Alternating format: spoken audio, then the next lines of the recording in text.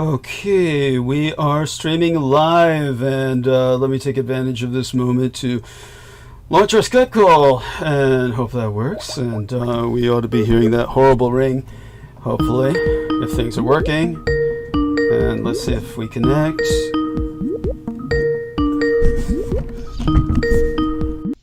There we are, good sir. So we're live streaming right now. T-Tank Barry says, good evening, loud and clear, brother, 100% foiled. That's my case, of course, dear T-Tank Barry. Let's see if our dear Aristides can be heard. Hello, I hope I can be heard. You can be. You're registering. Good, good. Thank God. Okay, so all that being said, just got home. Can't believe everything is in order just before launching production. Had enough time to just get everything done to prepare for production, and now we can, if our dear Aristides is up for it, by all means, just launch the blurb, bring everybody on, and we take it from there. Yes. Yeah. Yeah, I'm up for it. Oh, good. Good. Yes, sorry I didn't have a chance to call you privately beforehand in case there was anything to speak about, but we'll see how things turn out. Hopefully there'll be... It's okay. Yeah. It's okay. Yeah. Well, we'll definitely have to talk Friday or Saturday because of the upcoming change in Skype. So, Right. yeah. Download Viber. Download Viber. Okay. Yeah. In your spare time soon. Okay. All right. Yeah. Look at that. All right. Okay. Well, I am... excuse me. Look at that. I'm just getting my computer organized here. There's a little pop-up window, and that happened because I hit the notification bell, which you should do that too. What you should do, hold on, I'm getting to the window here. I want to just click on the pop-up. That brings you there. Yeah. Okay. All right. So yeah, you get here. I'm getting here. What you do is you hit thumbs up right away, please. That's very important. There are those unspeakable, pathetic people that put down votes, but you don't see them. YouTube hides them, but they do that to push Douglas down the algorithm, so it's harder for him to be found and searched and stuff, suggested, and find new listeners, etc. So please hit the thumbs up. Please make sure you subscribe. The subscribe button nearby and the notification bell, as I mentioned, that is useful. Pops up a little notification. You should know when we start, but life gets busy. Also, in case the program is cut off and Douglas decides to restart, that takes a little while, and that'll help you there. So you don't have to sit there for half an hour checking. And yeah, please do those things. To do those things, you need an account with YouTube. So I'm sure it's easy to make one if you haven't. And once you've done that, if you go into your little account menu, which I'm doing now, you can go under Switch account, and you can make channels under your main profile. And normally people will put different kinds of content and different channels. But the cool thing is they can each do their own upvote. So look at that, I'm doing a second upvote, but I'm only one person. You could do the same thing, or if you already have channels, please know that you can use them separately to upvote. And yeah, just remember to switch to your channel or profile that you want to chat with before you engage a chat or whatever, if you would like to do so. Speaking of that, we will put the PayPal link in there so that you can contribute to Douglas. Please do that as much as you are able. Let's see, where are we at in the month? We're getting there. What is your financial status? It's bad. Oh, no. It's bad. It's code red already. But we always get there. We always get there at the end of the month. We're always code red at the end of the month. So we'll be code black soon enough. So everybody, please contribute. And I mean hundreds. I need contributions of $100 contributions, because what I'll do is, if I get a chance to go to the restroom later, which I don't need to do right now, thank God, but if I do have to go later, I probably will at some point. In fact, we can expect that as an inevitability. I've got a big crock of tea here, but such being said, I'll take a look at my wallet and count what I've got, but it ain't much. ain't much, and it's going to be even less after I do another supply shopping trip for water and clamato juice, which is what I take my vitamins with. I do not wash them down with Coke, cola, as many people have always presumed. I wash them down with clamato juice, and I never washed my painkillers down with beer until I was taking that break from Coke, where I tried to give up drinking Coca-Cola because I thought that might be contributing to what essentially registers in my case as pre-diabetes. Of course, every American registers as pre-diabetic. I mean, statistically or demographically, so many Americans register as pre-diabetic that it's almost universal. In my case, I should not. However, I do, and I thought maybe drinking the Coke was the cause. I stopped drinking it for over 3 months. And at that time, I was taking my painkillers with beer, but that's not really safe, and it's not recommended because the codeine, when combined with the alcohol, might do something to the liver. Obviously, I wasn't doing that long enough or any long-term damage. I'm back to washing down my painkillers with Coca-Cola because the caffeine expedites the delivery mechanism of especially Tylenol throughout the nervous system. In case you did not know that, if you want your Tylenol to work faster, you take it with caffeine, whatever your caffeine delivery mechanism is. That being said, my point is that, I do have to do a supply run later in the week, and, Friday or Saturday, essentially. And, and as a result, my funds will be even more hit, and such being said, we don't have much left, and in a worst case scenario, I'll approach my gang brother Beaver, who I did not have to get money from last month, but may have to get money from this month. But in order to prevent myself from having to do that, I want everyone to do their best. And with that, we go back to Aristides, and we'll go back to this subject later. As a matter of fact, Aristides, be kind enough to, when people are on with us, so that everybody can pitch in with at least their vocal support for this. Just remind us to go back to that topic again later this episode. Okay, thank you. And bless you. Anything else to say for the blurb before you bring everybody? You can share the YouTube link in the browser bar there. Thank you. That will remain the same after the program is not live. So you can save that now or share it now, and it'll be good later. And it's also something very easy to do to help support. So that's all I could think of. Send money. I love it. Yes, thank you. Because God knows, like I said, by October we're going to have to switch over to the new computer sent by Aristides, which has been sitting since last October in my home, and we will put that to use. Say we get there. I get there. I'm slow, but I get there. I am a creature of the 20th century. I would much prefer being a creature of the 19th. Honestly, I would fare far better in an environment with horses and carriages than with the taxi cabs I have to struggle with. And bigger and whale shit. How much time do we have left this month? Let's take a look at the Google Calendar. And, I'll be using the last of what's on my fucking paratransit card quite soon for the appointment with the chiropractor. And that means I'll have to pay for cab fare on my next immunobooster injection shot, or my allergy shots, on Tuesday. And then May 1st, the card still can't be filled until the 4th.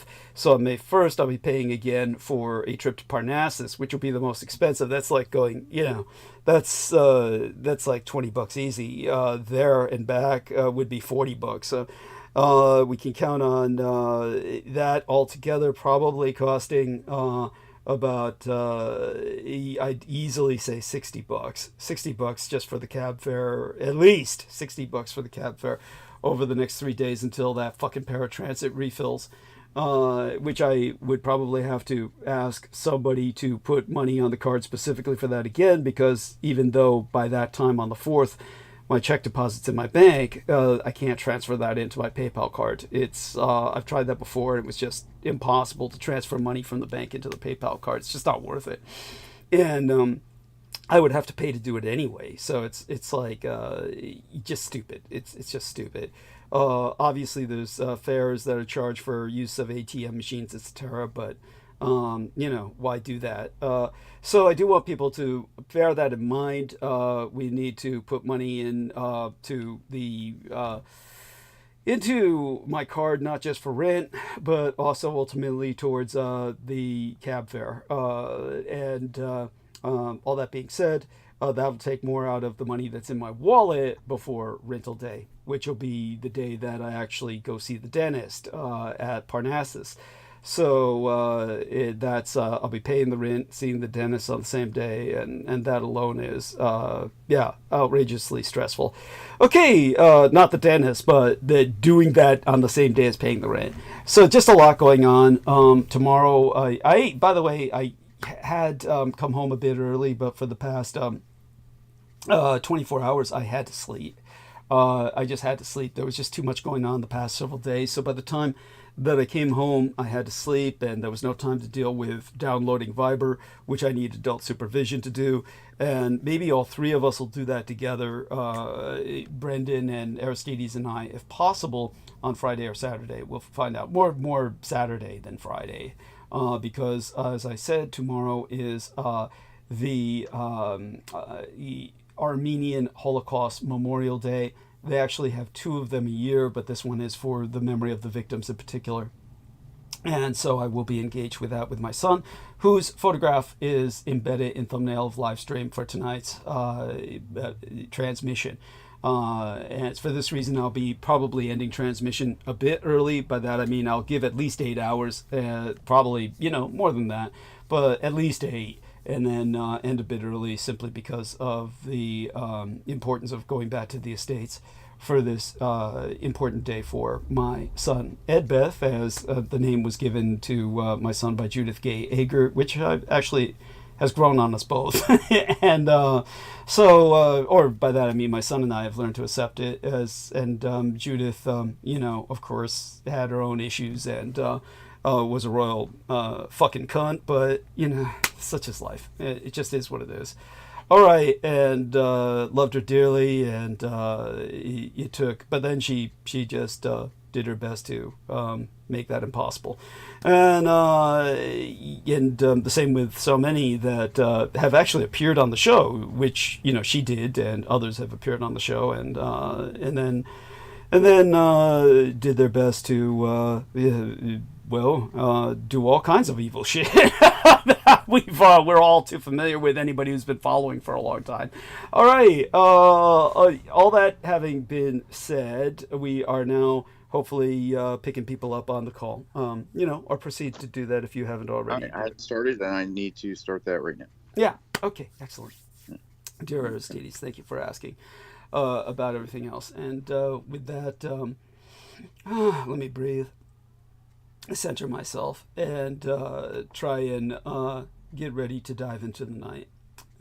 We are, of course, increasing in concurrent views, and hope others join us. The number's going up. And before you know it, we'll be all in this together, trying to make it through the night. I'll probably try to go into Fugé state tonight, like I usually do, for monologue and analysis, and with that we'll see how far I can go, or how deep I can go. Matter of fact, the problem, as always, is simply that there is too much to talk about. With all the holidays that converged with our latest transmission before tonight's, obviously I just did my best to make it through the night with a roundtable, which is essentially what that was. That was a roundtable episode. And we were actually joined at the end of the episode.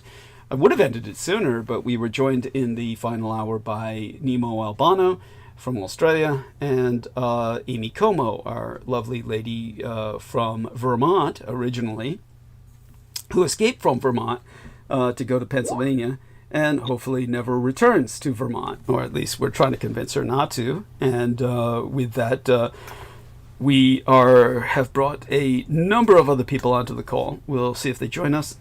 And such having been said, other than whatever you feel comfortable sharing in general, something casual. How are things in your immediate environment, Aristides? They are okay. Good start. Yeah, about the same old, same old. It's weather's getting nicer, and starting to think about getting out and doing things, or spring cleaning. All right. Uh, Cool. Yeah. Who do we have here? Heather. All right. Yeah. Well, it's Brendan right now. Victoria. Yeah. Brent. Yeah. So, dear Brendan, yes, I just got back, and it's a miracle everything was prepared in time to start production. We're in Code Red, where I'm encouraging everybody to contribute $100 contributions towards rent, and I'll still almost certainly have to turn towards friends for support. If you're out there, Dennis Marshall, listening, we love you dearly. You'll be getting an email. Actually, I love Dennis Marshall, and he has contributed in the past quite substantially, actually, as far as I'm concerned. Comparatively speaking, when you deal with contributors in my range, we're talking about hundreds of dollars, and he's given incredible care packages in the past, and but Dennis Marshall was somebody who knew Peter Moon for a long time, but then severed with Peter Moon because Peter Moon's such an asshole. And so Dennis Marshall pretty much excoriated Peter Moon for, what Peter Moon pulled, which was wasting everybody's time for years and producing absolutely nothing, and then stealing all of the money, whatever money was made from whatever he did, which again was pretty much fucking nothing. And, there was supposed to be a vampire book published, which he said he would republish in full. I never got a dime for whatever has come in for that vampire book. He never even counted it in the so-called $300 he sent me for what was supposed to be earned by the Roswell deception, which, of course, earned far more than that. We know that because he would mention multiple times on our show that he sold cases of it. So, then all I got is $300 because he rewrote the contract to say that all I earned was 7% or something absurd like that.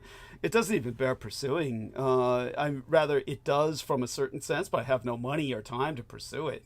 So he was simply here to steal from me, waste time, and in that sense, he was no different from pretty much 90% of everybody else who was ever involved with me on this show, which everybody could hear on record. The lunatics, crazies, and psychos that were all involved in the past, and all of them were simply here to just waste everybody's time and just. Essentially discredit myself by their very appearance. This went on forever, and only died down as of late, with Peter Moon being pretty much the last of them. That was all assignees. There's nothing indulgent in that or paranoid in that. It speaks for itself when one reviews the past episodes. All that being said, it was what it was, and it's over now. Obviously, I'll maintain it in mind if there's any opportunity to try and recover something or anything, but that's just not going to happen realistically. So it is what it is. I had all kinds of people sending me gifts or contributions through Lori and Ann Fenton, what feels like 100 years ago by now, that never reached me, and that was the same through later on Laura Lee Solomon, and it just went on, and Peter Moon was in that line, that whole lineup of people. So Brendan Zoga, if you can come off mute, if you're there with us. Please feel free to catch us up on whatever you're comfortable sharing in terms of your own status report, situational update. Yeah. Greetings. Yeah, greetings. I'm here. Just dealing with the usual crazy people. Yes. Crazy lunatics that America seems to be just like populated with. It's the norm. It's the fucking norm.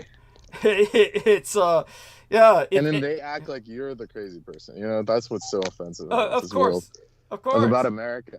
It's like there's no politeness. They have no responsibility for themselves. Just insanity. Yeah.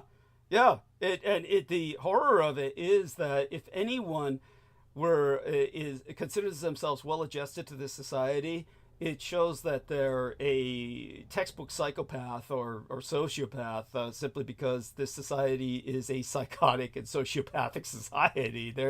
It's a lunatic asylum. If anyone's well adapted to an insane asylum, they are by definition insane. So yes, Yeah, to say the least. yeah, These people revel in it. They revel in it. They're worse. it's so true. It's not even like they're like ignorant. It's like they know they're lunatics. Like, Yes. they're loony bins. Like, okay, imagine this. Imagine someone's cleaning a bathroom and you pull out the mop and everything from the floor so you can go in and use it.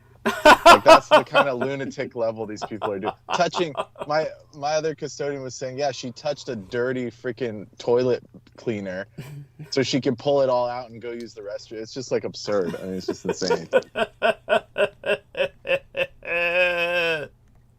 Like, you know, whatever they did to people here, they're fucked. No amount of removing red dye or whatever our kid's gonna do isn't gonna help us. Like, they're all like literally demented in the head and shit. It's bad. It's so true. Like, anytime I've been anywhere to any venue or anything, if you see someone cleaning the toilet, when is it okay to go in there and touch their shit? Like, it's just crazy. Like, it's just insane. But here we are. You know. Oh, So that's my vent. try and see the humor in it. Try and see the humor in it whenever you can. That's all you can do. Is Well, it is. It's hideously funny, but it's just like, what the fuck, man? yeah.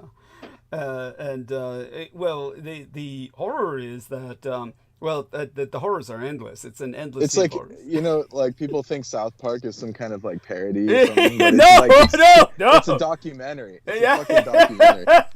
Yeah. Yeah. So if anyone wants to know what America's like, that's a straight up documentary. If there ever was one.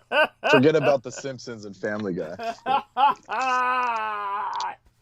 Oh, yeah, and you know why they can hit it off just right? Because it's a gay couple that produces South Park. That goes without saying. They're Yeah. a gay couple. Well, they're quote unquote married, but Yeah. yeah. But they spend all day together. Yeah, it's just. It's almost, I mean, actually, if they're a gay couple, they're doing well. If they can work together for 20 years, that's shocking. Well, it's usually the case with gay They're couples. an inspiration. Yeah, it's usually the case with gay couples. It's one way or the other. It's like gay, lesbian couples. Lesbian couples tend to really stick it out. They really tend to stick it out. Gay men, of course, are infamous for just rolling. I mean, just going from one lover to another. I mean, when I was telling my gang brother Beaver that the statistics came out on the gays loved Leonardo DiCaprio, who reciprocated because he's essentially as gay as queer as a $3 bill. But when it came to the Titanic, all these gays kept seeing the Titanic over and over again. And it turned out the average gay guy had seen the Titanic 17 times. They actually took a national survey on this. And, my gang brother Beaver made the joke that that's more time than they spent with their erstwhile lovers, who they were notorious for just rolling in and out of bed with. And that's how, of course, AIDS spread so quickly with like wildfire, was simply because they were so promiscuous. But all that being said, then there's the gay male couples that do stick together. There's when they get married or when they like pair up before marriage was legal, then they stick it out. They tend to. So that's there you go with that for what it's worth. And they tend to be extremely, comparatively speaking, wealthy because generally, for the longest I was time. gonna say, I'm sure the money helps with those people. Yeah, because they're not spending on a kid. Yeah. They don't spend it on raising kids. They don't. It's long before. For the longest time, it wasn't allowed to, adopt children out to gay couples. Once that changed, I'm sure that to a degree their median income changed as they tried to raise kids. But most of them don't try that. Or at least half of them don't try that. So there's still gay couples are just intrinsically wealthier than straight couples because straight couples are extraordinarily poor. Everything goes to the child or children, and the pathology of woman, because once a woman has a child, she wants another one. It's really no, it's awful. It's something genetic. Once it kicks in, they want at least one more. I mean, it's natural. It's natural. I would say it's natural. I don't think it's natural. I think it's something, that's the Satan gene or something.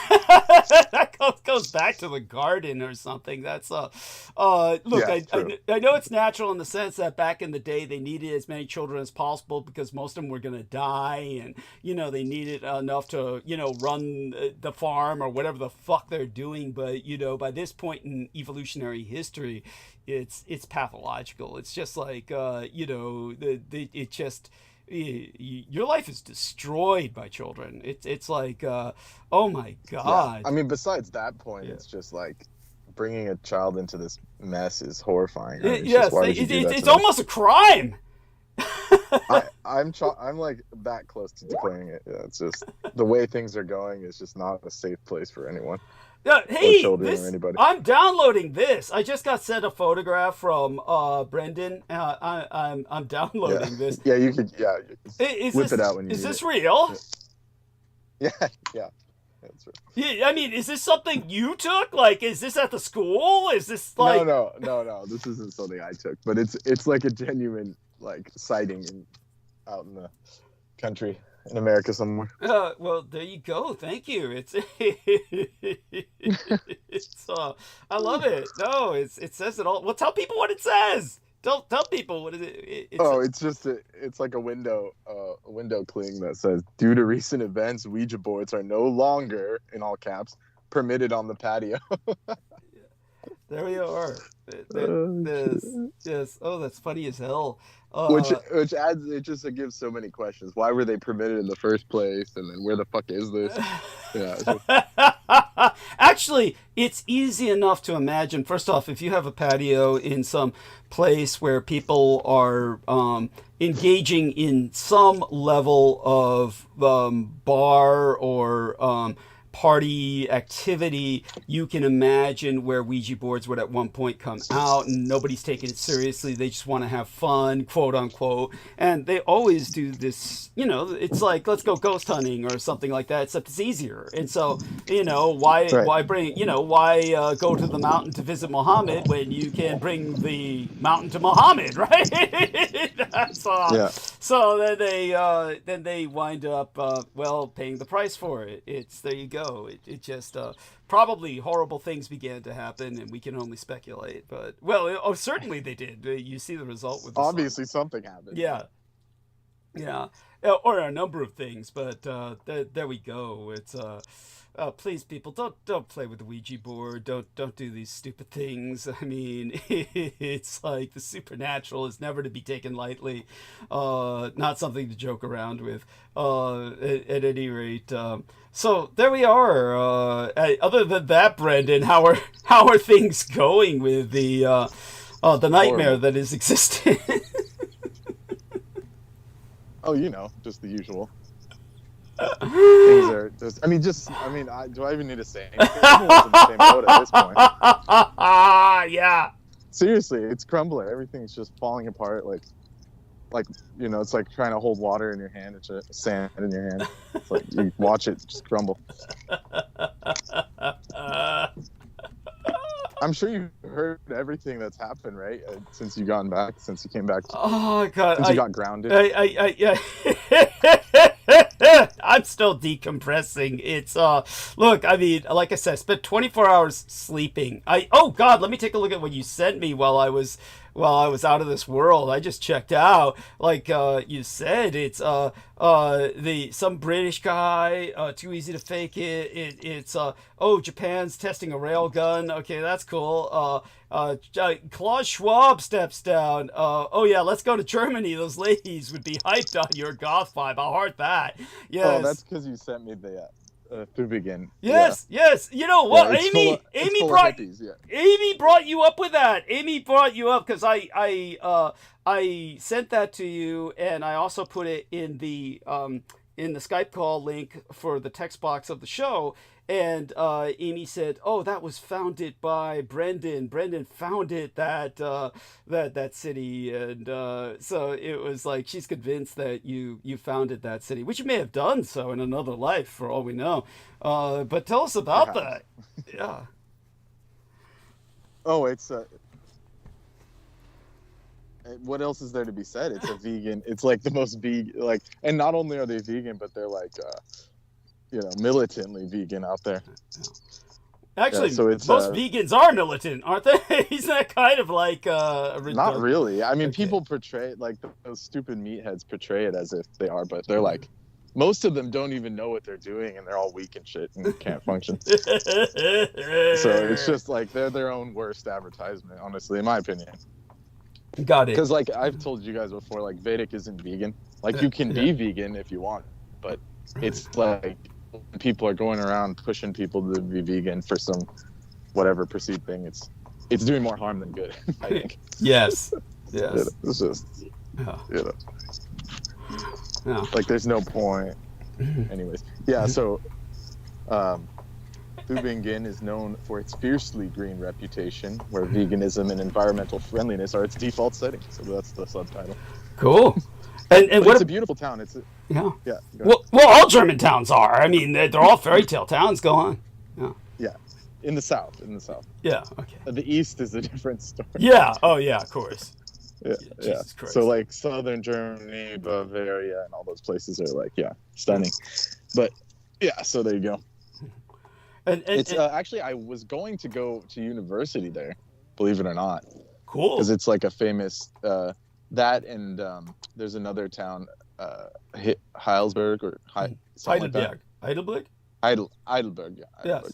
So those two towns are like well known for foreign students. Okay. And before 2020 happened, the first collapse, I was actually going to go there. I was like slated for what is it called, study abroad. I would have been there for at least one semester, and then the whole world blew up. So there you go. Yeah, or rather melted down. It's yet to blow up, but it'll do so soon enough. I mean, they're working on it as hard as they can, I assure you. Yes. Yeah, it's bad when people are reminiscing that COVID was better than right now. Yes. We had free stimulus. Yeah. And I was telling people then, this is the last hurrah. This is the last sweetness you're going to get. Yeah. And here we are. Yeah. Thank you. Yeah, here we are now, and it's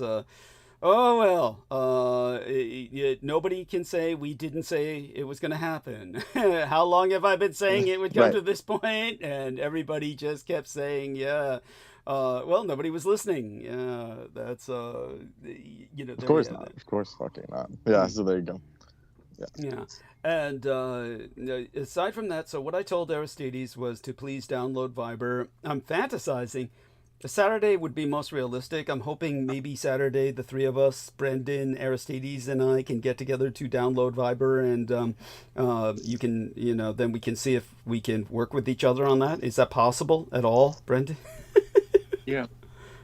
It's plausible. Okay, good. Thank God. Let's make it happen. I am working on Saturday. Just a heads up. Understood. Yeah. Is there a particular time that you're working, or is it just, it's not the school? I'm literally working all day. Working all day. Oh man, Jesus Christ. Yeah. Man, you got to give up this work habit, man. Dude, you got to stop working. Oh yeah, I'll take it if you know any patrons. Yeah, I'll happily stop working. We got to work on it together, the three of us. Jesus Christ. And a little bit of advice. I agree. Yeah, thank you. And a little bit of advice for people out there listening. Look, I have a fantasy that someday I will marry some lady who will be like a sponsor, take me in, pull me out of this nightmare. But believe it or not, this isn't a soulmate idea necessarily. If I really... it would be pragmatic, but I'm hoping that it would be loving. But people have got to get over this idea of a soulmate. They really do. It does not lead to happiness. You understand? I'm thinking on primarily the way a woman would think. Woman seek a husband who they hope will be loving, but they're looking for somebody who can provide them security. That's the way I'm looking for a woman, is the same way a woman looks for a man. So when it comes to the reality, my dream has become more and more possible as time goes on, simply because, as I said, we're entering a world of inheritocracy. So it's becoming more and more possible that my dream is real, can be realized. But for people who are looking for quote unquote soulmates, people that, we really are just twin flames and all that, that you will never find happiness. It's not going to happen. This is not something that. And I would argue that the twin flames, even anyone who's ever been with that person or found one in this life or been fated to have to deal with that, it's absolute hell. I mean, it's not something you'd wish on your enemies. So that's just my 2 cents. Thank you. It's so there you go. Yeah, it's believe it or not, just be careful what you wish for. That's what it comes down to. There we go. Yeah, that's a great way to put it. Yeah. And the way modern marriage is, or whatever, even just partnerships, it's like, even if it lasts and everything's great, then you still have to lose that person. Like 12th house still kicks in. Yeah. So, so no matter what, you're screwed. Yes. So even if it goes perfect 100%, then they still die in your arms and shit. So there's, you gotta always have perspective on these things. Yeah. Oh, yeah. Well, things may change with time. By that I mean, if we do enter a phase of human existence where extended lifespan or longevity becomes biotechnologically possible and more accessible to more and more average people, maybe that will change with time. But not really. No. It Not might on become. Earth plane. I mean, the Earth planes vary that thing. Like, Yeah. it's designed this way for a reason. Yeah. To have these yin and yang extremes. Yes. There's no getting out of that. It's true. Radio check, channel 1, over. Okay, great. They're calling. I gotta deal with this. Oh, yes. Work sucks, but hey, at least he has birds chirping in the background. Aristides, of course, our dear Brooke Gibson thought that she couldn't believe just the intensity of the crickets in Aristides' area. When Aristides walked out of his door once or twice in the past, it was like he was entering a cathedral of crickets. It was just like he was surrounded in an ocean of chirps that Brooke was convinced was some kind of recording system. It was almost like happening in stereo. So is this common or during certain seasons or what? Yeah, it could get like that in summer. Yeah. Okay. I think she also, fixates and exaggerates on things, but Well, I gotta admit, it was impressive. Yeah, repetitive noises make the meth hit harder. Was that before? That was before she met, dickhead. Whatever you want to say. Adderall, we used to just call it baby meth. So it's the same freaking chemical. Point. Touche. Yeah. Yes. Yes. Point well taken. Yeah, that's yes. Oh my God. That's literally what we would call it back in the day. Yes. Quote unquote. Yeah. Because they give it to children. That was the joke. Yeah. True. And so when it came to my latest episode before tonight, Brendan, in the last hour we had Nemo Albano and Amy Como come on, and they both. Yeah, you had it easy last episode. We were all chit-chatting. Yes, I did. How was your sleep that night? You went to bed so late and got up so early. Did you sleep at all? Of course not. It was hell. And I was plagued by nightmares of the worst sort. The highest order. Oh God, I'm so sorry. Hey, do you care to relate any of those nightmares? You remember Peter Moon? He was schizophrenic. I mean, dreams to him were just a different form of reality. Remember that? It was. Yeah, but his were always like somehow worked out for him. No, they were simply stupid. They were also stupid and they were boring. He had boring ass dreams. his dreams were But he would relay it like it was like this profound experience. Yes. Yeah, and it was always, but if you tried to relate his dream to others, that was such a profound experience to him, you'd find that there was nothing to it. There was no substance to it whatsoever. I mean, no, there was no punchline or anything. It was just like, it was insane. Yes, thank you. The only dream that's really stood out was, I met Douglas Dietrich's mother, and she wanted to kill me. That stood out. Well, we know that was more of like an astral travel. That's right. Yes. Yeah.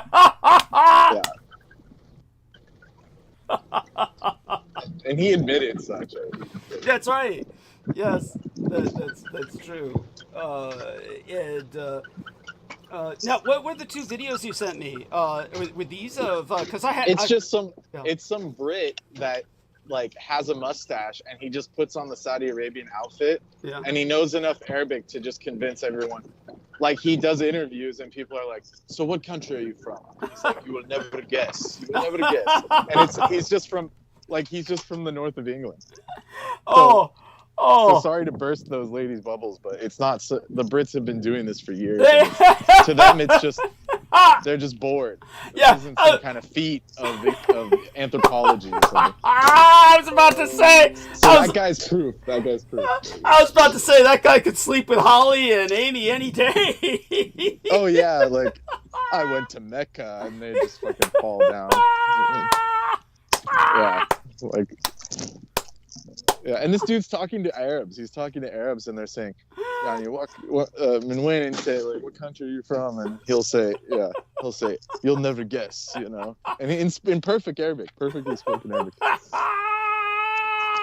And they'll be like, go through all of them: Emirates, Egypt, you know. And he'll be wearing the Saudi thing. They'll say, "Are you Saudi?" And he's like, and then he switches back to English. He's like, "No, I'm English." Kafia. He's wearing the kafia. yeah, he wears the full thing. And his stage name, I'm not even joking. As a joke, he's called what is he called? John Bin London. John Bin London. So if you look like that, that's what we're talking about. There you go. Thank you. So that guy in the 18th century, like, he just did that and then wrote about it because that's what they did back in the day. Yeah. They had to talk themselves up, you know. I infiltrated Mecca in the most convoluted way possible because I'm so smart. And it's just, literally, he just walked in. I smothered my body but it was a walnut caramel oil. And it's like, dude, come on, man. Like, it was basically, he just wrote a romance novel and they fell for it. That's all that happened. Yeah. Exotic white man travels abroad. That was back in the day what it was. Yeah, well, obviously he wrote a lot that had to be pornographic in nature for his wife to burn it all when he died. Oh yeah, that's what, I think that was, we know that's what it was. Yeah. It was just him writing a bunch of either shit he did or shit he wanted to do. It was probably about dudes. So, who knows? But we can't judge. It's not a judgment. Look at Sir Lawrence of Arabia. All anyone that's what I'm saying. Yeah, these guys are all gay. Because even my grandpa told me that. Yeah. When I brought up Lawrence of Arabia, he looked at me in disgust, and I was like, "What's wrong with I thought he was a hero," and he's like, "He was gay." Yeah. And I was like, "Oh shit, I didn't know that." Apparently, he was getting passed around all the shapes and shit, and they still joke about it. Like, that's insane. Oh, yeah, no. All anyone has to do is look at the film, watch the film. There's not a single woman in it. You know, it's all boy butt and Arabs. But the Muslim cultures are infamous for that. The Muslim cultures are just, they'll kill for the boys. Oh, yeah, and the second video, hold on. Let me answer this, and I'll tell you what the second video was. Okay, good, because I'm still wondering about that. I haven't had any chance to review them. I guess we should all be relieved that Trump melted concerning the firing of the Fed. But in the end, who gives a shit? He's already done his damage. And so maybe I should start tonight's monologue by explaining about that. not really in the mood to it. If we could do a replay of what we did the night before, I'll be happy. But we'll probably go into the monologue. In fact, shouldn't be too bad. Okay, Yeah. Just the usual graffiti, America. Oh, okay. Where that's Jesus, what's the the thing graffiti to now? do. What are they saying? What's this graffiti? What's its statement? I don't know. They wouldn't say it. They wouldn't tell me over the radio. So I'm sure it's like, it's colorful. Let's say. And and it's so cheesy at this point. The N-word's like not like meaningless. I don't know why they even waste their time doing that. Yeah. Like it's not even. It lost its shock value years ago. Yeah. Thank you. It's like so boring. Thank you. Yeah. But anyways, that second video that I sent was, and even calling it the N-word is just ridiculous. But I have to run that. But so the second video was this Australian policeman, and he's like at a checkpoint, like a DUI checkpoint. Uh-huh. And the ladies are Muslim, and she said, "It's haram, we can't drink." And he said, and he like leans down into the window and he says, "You wouldn't believe the numbers I get from these Saudi guys coming to school here. The highest I've ever read." And then they were like trying to play it off, but it's like, come on, they knew that. Of course. They're trying to say, "Oh, we're kosher and shit." It's like, and he said, "You wouldn't believe, I'm not falling for that shit." Yeah. That's delightful. That's delightful. So T. Tank Berry provided us the, he says Viber.com. Then he says Rakuten Group Incorporated. That's a Japanese company that took over Viber.com, correct? Rakuten? Yeah, they own it. Yeah, okay, so that's like platform. They must have got that from Team Rocket from the old Pokemon days or something. Yeah. No, Rakuten's been around since before Team Rocket. Oh, okay, cool. Rakuten is like their version of like, let's say, it's kind of like a T-Mobile, except they do other stuff too. Like they do shipping, and it's a big company. It's like a it's a big company. All right. They make, I think they used to make like the Roku box and stuff. They invented a lot of different electronics. Huh. Interesting. Okay. It's one of those super group, Japanese companies. Yeah, one of the conglomerates that is in it for the money, of course. T. Tank Berry says Instagram is John Bin London 111. So he's got 7,000 plus followers. Wow, that's not much. Considering. Well, yeah, he's already rich. If he's a Brit, he's already rich. If he has time to go play shake, he doesn't need that. Good point. He don't give a fuck. It's like he's cosplaying. He goes to like these like Muslim conventions. Watch the videos, you'll see it. It's like he just does it just to do it. Like he's just, There you go. At least he can. That's what I was saying is like Americans, people don't realize how much money the Brits have. Yeah. Like they think it's some kind of like desolate poor. Like, yeah, we heard it because all the rock stars and all the people they send here are all coming up from nothing. They were all like coal miners, kids and shit. But the actual like people that run England or that are, in the families and all that, they've never worked a single day in their lives, and they're okay with that. They're fine with that. That's why they have like, like when I was in England, they said, working in America is like basically volunteering. Like you don't get shit. Yeah. Yeah. That was the joke. Yes, and remember the British nannies. Remember we had the British nanny scandal before that British nanny shook a kid to death. That yeah. So in England, if you survive, it's like you're considered one. You made it. You survived childhood. Oh, that's so funny.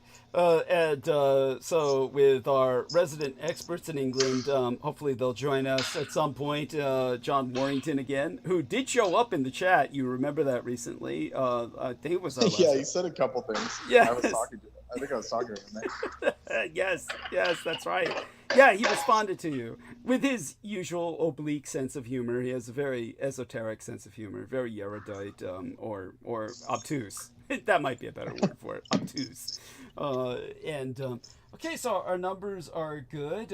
We'll see if Holly shows up and see if we can roundtable a bit more, or I'll simply dive into the monologue at some point soon. I do want people to know that, again, Trump caved. He was going to fire the head of the Fed, Powell, and of course that would have truly destroyed our economy for reasons I guess I can try and articulate.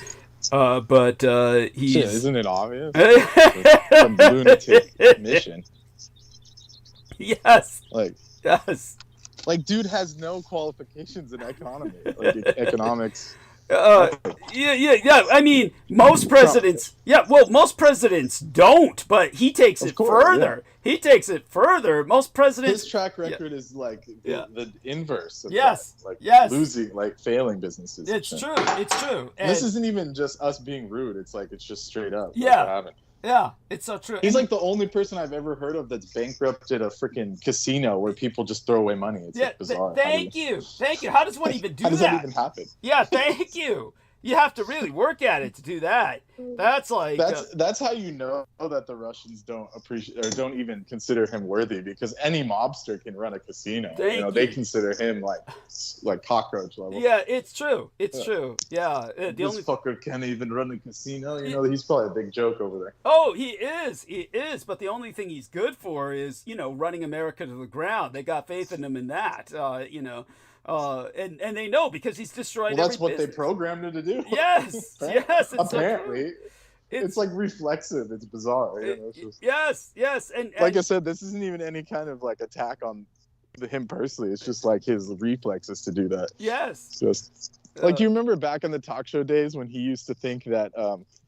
Yeah, I'm sure you remember this because I don't think I was even alive or conscious at the time, but he would start off conversations by saying, "Ooh, I gotta sit back a little bit because your breath smells," and that would be like his way of getting the edge in the conversation to like immediately insult the person that's interviewing him. I mean, it's just like, dude's the worst. Worst at whatever he thinks he's doing. He's pretty bad at it. Yeah, and yet he thinks he's gaining psychological dominance. He says, "This way, I'm taking over. I'm taking charge. Psychological dominance." Yeah, but anyone that's actually worked in business knows that you can't insult your freaking dude buying from you. Of course. Like, it's just the stupidest move ever. Yes. Yeah. But this guy's not interested in business. He never was. And all he was interested in was like a clown act. He's a carny act. It's like, Barnum and Bailey, except it's not entertaining. But, people loved it, and it's crazy. But Americans loved it because Americans love that kind of behavior. Because look at them. They're the kind of people who, like you said, you've got your equipment in front of the door, which is the universal sign of do not enter. Yeah. And people are just, I'll just move this aside, Yeah, so I could go in and kick the guy out. They kicked the Down syndrome guy out that was cleaning. Oh man! Like, can you imagine? Can you imagine how crazed these people are? Oh my god! I'm appalled. I know. I should create like a scandal? Yeah. Be like, disabled man gets attacked by freaking baseball moms. Just create like a scene. Jesus, in a way, I'm impressed by their audacity. They're just the sheer, the sheer audacity of them to do that. Crazy. Yeah. Oh my fucking god. There you go with that. It's a nightmare world we live in. Like, what is the point? I don't understand what the point was. It just something doesn't add up. We had like 6 bathrooms open, so these people are just beyond help. Oh, they're never gonna look. That's beneath them to go look. They can't even find it. Like, they can't. That's what I'm saying. Like, it's just watching them is like shocking. Is like actually shocking. Why do you think the fucking Z Nation and all the Walking Dead fucking flicks? Yeah, it's like that. Yeah, they're just wandering around. It's like they have no sense of direction. They're like walking as if they're blind, like walking in the hallways, like, where's the bathroom? Yeah. There's no signs. I'm like, what the fuck? I've been able to find a bathroom anywhere I've went in the whole world where there's like no English and everything. Yes. It's like, what are you talking about? Yes, thank you. Thank you. Like in the Hawaiian Mall where it was all Japanese, I still found the bathroom, and these guys can't even find it at a public school. It's insane. Yeah. It's that's the kind Something's of atrophying their brains. It's true. True. It's in like kind of you said, worm or something. Yeah. I love it. Seriously. Yeah. Like And like you said, no matter what RFK Jr. does in terms of removing red dye, it's too little, too late. Yeah, too little, too late. It's like, I mean, there's nothing he can do because it's like all these fuckers are all invested in Coca-Cola and McDonald's. It's like he even said it himself. Oh yeah, if you want to go on Trump's plane, you have to, you have to like McDonald's basically. He doesn't have a choice. They're not going to outlaw the actual toxic shit. Yeah. Remember that poor guy who did the Supersize Me about McDonald's and they destroyed that guy's life? Yeah, and then he died. Yeah, but you remember what they did to character assassinate him? No, what was it? I'm sure it was something horrendous. Oh, they claimed he was a pedophile. McDonald's they pumped a bunch of pedo porn down into the guy's computer and shit and all this other that's shit. the oldest trick in the book. Yeah, and then claimed he was a pedo and shit and all this stuff, and it absolutely destroyed that poor man. Yeah, Spurlock. Morgan Spurlock. Yeah. And then they paid off his ex-girlfriends to all say he beat them and shit. Then all his ex-girlfriends came out, and said, yeah, people wonder why I don't ever fight these things. It's just like there's no point. Yes. Yeah, the system, the fix is in. So the only thing that's destroying the system is itself. The system is so corrupt. It's like it's just it just is what it is. Say the least. Yeah. But I remember what happened with that Vietnamese doctor who was thrown off of Southwest Airlines, and they just violently dragged him out and threw him out because they said, "Oh, we're changing seating," and he says, "Look, I paid for this seat, and you can't just change it like that." And so they kicked him out, and then when he fought back, legally because they had beaten him up, literally had the security beat him up to take him off the plane. Then he had an identical name. Because so many Vietnamese have the same name, just like all Koreans have the same name, Kim, that kind of shit. I mean, these Asian cultures are how. Nguyen. If you ever meet a Vietnamese person, there's like a 90% chance they're named Nguyen. Yes, that's right. Yes, something like that. Yeah, that's right. With Koreans, it's Kim, and but at any rate, there's other names, of course, but it's pretty common that they have the same last name because the families are very extended. Yes. But anyhow, then they claimed he was a pedophile and claimed they had dug up records on some pedophile by that name. And it was not even him. It was some other Vietnamese person, but they were claiming was a pedophile and may have even had some records or something, but they were just like conflating the two intentionally to make it look like they were justified in beating this guy up to take him off a plane when he was an MD, and it was just horrific. And you couldn't. And they pull that shit all the time. Yeah. Oh yeah. It's and it's always the same. They always go down to the same fucking claim. It's always pedophilia. When you were in the park that one time, remember? It was like you saw people get into an altercation, and one of them was a parent with a kid. And the guy automatically claimed, "You're a pedophile because you have a kid." You were witness to that in the park. What was the situation with that? I remember it, but I don't know what exactly. It was just we'll never know. It was so horrendous, I had to delete it from my mind. Yeah, we'll never know because they simply started fighting in front of you, and then you said, "I got to get out of here because things are getting really ugly." Yeah, but I remember distinctly that the man who was he was basically, I think, in a bicycle or something, and he ran into the parent with his kid, and the bicyclist hit them or something, and probably because he was on dope or something like that. Yeah. And then when they got into a fight about it, then the guy said, "You're with the kid because you're a pedophile and shit," and that's it was something like that.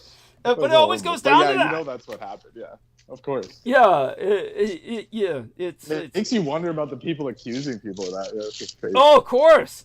And you see it in the comments, like the American comments. They'll say insane shit. Oh yeah. Oh, you left your daughter with the cousin, and it's like, dude, outside of America, it's like people don't hurt their own people or whatever. Like it's very rare, unless you're in France. But like on the whole, it's like much safer. Like even in places like India, they have respect for children more. I'm not saying that I'm disparaging it. No, seriously, like in all seriousness. But isn't that the place where the statistics are full of rapes by family members? Like 50% of Asian Indian children have experienced rape as a child, or at least the girls, or something like that. I mean, they're no saints. They're probably in the Muslim areas. Yeah, I love it. Yeah. But if you're like, I'm saying like in the countryside, like usually that doesn't happen. Like if you're like some villager or something. Yeah. It's rare. It's more rare. I got it. Yeah, I get it. Yes. And the city folk, they're not. Yeah. Forget about that. Yeah. The city folk, that's totally different. That's true. And if you're a chick, it's just hopeless anywhere at this point. I guess the world's just fucked. It's just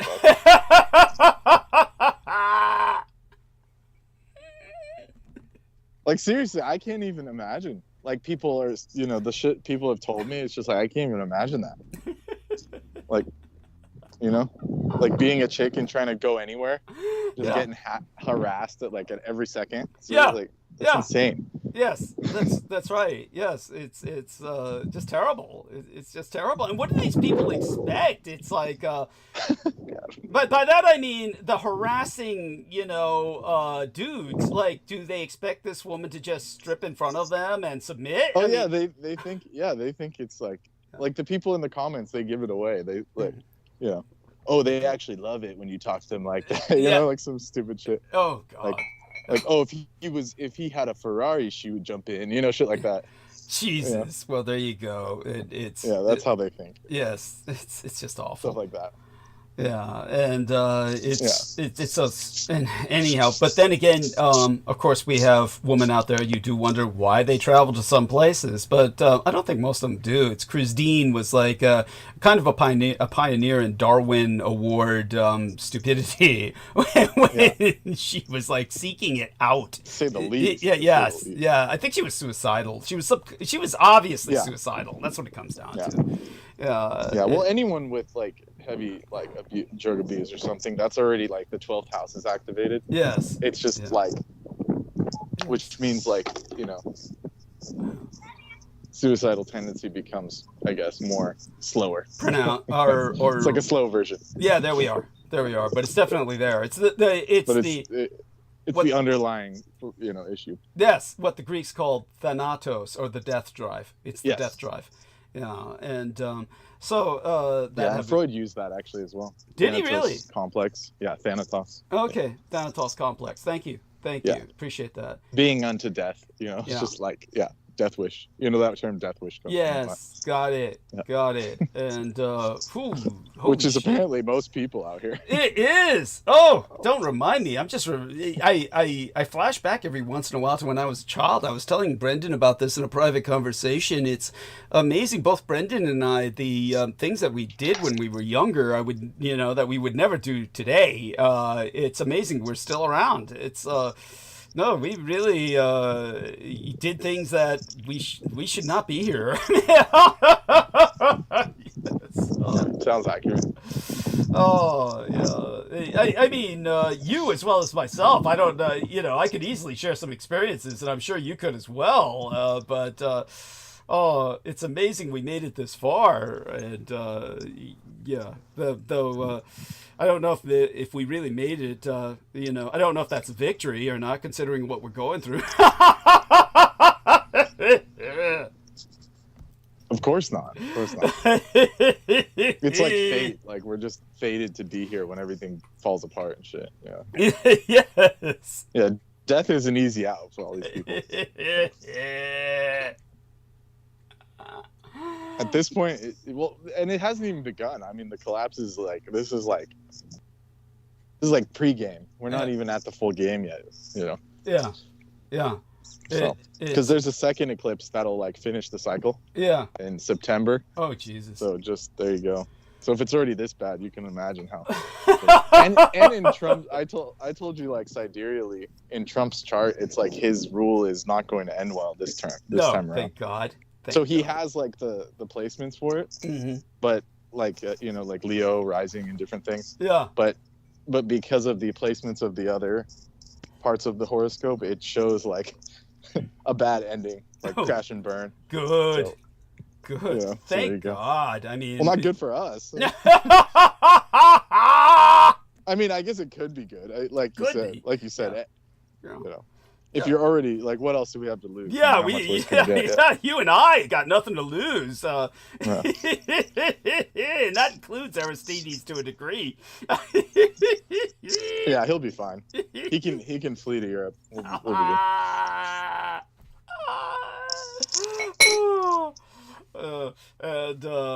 Well, like I said, Brendan, there's always, we can talk about privately. There's options for you to go to Europe, etc. Don't worry, I'm already on it. Okay, cool.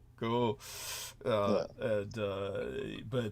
definitely, hate to lose. I'm hoping the next time I go out there, I'll freaking, they'll just cancel my passport on the way back in, saying, "Do you know this Dietrich piece of shit?" And I'll be like, and I can't lie to them because they'll just pull up all of our talks, and then they'll be like, "Here's your, Trump revoked your citizenship," and I'll just like go begging to the Europeans, "Please, asylum." I'm defecting. Just tell them you're defecting. Yeah, that you're a political asylum seeker due to America, and they'll probably just say, "We understand." Yeah, of course. We get it. Yes. Yeah. And or then we activate the other plan, but we won't say it on air right now. No. Because that one they straight up don't care. They'll just we won't bring it up at all. Yeah. Welcome aboard. Yeah, we won't bring it up at all. But there you go. That's always it's always there. That's there. And, And Sure, at this point, I'll volunteer for the German army. Yeah. Of course. Everyone's all sweating. Oh no, Germany's rearming. How can we let this happen? It's like, geez, they should have always been armed. Yeah, they always were, but then they disarmed only in the sense of. I know we've talked about this because I brought it up to my German class, but it's like when they had that huge standing army at the end of the reunification, when they finally came together, why didn't they just invade Russia and just end it all? That was a mistake. It was like the biggest military blunder ever. Like when they were on the back foot, they should have just went in there and leveled the place or whatever, took them out, took those people out. Not the civilians, but just the ruling people. You're preaching to the converted here, but believe it or not, forget about their fake nukes. Well, don't forget at that time there was this real sense of gratitude toward Gorbachev among the German leaders that he was falling apart. Things were it didn't look like they needed to. It didn't look like they needed to go in. I honestly understand that much. And don't forget. But I'm more shrewd. I'm more shrewd. That's probably why I'm cursed to this life. Cynical. No, you and I are both cynical. You and I are both. I would have just went in there and leveled the place. Yes. Just like here's our chance. Yeah, did what needed to be done. Well, it will happen eventually. It will happen, because the Americans and Russians together attacks. There were attacks in Moscow just right before you got on air. Yeah. Explosions in Moscow. Good. Thank you. I appreciate you keeping me up to date on that. Excellent. Yeah. I mean, really. It's Helsing. It's Helsing. Cool. I love it. Yes, the crucifix-shaped drones that are deployed by Helsing. Yes, which is of course. Once they ramp up production, I'm looking forward to giant swarms coming out there. Yeah, that's right. I too. Believe me, like a Protestant crusade. I love it. That's and when it comes to apparently the king is not allowed to visit the tomb of the Pope. Probably because of that. Yeah, of course. Yeah. But he sent Prince William, so they can have representation. But I don't know if that's is that something on the books or was that just some clickbaity article?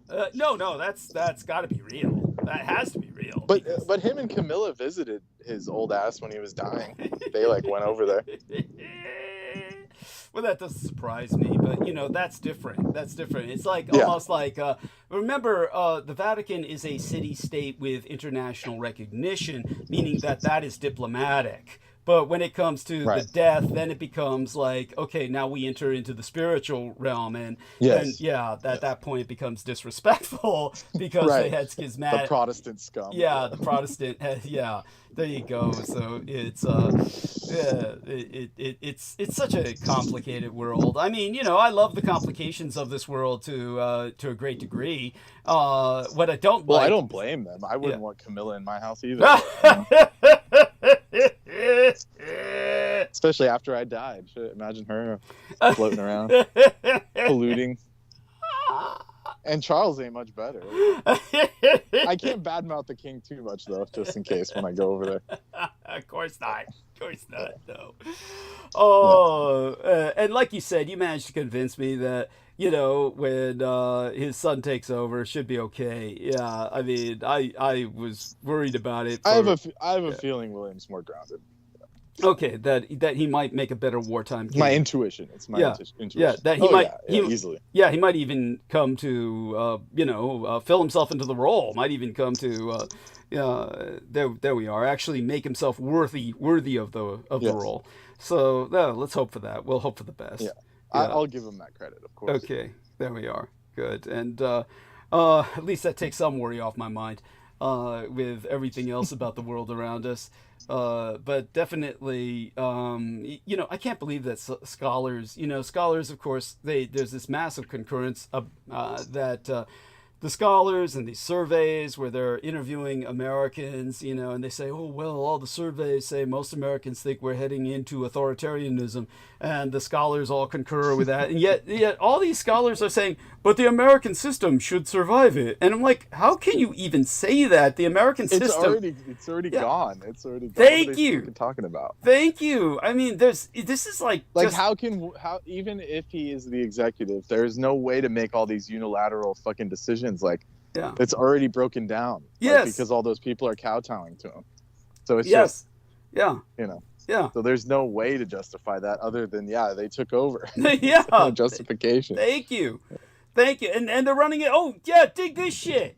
Oh, let's see now. Let me see if I can find this for you because here's a good example of anybody who thinks that we're overly cynical and, oh, these guys just want it to collapse and, they're just being, negative because they're negative people or something, along those lines.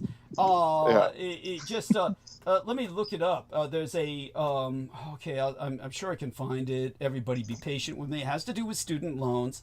And, here we are.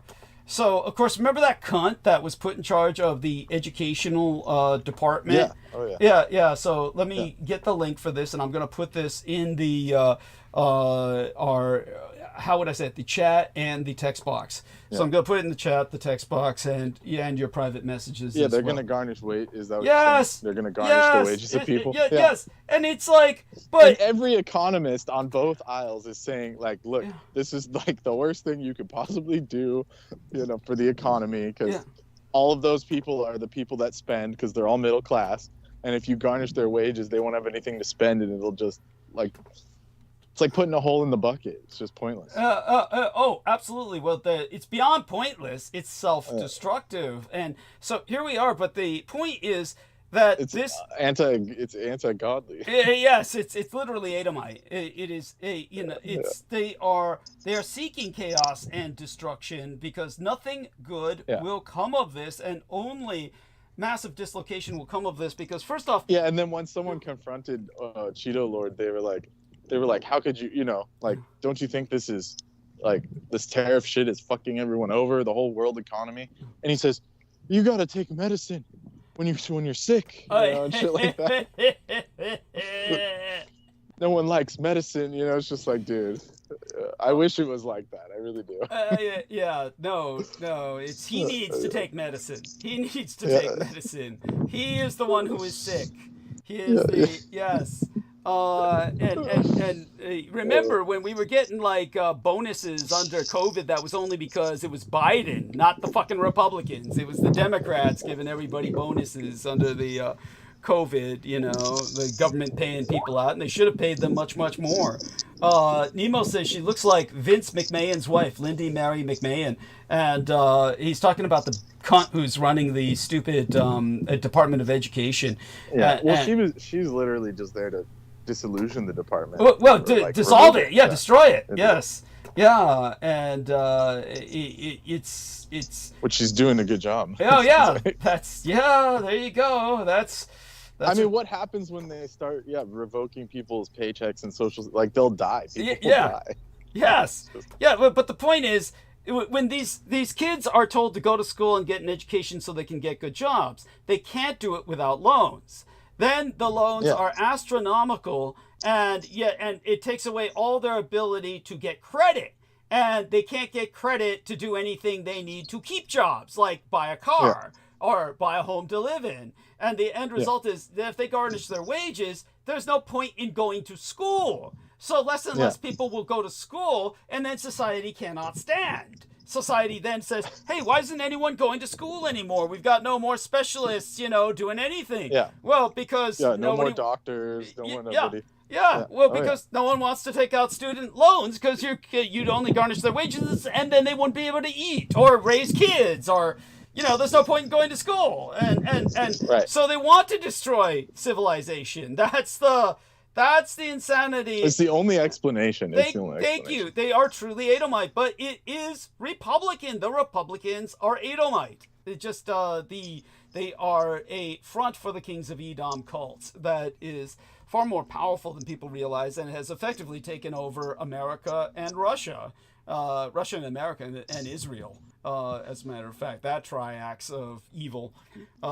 There's... Yeah, well, did you know we got put onto the travel list? Oh, yeah! Yes! Europe said, the travel list is, literally, this is it. Don't go to North Korea. Yeah.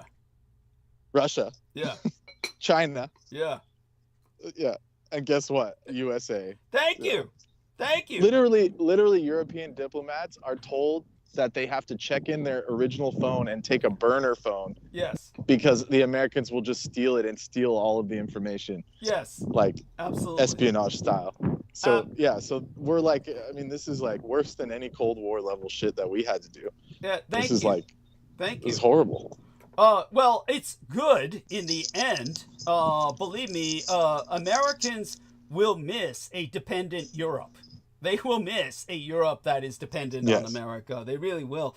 But that's all for the best. And Europe had to ultimately, drop some balls and, assume a leadership position at some point. And they never wanted to because, they had 2 world wars and they were all living fat and happy on social welfare that was established by my biological father, Adolf Hitler, no less.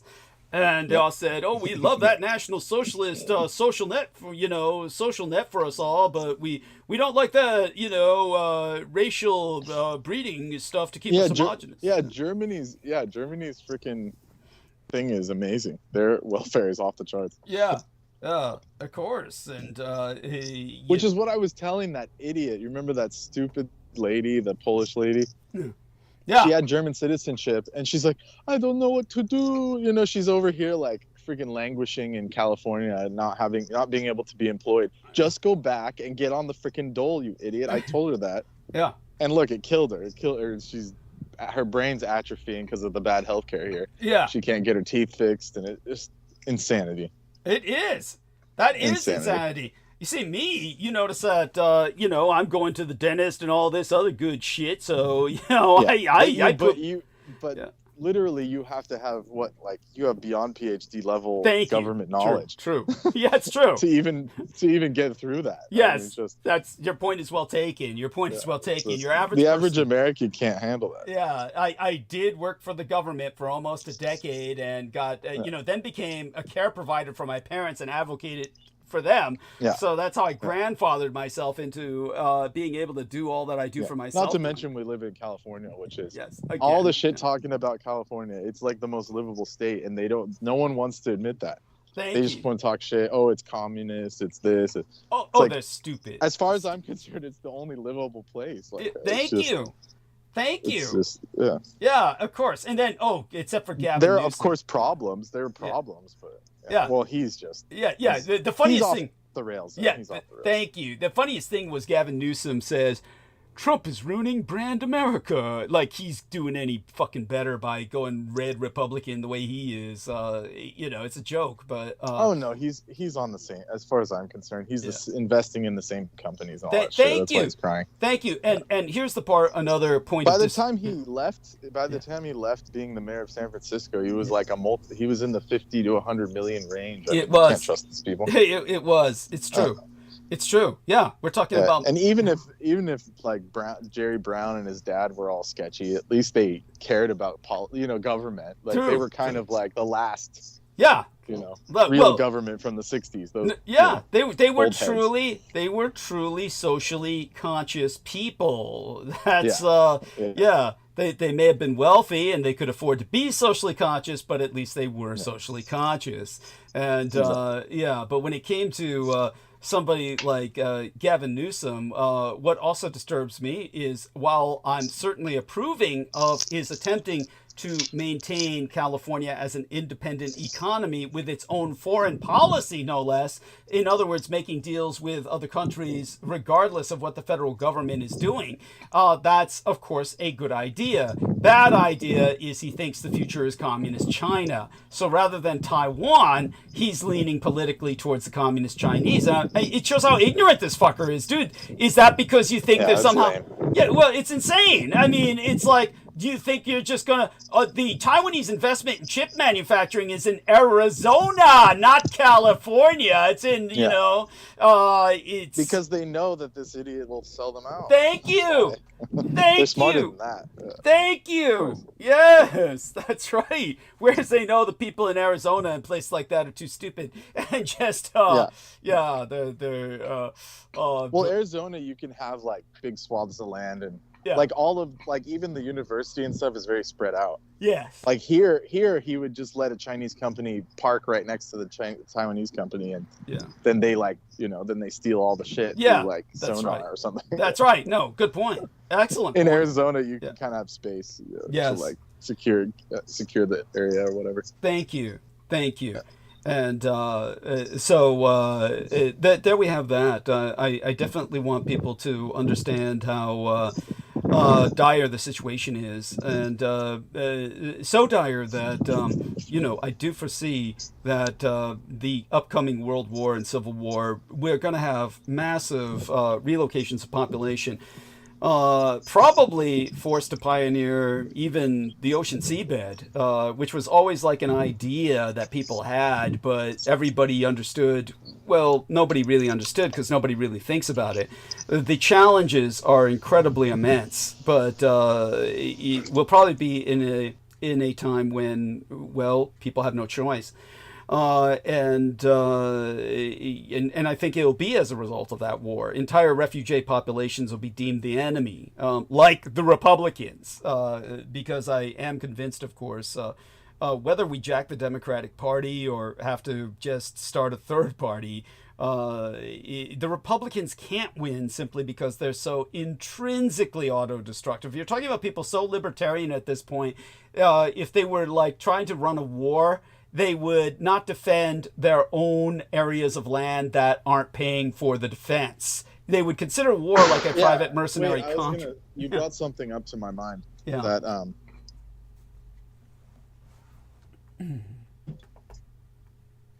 Continue. Yeah. Oh yeah.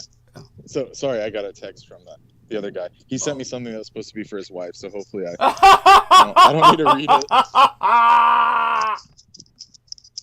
It's like a bunch of F-bombs. Oh, man! I don't care, though. Oh, man, is that the fat wife? That the fat wife? Oh, I don't know. I haven't seen her, but I'm sure she's... Yeah, anyway. Yo, is that the retarded guy's wife? The retarded guy's wife is fat, right? There were two of them. That was the autistic guy. Oh, he was married. Yeah. Oh, okay, yeah. And she was, like, apparently something. But anyways, he admitted it, so this isn't just me talking crap. He said it. Like, I said something about... I was like, oh, did you order that new chair? And he's like, my wife wouldn't fit in it. And I'm like, ooh. Yeah. So so it's not me just being slanderous or something. And she had kids?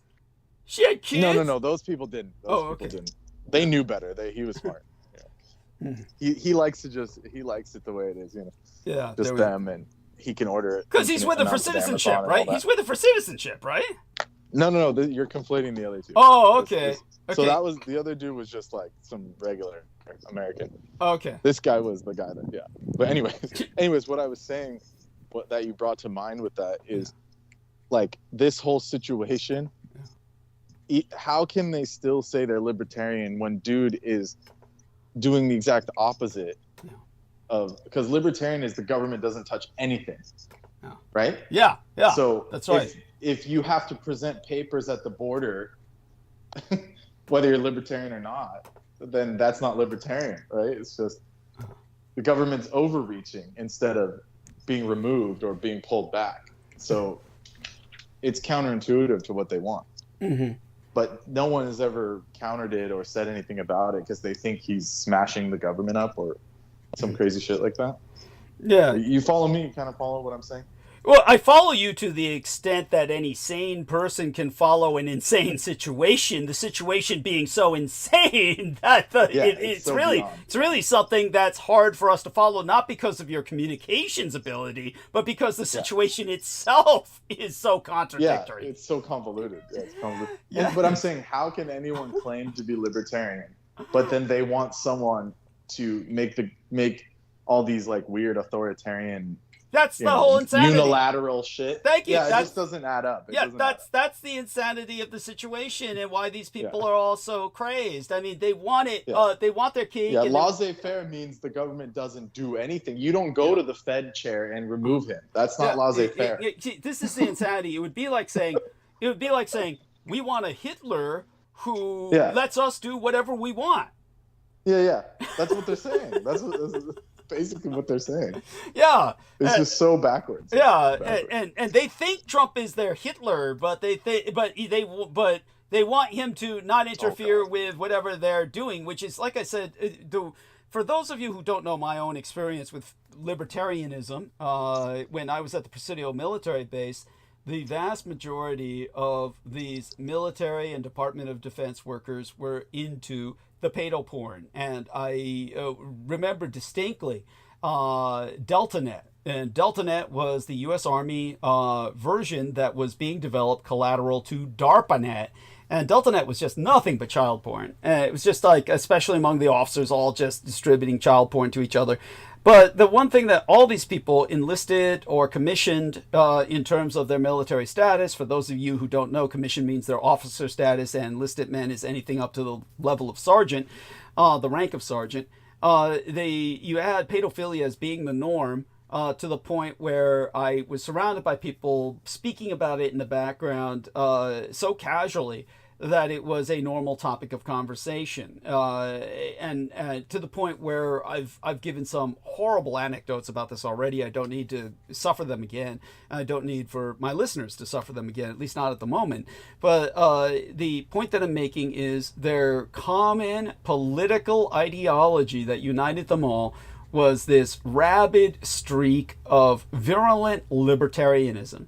That, at that time, everybody was preaching AOL, which is America Online was it. America Online was the shit. And everybody was, that was the first major civilian manifestation of internet information distribution that was privatized.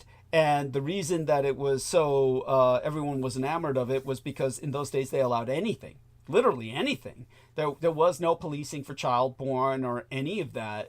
Younger people can't remember those days. But then what happened was, at some point, it agreed to basically identify the child porn distributors on its network so that the feds wouldn't shut it down completely. And by feds, I mean FBI and other agencies that were not privy to the Department of Defense's proclivities or the fact that it was a nexial point of this entire phenomenon. And as a result, everybody was complaining about AOL. They felt that AOL, not Alexandria Ocasio-Cortez AOC, but AOL, America Online, they felt that they had, the way they described it was, they say they ought to have a tattoo on all their employees that says "Born to Squeal." this is how embittered they were about AOL, quote unquote, betraying them and becoming law abiding. So times have really changed since then. But now they want a government which allows them to do anything online, but somehow is dictatorial and unilaterally. Yeah, I know exactly what Brendan is saying. And this is like, how did we come to this paradox? That's the horror of living in America. But you know what this is? This is a manifestation of what George Orwell, he penned the book 1984, and his concept was the insanity becomes universal when everybody feels that you're politically sophisticated enough to retain contradictory thought processes in your mind, where it becomes normalized, where everyone can have contradictory thought processes, and they feel that somehow that is a political enlightenment. Well, we arrived. Yes. Yeah. Yeah, we are at arrived. that point. Yeah. Because if it was to be like, true lib, then it would be like the government disappears. Yeah, it'd be like Somalia. You have a failed state. Yeah. Yeah, you don't install a freaking, Pol Pot or whatever you want to, insert scary strong dictator. man. Yeah. Yeah, strong man. Yeah. No, it's a anarchy. Libertarianism is anarchy, except it's anarchy to the right as opposed to anarchy to the left. And both of these are incredibly stupid ideas, and it's always bizarre to me. I'm not advocating. I'm just saying. Yeah. It's just like you said. They're holding two different things in their heads at the same time. Yeah. Like we have to have a strong leader, but also, government shouldn't be in anything. And it's like, then why is he here? What do you need him for? Thank you. Thank you. Be a talking, floating orange Cheeto? Horrible. And what about the kids going to school? I mean, they're supposed to be learning civics. It's like, how come none of them are taught this? This is why I always said, forget STEM or science, technology, engineering, and mathematics. I mean, forget that. We need, as I said, MESH, which is, of course, these concepts of civics and history that will help people to actually socialize and have a society that works. Kids. No, they attack social science and say, like people like my idiot freaking family, they'd say, why are you doing anthropology? That's social science. It's not real science. I'm like, there's more science in anthropology than your stupid engineering class, because obviously he knows nothing about biology. He knows nothing about anything. Yes. Thank you. So it's just like... And has no interest. Interest at all. And doesn't understand that without this, your society doesn't exist. That you're just, you have no concept of what makes a society run at all. And so this is the horror of where we're at. And I do hope everybody understands the importance of what we're talking about, and spreads the word, of course, that children need to be educated in this. When it comes, all the other civilized countries already know this. Yes. Thank you. And so there's no STEM without MESH. What's that acronym? What's MESH? Oh God, it's funny because I was just teaching Math, the Blood Boys engineering. No. Social studies? No. It was like, for me, of course, I'm teaching the history part of it along with civics, and I guess I could say that I'm teaching all of it. But it's basically media literacy, ethics, sociology, and history. So it's basically, I'm the tutor for the MESH department, but it's kind of like an acronym that I've coined on the fly. I've never seen it anywhere because everybody was talking STEM because they just think, oh, we got to keep up with the Asians. But you see, the Asians have an insurmountable advantage because Asian society has Confucianism, a homogeneity, has a sense of family, and so their politics are already answered for. So they can develop science, technology, engineering, and math concentrate on that because, you know, they don't have a bunch of individuals running around killing and raping each other and accusing each other of pedophilia while tolerating a Department of Defense that traffics in human children. That's which is what I exposed. But because I have to take the liberal arts, because there's other tutors who cover the STEM aspects for the blood boys on the estates, I have to teach media literacy, ethics, sociology, and history. And so I kind of was looking for a proper acronym, and the closest I could come up with was MESH, or Media, Ethics, Sociology, and History. So you really can't have STEM without MESH in America, because otherwise, first off, we won't have a society in which we can even produce engineers or scientists or technologists or mathematicians. We won't have any society at all. Believe me, so there we go. Media, Ethics, Sociology, and History, MESH. That has to be the new acronym. And makes sense. Yeah, thank you. And but getting it here, that's another story. Oh, I mean, imagine trying to push that or promote that under this misadministration. There's no hope. Yeah, what exactly do they want? You know, obviously it's just chaos, but I'm saying it's just they need to play some like civilization building. You need like a 101 class, how to build civilization, not destroy it. Thank you. Heather Holman has joined us. So Heather, dear young lady, tell us, how are things? You know, whatever you're comfortable sharing. Status report, situational update yourself, Vin, everybody else, that wonderful community you're in. Oh, things are okay. They're just normal. I'm just having my normal mental kind of roller coaster. Okay. Yeah. Yeah. And what would that be? What are your emotions kind of roller coastering, or your, you know? I don't know. I had one of my family gatherings last week, and ever since then I've been kind of a basket case. Wow. I mean, so was there a kind of... Yeah, my family and I have never really clicked. I mean, I always get left there. They were extra salty this time for some reason. I'm not sure what's going on behind the scenes. Maybe they're just jealous of your happiness that you found, the peace you found. Maybe I've kind of walked in the light, but I mean, there's no reason to be like that. Yeah, no, of course not. But we're your extended family, and we're supportive of you, Heather. And oh, I know. Thank you. That's why I'm here. Yes, that's right. That's right, darling. And well, Aristides, Brendan, please, gentlemen, say hello to Heather. Help make her welcome. And thank you, guys. Yeah, we're all extended family. Heather. Yeah. Hi. And thanks for coming. Yeah.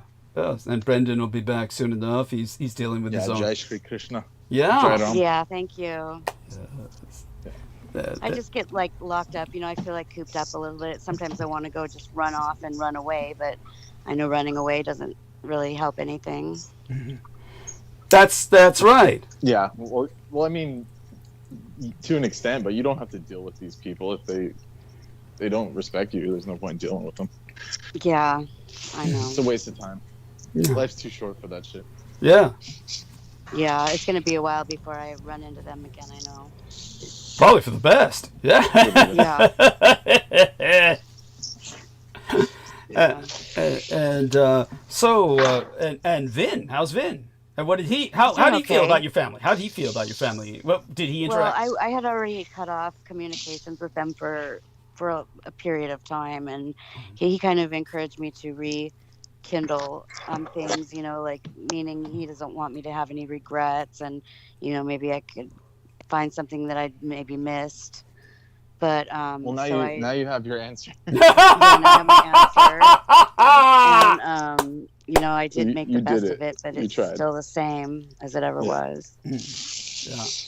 Well, in that sense, it was good you reached out. And personally, I think Vin is incredibly optimistic. And I find he's always taking his best foot forward, you know? Yeah. Well, he definitely wants to see the best in others. And that is to his credit, but not necessarily to his advantage. Yeah. Yeah.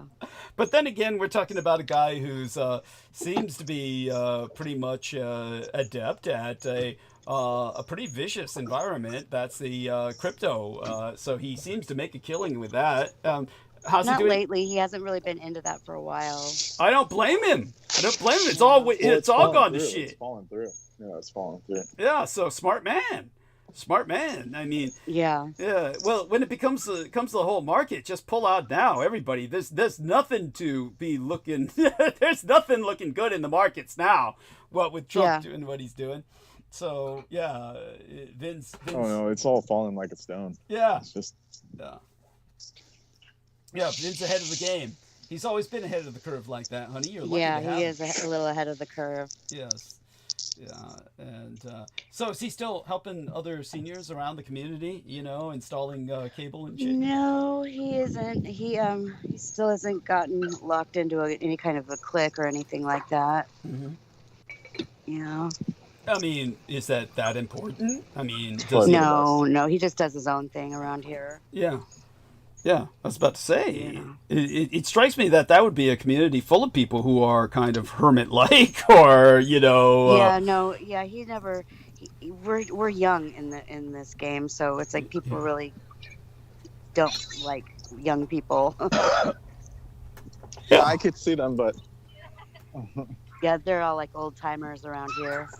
Yeah, I mean, it strikes me that these are people who have one foot in the grave already. Yes, he doesn't need to be associating with them.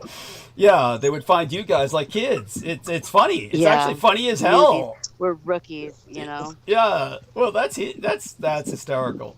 I think that's very funny. I like that. And but you're definitely taking care of mom. How's mom doing? His mom, Vin's mom. She's doing great. Okay. Yeah. She's doing great. Yeah. And good. Oh, Victoria Hobbs sent $15. Thank you, Victoria. I love you. that's sweet. Yes, she is sweet. Yes, I upvoted your little short video the other day on YouTube.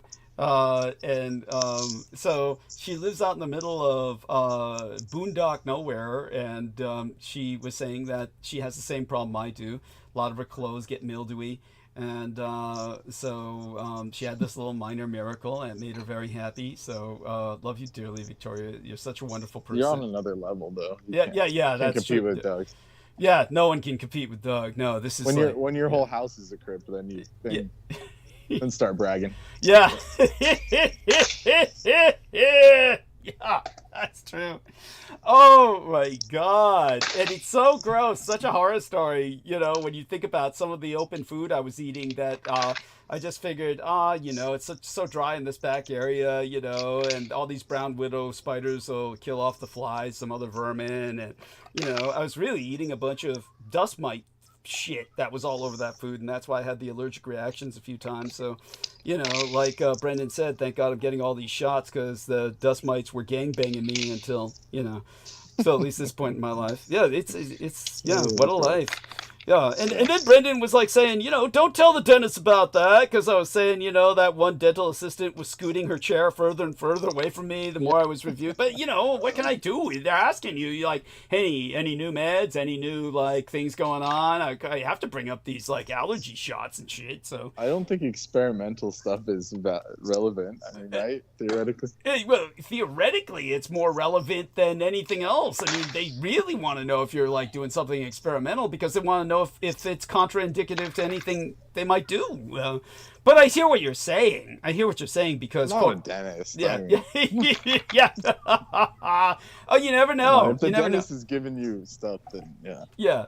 I hear what you're saying, but you do, I try to treat the dentist like you did your due diligence, but I have a feeling you went into too much detail. Yeah. Probably. Let's put it that way. I'm trying to put it that way. Yeah. Well, I'm with not saying you shouldn't do it. No, got it. I get it. Yeah. With my life, any amount of detail is bad. It's just, they just people just don't know what to do with it. It's like Oh yeah, just like Katakuri. Yeah. It's just. Tell people about Katakuri. What, like the anime character or your doctor? Yeah. I renamed her just so we don't slander her name. Oh, I love it. No, that's yeah. No, I like it. I like it. But I'd like to know more about the anime character. I don't know that much, but I'm sure the personality probably fits Dr. Malika Makuri. Yes. Yeah, it's pretty close. Yes. And who Brendan said automatically was spicy character. Yeah. Hence the name Katakuri. Yeah. Katsukuri comes from Japanese. Yeah, but tell it's people an anime character that can make mochi out of its, like powers. Cool, So, cool. But tell people about the different flavors of people, or what do they say? The different personalities in the Vedic culture are spicy, and what else? What are the other kinds of personality? Yeah, that was my simplification for people, but it was just they're called doshas. Yeah. So your Ayurvedic dosha is like your body type based upon your humor. Yeah. So some people have more pitta, which would be the hot, fiery end of like the spectrum. Yeah. So she's definitely pitta. Yeah. If I see her again, I'll tell her. Straight up tell her. Yeah. So there you go. And what about Heather? What's her? More kapha. Okay. Cool. Which would Kapha be is like earth. Yeah. Earth water based. So it's more, more watery. Okay. So you have to be more careful about like eating milk and rice and stuff like that. So I'm more kapha as well. Okay. There we are. And Aristides? Yes. I would say leaning towards kapha because kapha like gives you certain qualities. Okay. But you can have like an Ayurvedic person like tell you your dosha. Like there's a scientific way to measure it. So if you're interested, and then that will help you like fix the diet or whatever, or like even what to do to help boost your. What are the system. the categories again? Kapha, you said. So it's the three doshas. So kapha, pitta, and vata. Vata is more air. Yeah, there you go. Okay. Like air and space, and that gives you like more like those are the more tall, thin, wiry people that have like really fast thinking, but they tend to be like they can dry out easily and have like arthritic issues because it's like it's a more cold, dry mental kind of setup. So you could see Vata people like right away. It's very easy. They're usually like mechanical engineers or like mathematicians. Like a crazy scientist with the hair flying everywhere. Right. Those kind of people. Cool. Yeah. And so those are like more mental Vata types. Great. There you go. And I want to thank Victoria so much for her contribution. She's in our chat room. So Victoria, don't be afraid to jump on the call. You did call her, right, Aristides? Yeah. Yeah. So you can jump on the call if you wish, dear Victoria. So how does she feel about the Pope, or is she like more of like a sectarian?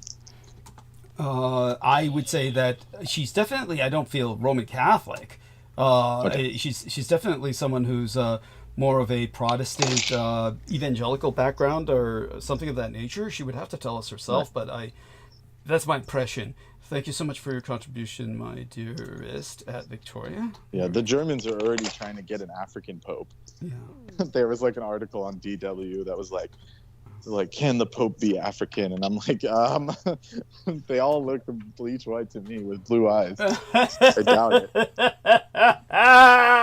The Italians would freak. Well, let's put it this way. I hope they go black African. One of the first knights was African, so I don't see why not. But it's just modern people can't grasp history. Yeah. But I do hope they go black African with the Pope, because that would be that's the future of the church. The majority of the church's constituency is going to be black African.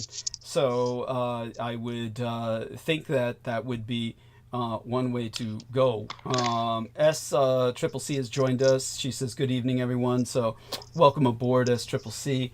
And again to dearest Victoria, we love you dearly beyond expression.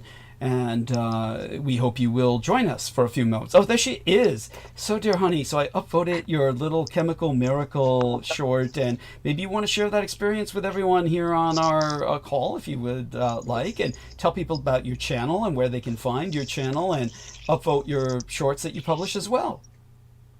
Sure, absolutely. I'm sorry I'm a little late to your call. I was getting home and I rewound for a little bit and listened for a little while, but I skipped ahead.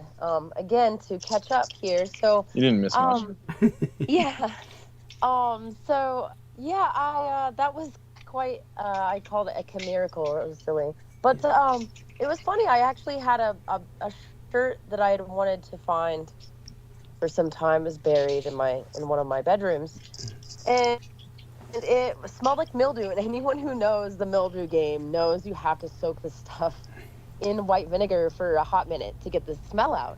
And I need to do it to like half my clothes right now because it's at that point. And yeah, I had found that shirt the night before, and it smelled mildewy, and so I threw it aside. And the next morning, as I was getting ready, I was like, oh, I bet if I needed that shirt for something, like God could make it not smell, and just skip all that nonsense and having to soak it and wash it.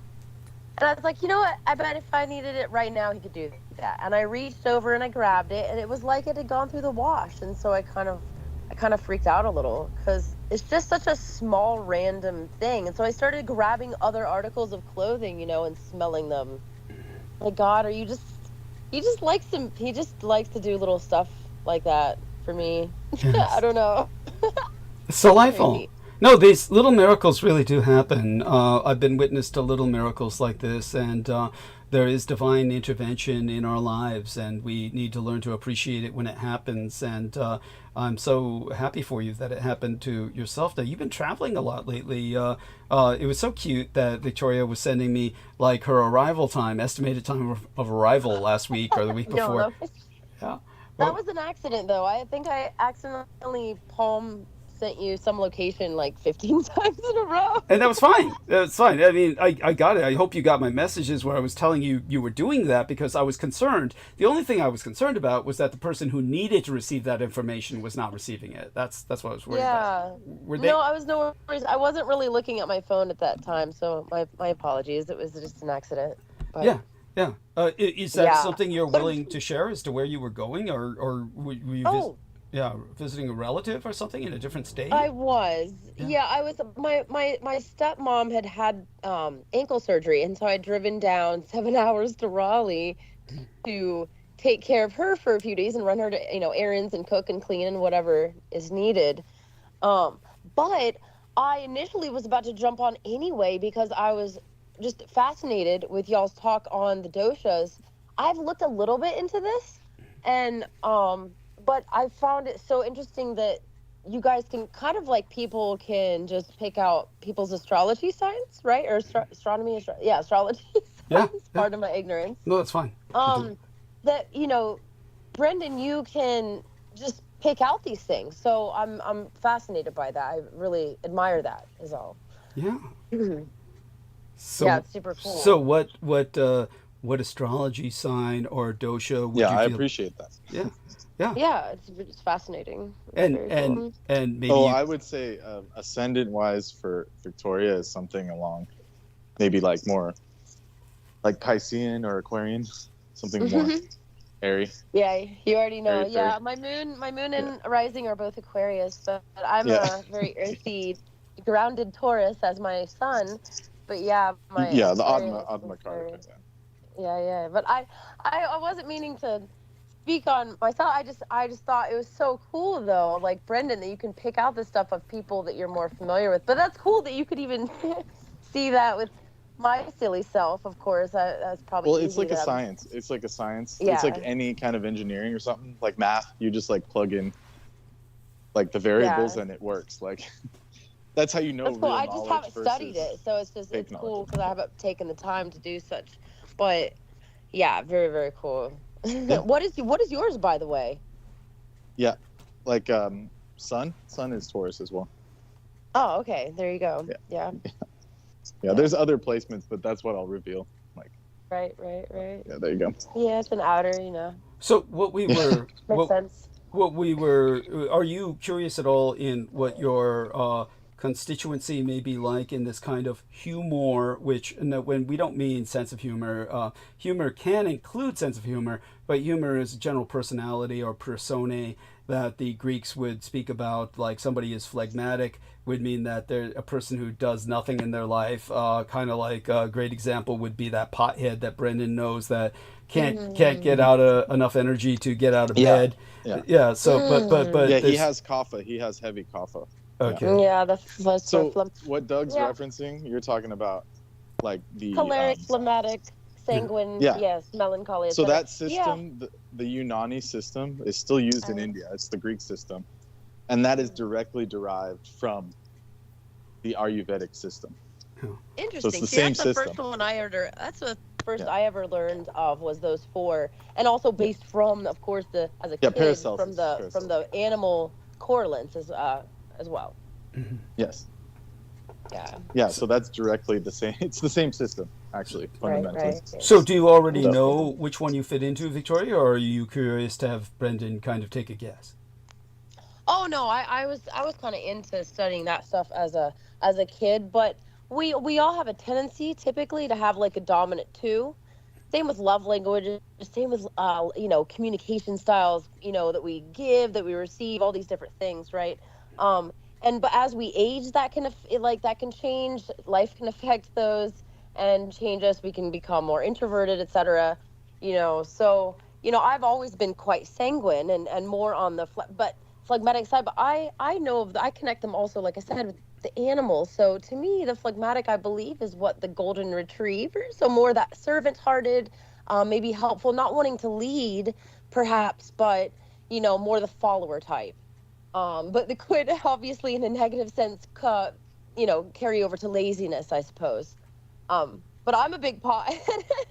Technically, I'm a Taurus, and I should be a couch potato, and I prefer to be bouncing around. So I prefer to be moving. So, but yeah, I think my dad said something pretty fascinating as growing up, is that Jesus would be the perfect amount of all four, or all four. It's whatever's needed, right? Mm-hmm. Weep with those who weep, rejoice with those who rejoice. Be a servant leader, lead when you need to lead, follow when you need to follow. I'm sorry, Brendan. No, that's fine. No, that's that's beautiful.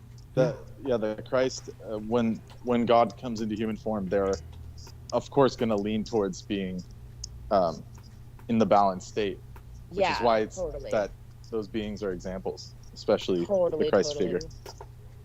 I love that. Just that you have to be in balance, fight against yourself, exactly, to balance yourself out no matter what you're starting from. And I love that idea. And that's the backbone of it, and that's why even Western medicine started as that, because there's no point in fixing a problem if no one wants to start balanced, at the minimum, no point in taking medicine if you're not going to detox and have a healthy palate to begin with, so to speak. So exactly. So we were also wondering, Victoria, about your, I believe your background in terms of, because of the Pope's death. Brendan was curious. I take it that doesn't affect you at all. I felt that your spirituality or your spiritual orientation was what would you call it? Independent, Protestant, evangelical? What would you say? I don't really like the labels. I mean, I definitely wouldn't be considered Catholic, and I also consider the Pope thing probably just to be, who knows, he's probably an actor. The whole thing is in 88, which is kind of a very symbolic number to begin with. So I don't really I certainly didn't pay attention to it much because it felt like a big plot, being that it was right around Easter, and it just seemed like it was planned. But that being said, I am technically a Protestant, but again, compared to most Christians, 98% of Christians, I'm completely off the map because I don't believe in some ridiculous hell like most people, So, yeah. Okay, that's fascinating. So when you say you don't believe in hell, so it's where do you feel? Not in the way that not in the way that that we've all been taught or heard of from pulpits and pastors and whatnot. And I've gone over this some on here before, but not only are they mistranslating it, but they're also just straight up lying about stuff with the different councils. And it was just changed for control and scare tactics. And, and I'm kind of like a lone cry in the Christendom world. But I don't really care. It's okay. Everyone's going to keep on freaking out and hating God and freaking out at Christianity and the mistranslations of the English Bible. And I'm going to be over here like, it's okay, guys. Doesn't matter anyway. God loves you all. So it's cool, Yeah. That's beautiful. I mean, you're very enlightened. Honestly, it borders on ecumenical. So that's incredible. So. Aside from that, it helps you to be at peace, and it really makes you a much more peaceful person. And I really appreciate you're also bringing up the fact that you yourself are a pothead, so to speak, and it doesn't really do to you what it does to some of the more negative examples we've seen. You seem to be able to maintain a sense of real energy. Nemo says we're already in hell, and that's one way of looking at it. Yes. And do you sometimes feel like that? Like, this is kind of like that? Oh, yeah. There's no way, like, this video game of life with all these crazy levels that you're just different people are born into. It's really horrific, and I question every single day, like, what is the purpose of all of this? And really, there's only one possible purpose of it, that it will all end up so good in the end. And certainly people won't be punished for how they were created. That's just illogical. And being a Taurus, I'm very, very logical. I used to joke that my dad was Spock, which means I'm a quarter Vulcan, so I'm going to throw up them little Jewish blessing hand signs because, I love it. I prefer the logic, I'm not going to break from that. And I will happily die on that hill that's the alone. Aquarian. Yeah, That's the Aquarian. totally. That too. Great. But that's where my stubbornness Saturn does come in, because I'm not very stubborn when it comes to if I'm in a group of people, a room full of people, I just want everyone else to be happy. But I do believe what I believe. Yeah, that's Aquarian. Yeah, that's the. I will be exact dogmatic about love. Absolutely. Yes. Wow. That's wonderful. I don't know if you caught earlier when I was along with Brendan, we were saying that people shouldn't be looking for a soulmate or a twin flame because that really only leads to misery. Do you have any input for that or any response to that concept? Believe it or not, that's exactly where I accidentally rewound to, because I was just trying to catch the flavor and I was laughing. I was like, oh, y'all. Stop. As a woman who at 35 with 2 cats living alone, I've become a meme, I've become cringe, and I've also passed up probably more proposal type things than I can even keep track of, right? So yeah, I have no idea. This stuff's whack out here. The twin flame thing, like, I have no idea. That was what I was laughing at. What Brendan said was so pecking through. How, you've met soulmates, it was freaking hell. You know what? I have totally met twin flames, or whatever you call them. Bro, not a good time. Yeah, we might have had some good times, but absolute, like, gasoline on fire, dangerous people, dangerous times. Yeah, what happens when you double a flame? It's exactly. A wildfire. Fuck yeah, part of my language, but absolutely. Yep. You see it? Wow. Yeah, it's a very simple equation, but people have this like lofty idea of it because of what the New Age has propagated, the falsities they've propagated. Wow. But it's some kind of, it's something benefic that, your soul needs or something, but no. But basically, opposites are supposed to attract. That Tao, that yin and yang, is supposed to kind of complete each other, right? By balancing each other out. Yeah, but that's a balanced relationship. That's not a flame. That's what I'm saying. Like, so that's what it's supposed to be. Is like balanced and Tao and opposites attracting, and absolutely, yeah. We don't want it, but we need it. We want the twin flame, but we need the other half of the Tao. Balance. Yeah, balance. Yeah. That's wonderful. I mean, you have such a way of expressing this, Victoria. And when your father, you said you were like a quarter Vulcan because of your father being Vulcan. I mean, by quarter, why not half? That's just some like Star Trek lore, because technically people who know who Spock is know that Spock is half human, and that's why he has some emotion. Got it. Okay, got it, Yeah. dude. That's adorable. Oh my God. Wow, Wait. Doug, your nerd card is revoked. Yes, No longer yes, valid. it is. It's invalidated. Yes, Just for asking me.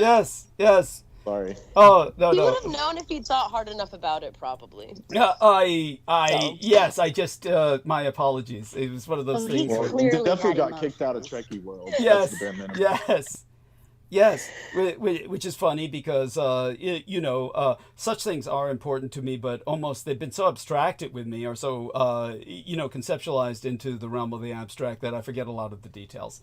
Of course. And so when he comes to your yes, it's how is your dad doing? I mean, you've been visiting your relatives lately, a few of them. You've had that death recently with I was gonna say, you're too busy to remember things like about Spock, because you have the DoD's whole library of nonsense that they didn't want seen in your head. So I don't blame you for not knowing Spock. But my family, my family's good.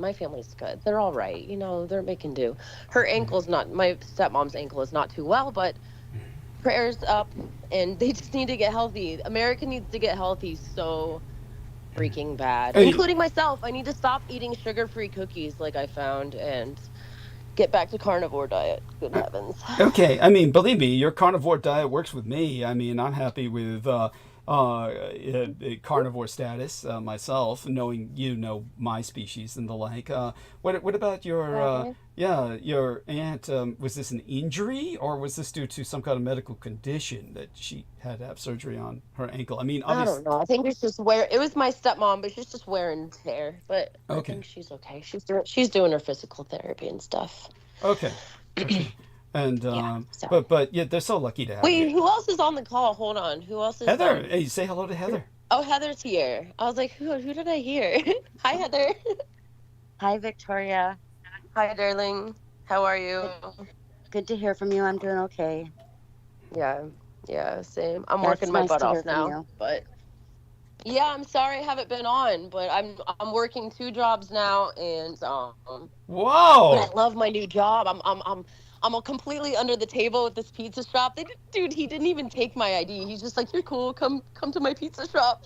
Perfect. Oh, wow. Oh, bro, it's been so. But he's already like acting like he's gonna leave his fiance and like, bro. But anyway, he's kind of trouble. But hopefully I'll keep it together. Obviously. Mm-hmm. Yeah. Yeah, it's been interesting. I love that it's under the just table. Take all his money, and then, that's Bro, all you gotta he's do. telling me stories about how like the ex he just left, and now the ex he just left, he would buy her crazy jewelry, and she'd just throw it in a box, and I'm like, what the crazy? I don't know. I've never needed jewelry in my life. That's like them. They think but they think that's how they get chicks. Like. Stupid people think like that. So just write it out and take all his money and leave. I'm not like that. You don't remember. I've been around a lot of money, and I've yeah, that's how to take it. Victoria, take it that way. I purposely avoided getting like money for the sake of money's sake. You know what I mean? Well, maybe. Well, I agree with that. Maybe that hasn't served you well. It's a boon. Well, I'm super, dude. Karma has done me well. I'm in the most beautiful cabin. I pay almost nothing as rent here. But I have passed up 2 billionaires. Most girls can't say that. So. Yeah, you definitely have bragging rights. Yeah. I don't care about I literally purposefully avoided being like that. So. Yeah, I liked hanging out around it though, just to be like, see, I could get anything, kind of thing. Yeah. Back in the day. Oh, still can, honey. You still can. Well, I don't put myself out there like that. I am not letting billionaires fly me to Vegas and shit. So Yeah, maybe you should. I'm okay. I'm okay. I'm good. I got my peace, bro. I'm good. Yes. Got my kitties. Yes. I'm making money, so I Yes. got my moral. Thank goodness. Yeah, for a while there, we were concerned because, of course, Aristides was rather skeptical that you were on a watch list simply for being at an event, but I personally... I was. Yes, I believe it. And I am, but I'm not like actively being watched like I was before, so I'm okay. Right. It's not so much that I was skeptical of her being put on a list. It's that I was skeptical of it,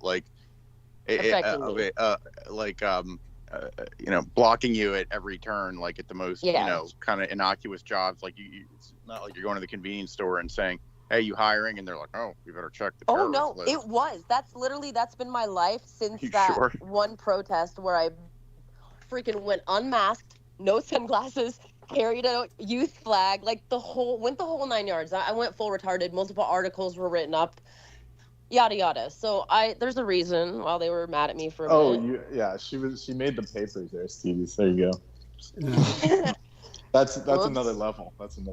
But also you should at this point it's pretty apparent they're sending illegal or non-citizens. Yeah, to citizens. They're sending citizens that happen to be lawyers for immigrant lawyers. They're saying you must leave the country immediately and shit like that. So they have a list. Of all the people they don't like. So don't doubt that. I've been on all their lists, and that's why I just stay close to God, and I'm like, you know what? But I get what Aristides is saying. Yeah, totally. It's petty, but the thing is, that's where they've gone. They're at this point. Always worse. Especially if you're, advocating for any kind of anti-genocidal stance or anything like that. That's their worst enemy. Yeah, and even to the point where dude was using it as a slur. He was saying Schumer's a Palestinian, dude. Did you hear about that, Doug? No, I'm not online. I don't know. Good God, tell us about this. Yeah, Trump was using it as a slur. He said he used to be a good Jewish guy. Now he's a Palestinian.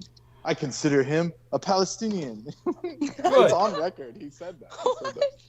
Yeah. Dude, it's just all ridiculous. So that's like a slur now, Instead of terrorist, he says Palestinian.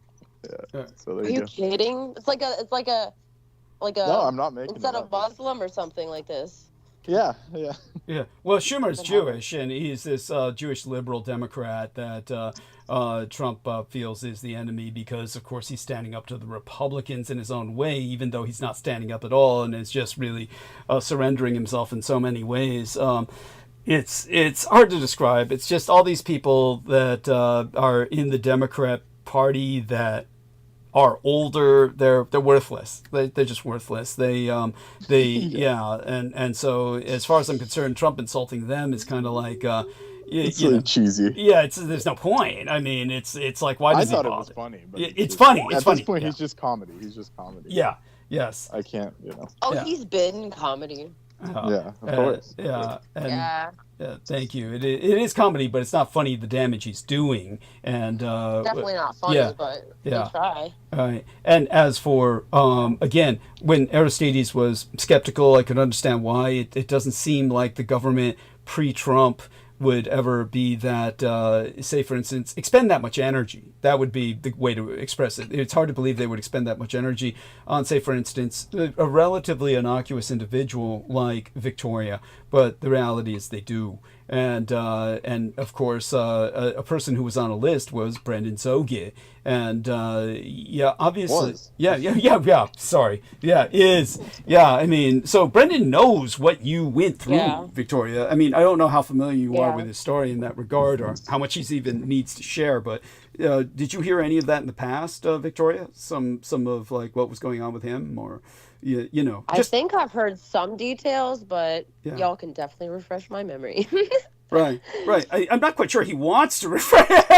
Yeah, right. Too much about you don't have to, but Yeah. No, well, I think they worry because I could make more waves if I wanted to, and I just don't right now.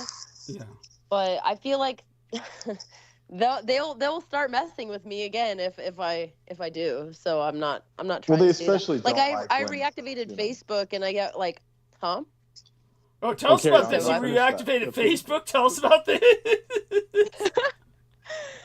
Oh, I just reactivated my little, like, one of my little sub accounts, and you know, I have like 20 people, you know, plus add me a day, just, and I'm not even using it or on it, and that's why. It's because with my old account, even though I didn't have that many followers technically, because in 2017 they capped my followers at around 4,000, and every time I'd get 10 people add me a day, I'd lose a follower, right? So that started happening in 2017, years before I got banned completely. So, like, and that's before I woke up to all the I think that's before I woke up to World War II stuff, I think, or maybe to the tail end of it. But either way, I was like basically getting off of it by then. Or no, I had just woken up to that stuff. And so of course they banned me forever, you know, with my main account, because they don't want the reach of thousands of people to learn about World War II stuff.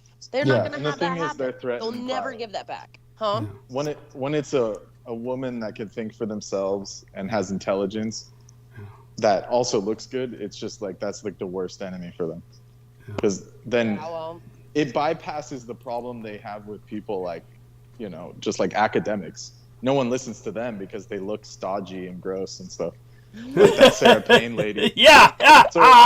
So if it's someone that could get attention positively and then say the right things, that's like their worst enemy. You know, it's just, of course they're not going to be fans. Without showing tits and ass. Yes. Without showing tits No, you and don't ass. have to. You don't, of course. Yeah, you don't have to. The girls don't have to. That's what I was. It's like women have a natural Venusian. They have like no, yeah, you don't have. That's what's so. They should teach people that. It's like the natural Venusian beauty is enough. If you just take care of yourself and stuff, that you don't have to go to extremes. Yeah. So just being, you know, just like, for example, you care about your health and stuff. I mean, that's all you need. You don't need to do like gymnastics and like all the shit that Doug watches, the yoga chicks on YouTube. Yeah. Doug, you should just go join a yoga class. That's funny. That's actually funny. Yeah. Why don't you go do some Bikram? There you go. Well, how do you keep yourself physically in shape aside from work? Is there any kind of exercise or activity? Me? Yes. I've been slowly losing my mind from loneliness, so my in-shapeness is not really very in shape right now. I've just been like anorexic and trying not to eat too much and pretty much staying at the same weight because I'm anorexic as shit, and trying to not eat the pizza at my work. So I don't, because I can't. I ate it for like the first week a little bit, but why can't you? I mean, your carnivore diet. Why is it? It's too much cheese or veggies in it or something? What's Oh, it's no, rubbish. honey. I just can't have all that. Yeah, it's just what's good. Honestly, I'm super impressed. I can pretty much throw a dart on my menu and eat anything on it because they home make their bread every single day and throw it away at the end of the day. It's brilliant. It's glorious. It's lovely bread, and so everything they make there with their subs and their pizza, it's actually quite good. But that being said, I have to like purposely avoid the bread now that I've tried it and have enjoyed it. You sound like a natural. You should just take this guy's business. Just yeah. take it over. God damn. Yeah. Seriously, honey. Really. Listen to Brendan. I'm not trying to stop. I'm not saying. In a godly, positive I'm way. just saying any restaurant that home makes bread, I'm gonna say golf clap. They can get a golf clap. Yeah, that almost doesn't exist. That's like we're talking unicorn level stuff. Yeah, I'm like, okay, that's cool. But yeah, the carnivore thing is what people should do on occasion for a fast. I don't recommend it forever. Obviously, you need kind of more of a balance for your own mind and sanity and stuff, and just general wellness, because plants are for cleansing and have all sorts of medicinal properties. But that being said, everyone should try to like and whatnot. Huh? Oh, yeah, Brendan was saying you hear that, you vampires out there. Yeah, but anyhow, go on, honey. Yes. Aside from the chuckles from the peanut gallery, yes, do continue. Yeah, I mean, but carnival, everyone should do a little carny fast every once in a blue moon, you know? Yes. A little carny fast. Yes, there we are. That's not infused with cupcake batter. No! Listen. So Don't hate on my keto cookies. No, not you. Hate on them. Doug's cookies are not keto. Oh, God. They're the opposite of keto. They're like sugar. What did you call them? Sugar fairies? Yeah, sugar plum fairies. The sugar plum fairies. What the heck? Oh, what is this?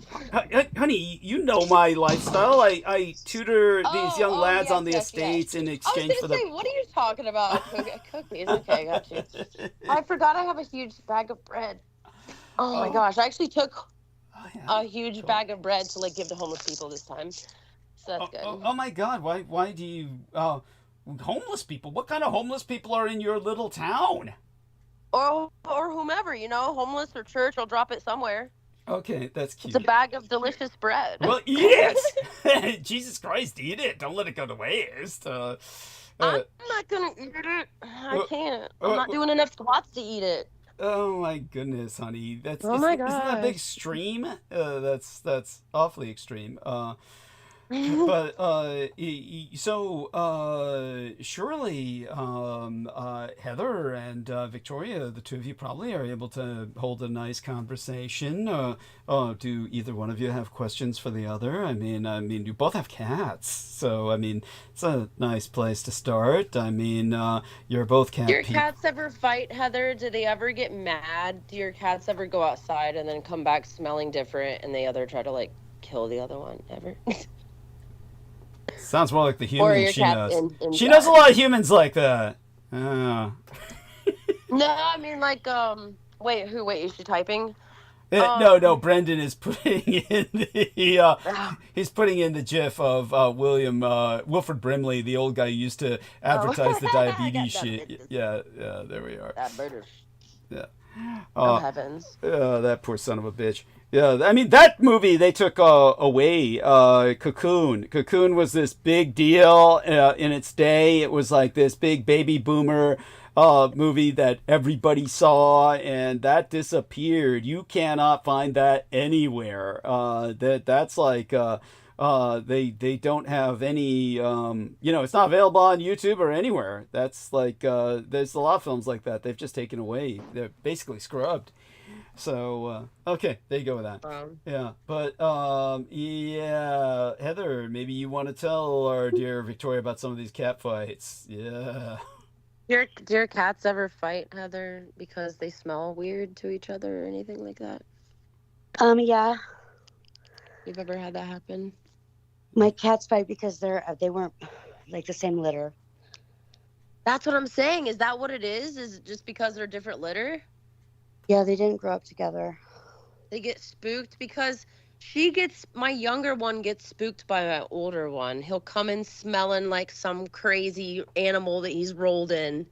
And then they should get used to each other as long as they're both not females. She just gets so mad. But I don't know, she's had a vaccine. So she gets a little spooky. They should get used to each other. She's okay now, but there was a couple weeks where basically every time I let one in or out, I had to pick up the one while I let the other in the house, and then put it down and reintroduce and sniff, and sometimes I had to lock one away, and it was like crazy. So is that that's they're normal? Just I guess all because pets they're are not pain litter in the ass. mates. Yeah. And that's because they're not litter mates. That's crazy. I've just those learned little that myself. bastards. Yeah, I was thinking I was gonna have to give away my tiny. Well, they're also just cats are known for that. Yeah. You can't herd cats.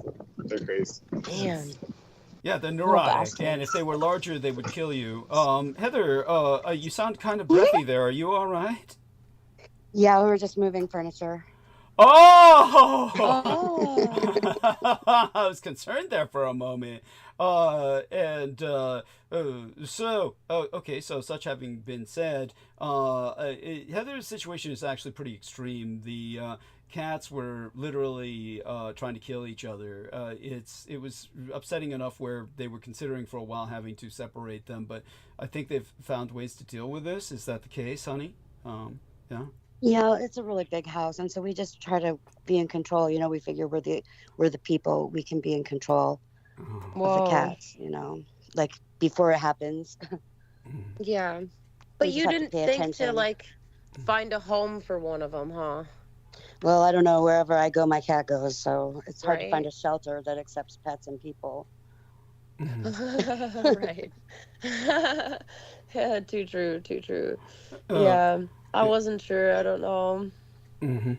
And but That you was a joke, by the way. That was kind of a joke.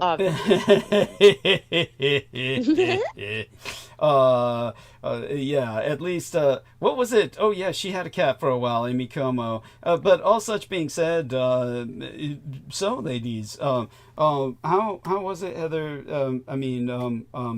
Victoria, that you seem to thrive out in the middle of nowhere. You like where you're at. So how long does it take to get to work? Is it in town, or is this something different?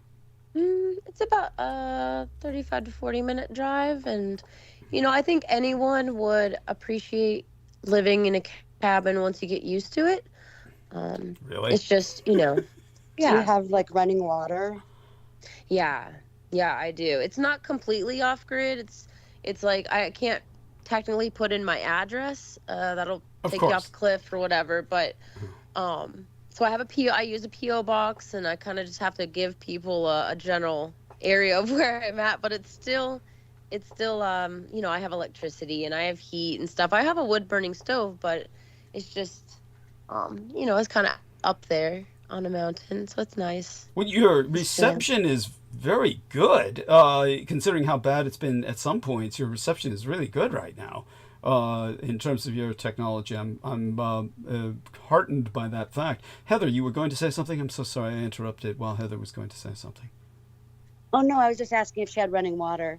Yeah, yes, yeah. She doesn't have a well, thank God. I mean, that would have been that'd be nightmarish. A well and an outhouse. I mean, I take it you don't have an outhouse. This isn't like that. No, Is it? no. How have y'all been feeling as far as your sinuses, like lymph nodes, headaches, anything like that? I felt like my nose has been so dry recently. I feel like they're sucking the oxygen out of the air with their phones, kind Okay. of, sort of, Well, I mean, in my with all the case, toxins and smog and stuff. Like, do y'all feel like, do you guys remember how back like 20 years ago, even like 30 years ago, the air used to have like smells and heaviness and weight to it sometimes, and it just feels like all that is so gone and empty and dry and ugh, I don't know, it's weird.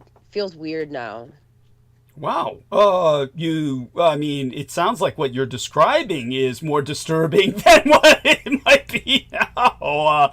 I know what you mean. There are times due to moisture or humidity, air can feel heavy.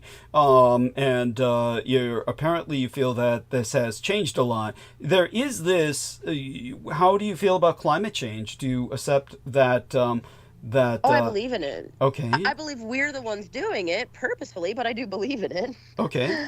What you're saying is you do not feel that it's anthropogenic or that the man caused. This is something. I think NORAD Okay. and stratospheric aerosol injection is toasting our airs a bit. Oh, so you're saying it's definitely man-made, but you feel it's Correct. intentionally man-made. Absolutely. Yeah. Yeah, Oh, totally. okay. As opposed to collateral to industrialization, but could it not be Oh, both? they'll pretend like, oh, we're researching that and we're trying to help this, and I'm sure they'll state all kinds of things. while they're oopsing and destroying everything. Right. Like they do. Like they do. Well, yeah, I'd have to say that much of what the powers that be do in this day and age is pretty incompetent. That they really are At not. best. They're not fit care providers for our planet. And Yeah. yeah, so, but such having been said, you're asking about its effect on our health. How about yourself, Heather? Well, it's how's your hardly sinus? incompetency, though. Oh yeah, you're saying it's malevolent. Here we Yeah, well, are. yeah, it's like they're not the ones making the plans. They're just being evil and paying people to carry out things. But yeah, sorry, Heather. Oh. Have you felt that as well? Like, do you feel that? Like, do you remember as a child, like, how the air felt different? Yes, yes and no. I mean, when I was younger, I had a lot of allergies. I know that. I remember the sky looked a lot different, and the atmosphere was a lot different. Yeah. Yeah, Yeah. there were The just sky different was a levels. deeper blue. It feels like the sun might have been a bit more yellow. So yeah, I guess atmospheric changes would. Yeah, I know. It's now the sky looks artificial to me. For sure. White Yeah. snakes and digital clouds. Just the All over the screen, sky. the digital, or the screen of it, the silver screen. Yeah. No. Maybe we're in a movie. Maybe we're in a snow globe. Screen. You know, a it's screen kind of globe. weird.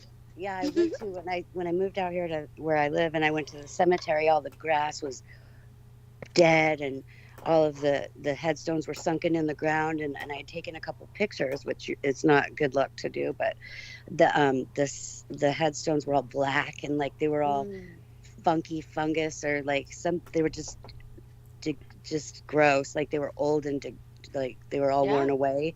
But then like now, since I went recently on Easter, now all the grass is green, everything's back to normal again, like it's been reactivated or something. That's lucky. I It's feel like weird. up here on the mountain, I've been up here over 5 years now, and every single year it gets less and less green. It grows back less and less green. Well, when I go into the mountains, so here the atmosphere is different. I can't breathe in the mountains, but that's like at a 7,000 degree altitude. So I can't have breathe zero after 3 allergies, no allergies, and I've had a running nose and bad lymph node, like swollen lymph nodes for like a week now, and I felt amazing. I don't feel sick at all. I can tell it's just literally whatever the heck. There's like lining copious amounts of nonsense in the sky with. So I don't know if you have ponderosa or any kind of pinyon or ponderosa pines, that could be toxic. Yeah, I don't know. I don't feel like we have too much of a pollen problem around here. I don't know. I just came from freaking some pine trees, but I had just come from North Carolina where, oh girl, everything was like dusted and yellow. You could just scoop it up. Like, wow. Yeah. So glad I'm not there. I guess that's crazy. Who knows what they're pumping into the air? You know. Well, I mean, yeah, I think that was just pine pollen. They had a ton of pine pollen there. They have a lot of pine trees in Raleigh, so it was a lot. It was crazy. So I know what you mean, like the pollen. Everyone's car pine is the cones. same. Pine cones actually harbor MRSA. Wow. They harbor MRSA, and it's so funny because I've taken pine pollen as a supplement as well. Ew. Wait, how do they harbor MRSA? I don't know, but there's some studies have been done where there's MRSA in pine cones. I could have died from MRSA once. Like, that's no fun. Yeah. Well, I'm certain all of that is processed out in supplements of pine. For sure. Pine supplements. Hopefully. I wouldn't be concerned about that. I know that in survival situations, pine can potentially be useful. But obviously I'm not trained very deeply in that regard. Simply aware of it conceptually more than anything else. But we always need to be cautious. I myself, of course, am allergic to certain botanicals. As I said, I always have to consult the list and until it finally sticks in my memory. But mountain cedar, lamb's quarter, western ragweed, which Brendan Zoget brought up some other shall we say, herbs that I should avoid because of that. I remember what V told me about lemongrass and chamomile, but Brendan actually brought up a few other herbs I've got to avoid because of these allergies. Brendan, you also brought up, please address Nya treatment in Ayurveda. And also please, by all means. Yeah, so when it comes to Vata type people who have an abundance of the Vata dosha, the nasya, it's called nasya. It's like a nasal treatment, that like with oil, where you oil your nasal and sinus passages.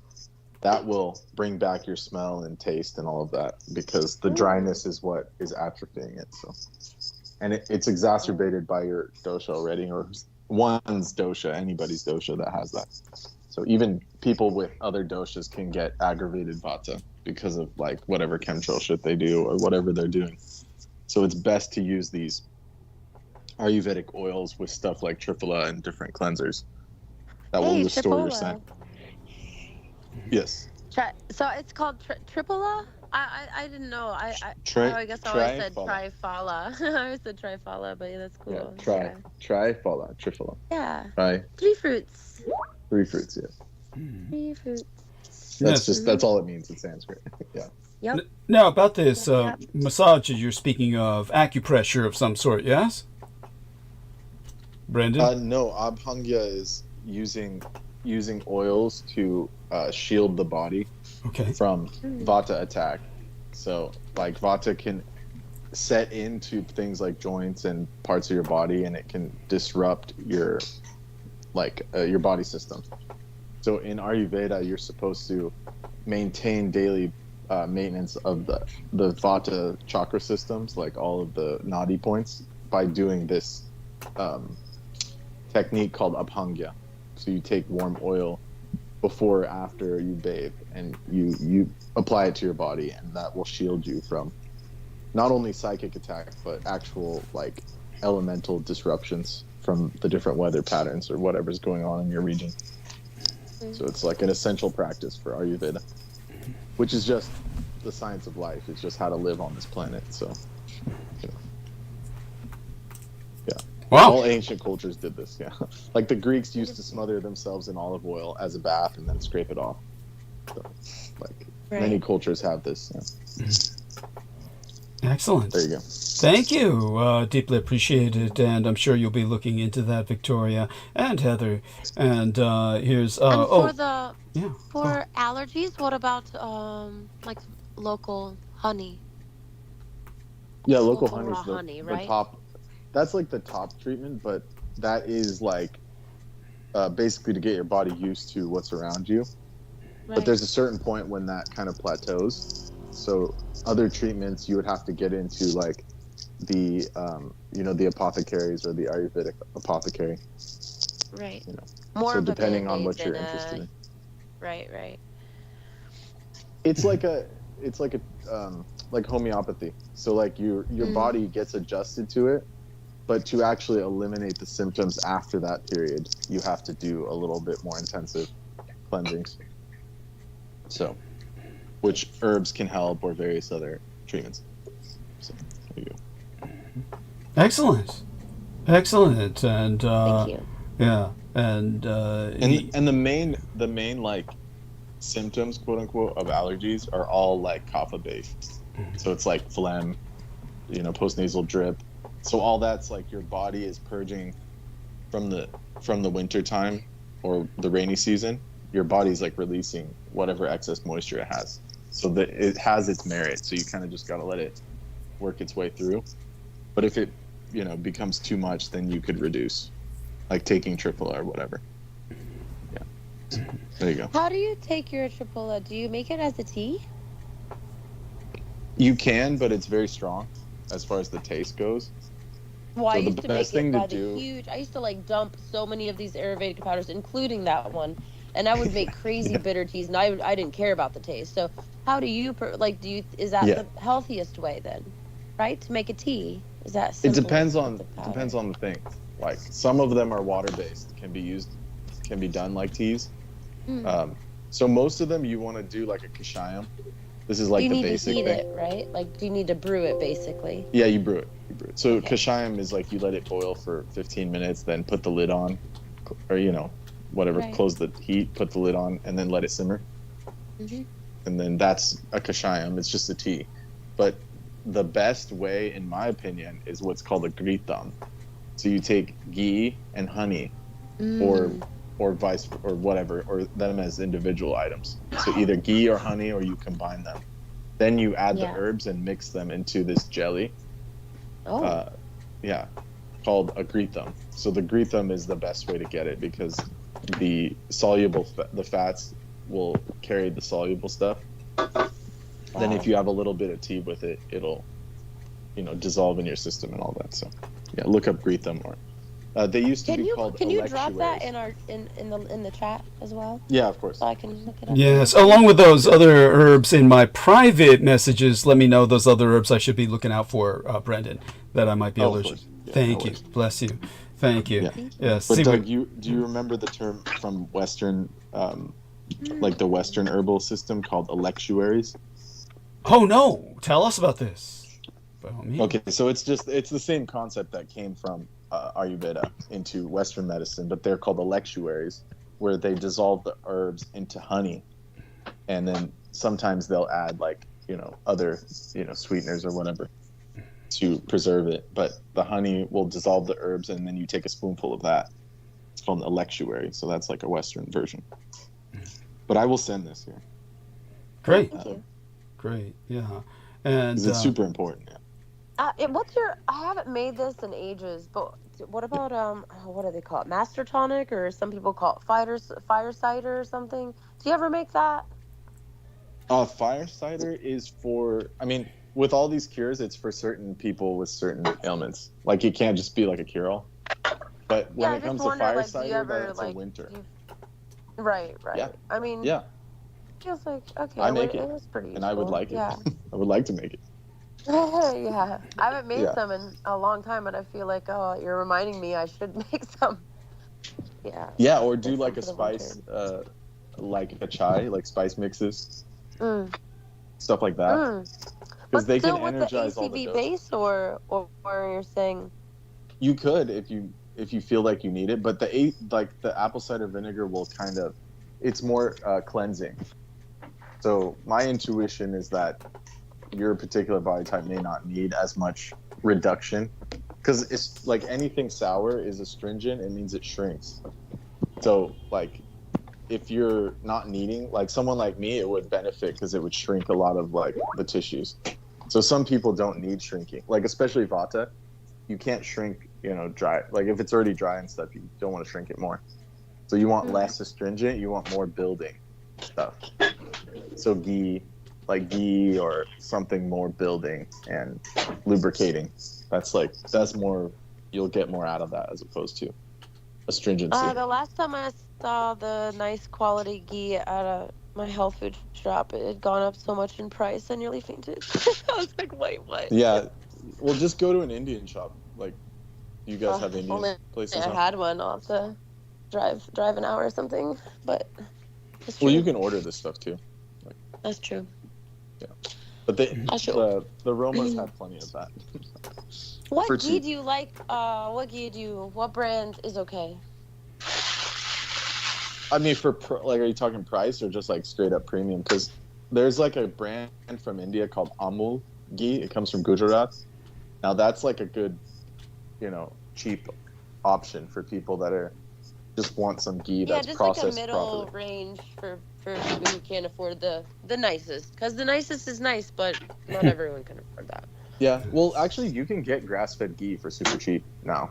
It's just what happens is, like, it becomes a fad, and then people will, like, you get those like glossy, those labels that are like Whole Foods-esque, where it says like, oh, these are grass-fed, and like, we like massage the cows and stuff.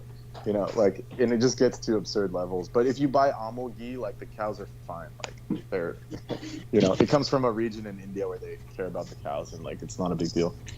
So, and there's no additives or anything. And the thing is, when you clarify butter, the reason why they do that is because all the toxins bind to the milk fat, and that drops out. So you can basically get any ghee, and it's fine.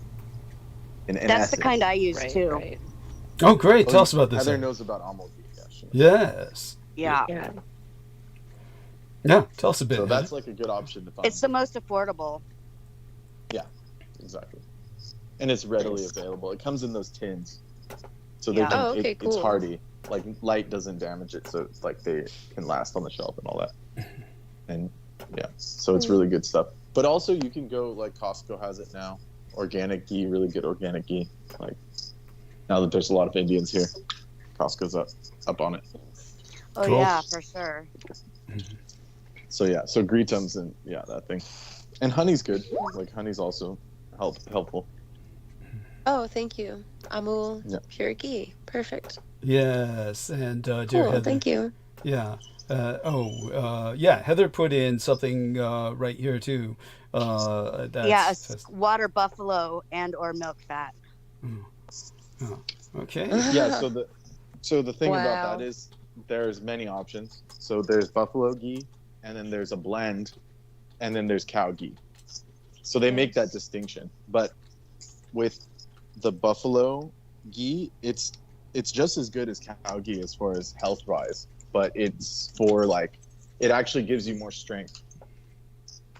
So if you work like hard labor and stuff, like you eat that, and you can, Yeah.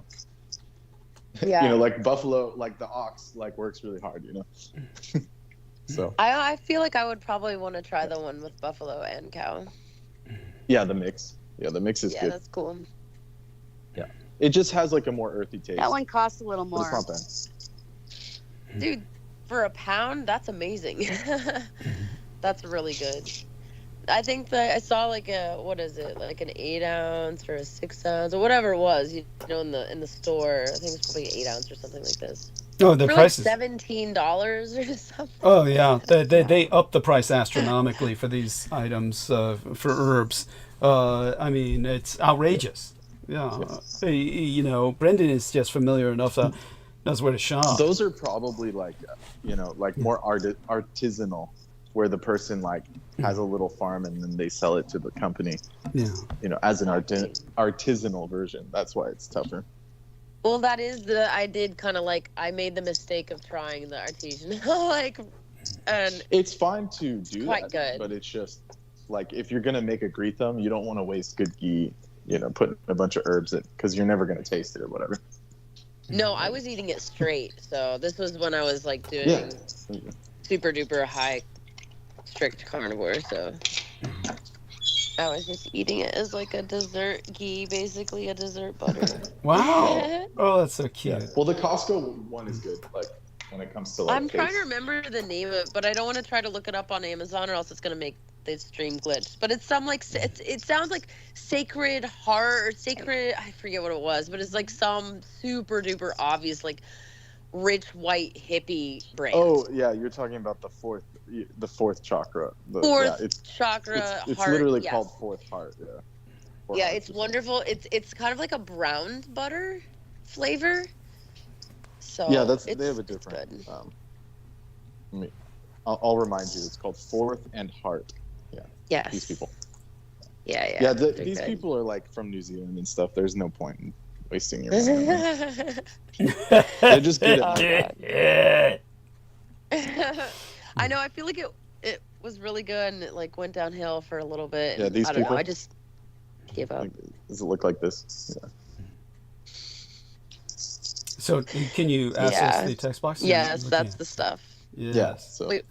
Huh? so it's fine, but like the New Zealand, like hate to say it, I don't trust the Kiwis so much.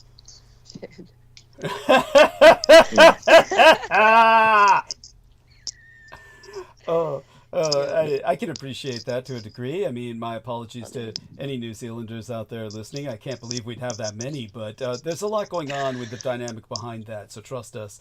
They would admit it. Like I saw this thing the other day that said, "Move to New Zealand." It was like trying to get people to like flee to New Zealand, and then everyone in the comments was like, "I live here. Don't do it. It's not worth it." They were all like telling their horror stories about like the government there. So there you go. I was gonna say the government alone is a reason to not. What do you know about the government down there, Victoria? I just knew during the COVID years they were not friendly, at all. They were like Australia, I believe. They cracked down really hard and might have been quite rough on their people, if I remember right. Interesting. Okay. Yeah. I don't remember if it was to the level of kicking down doors, but still, governments be governmenting. Oh no, it was worse than Australia.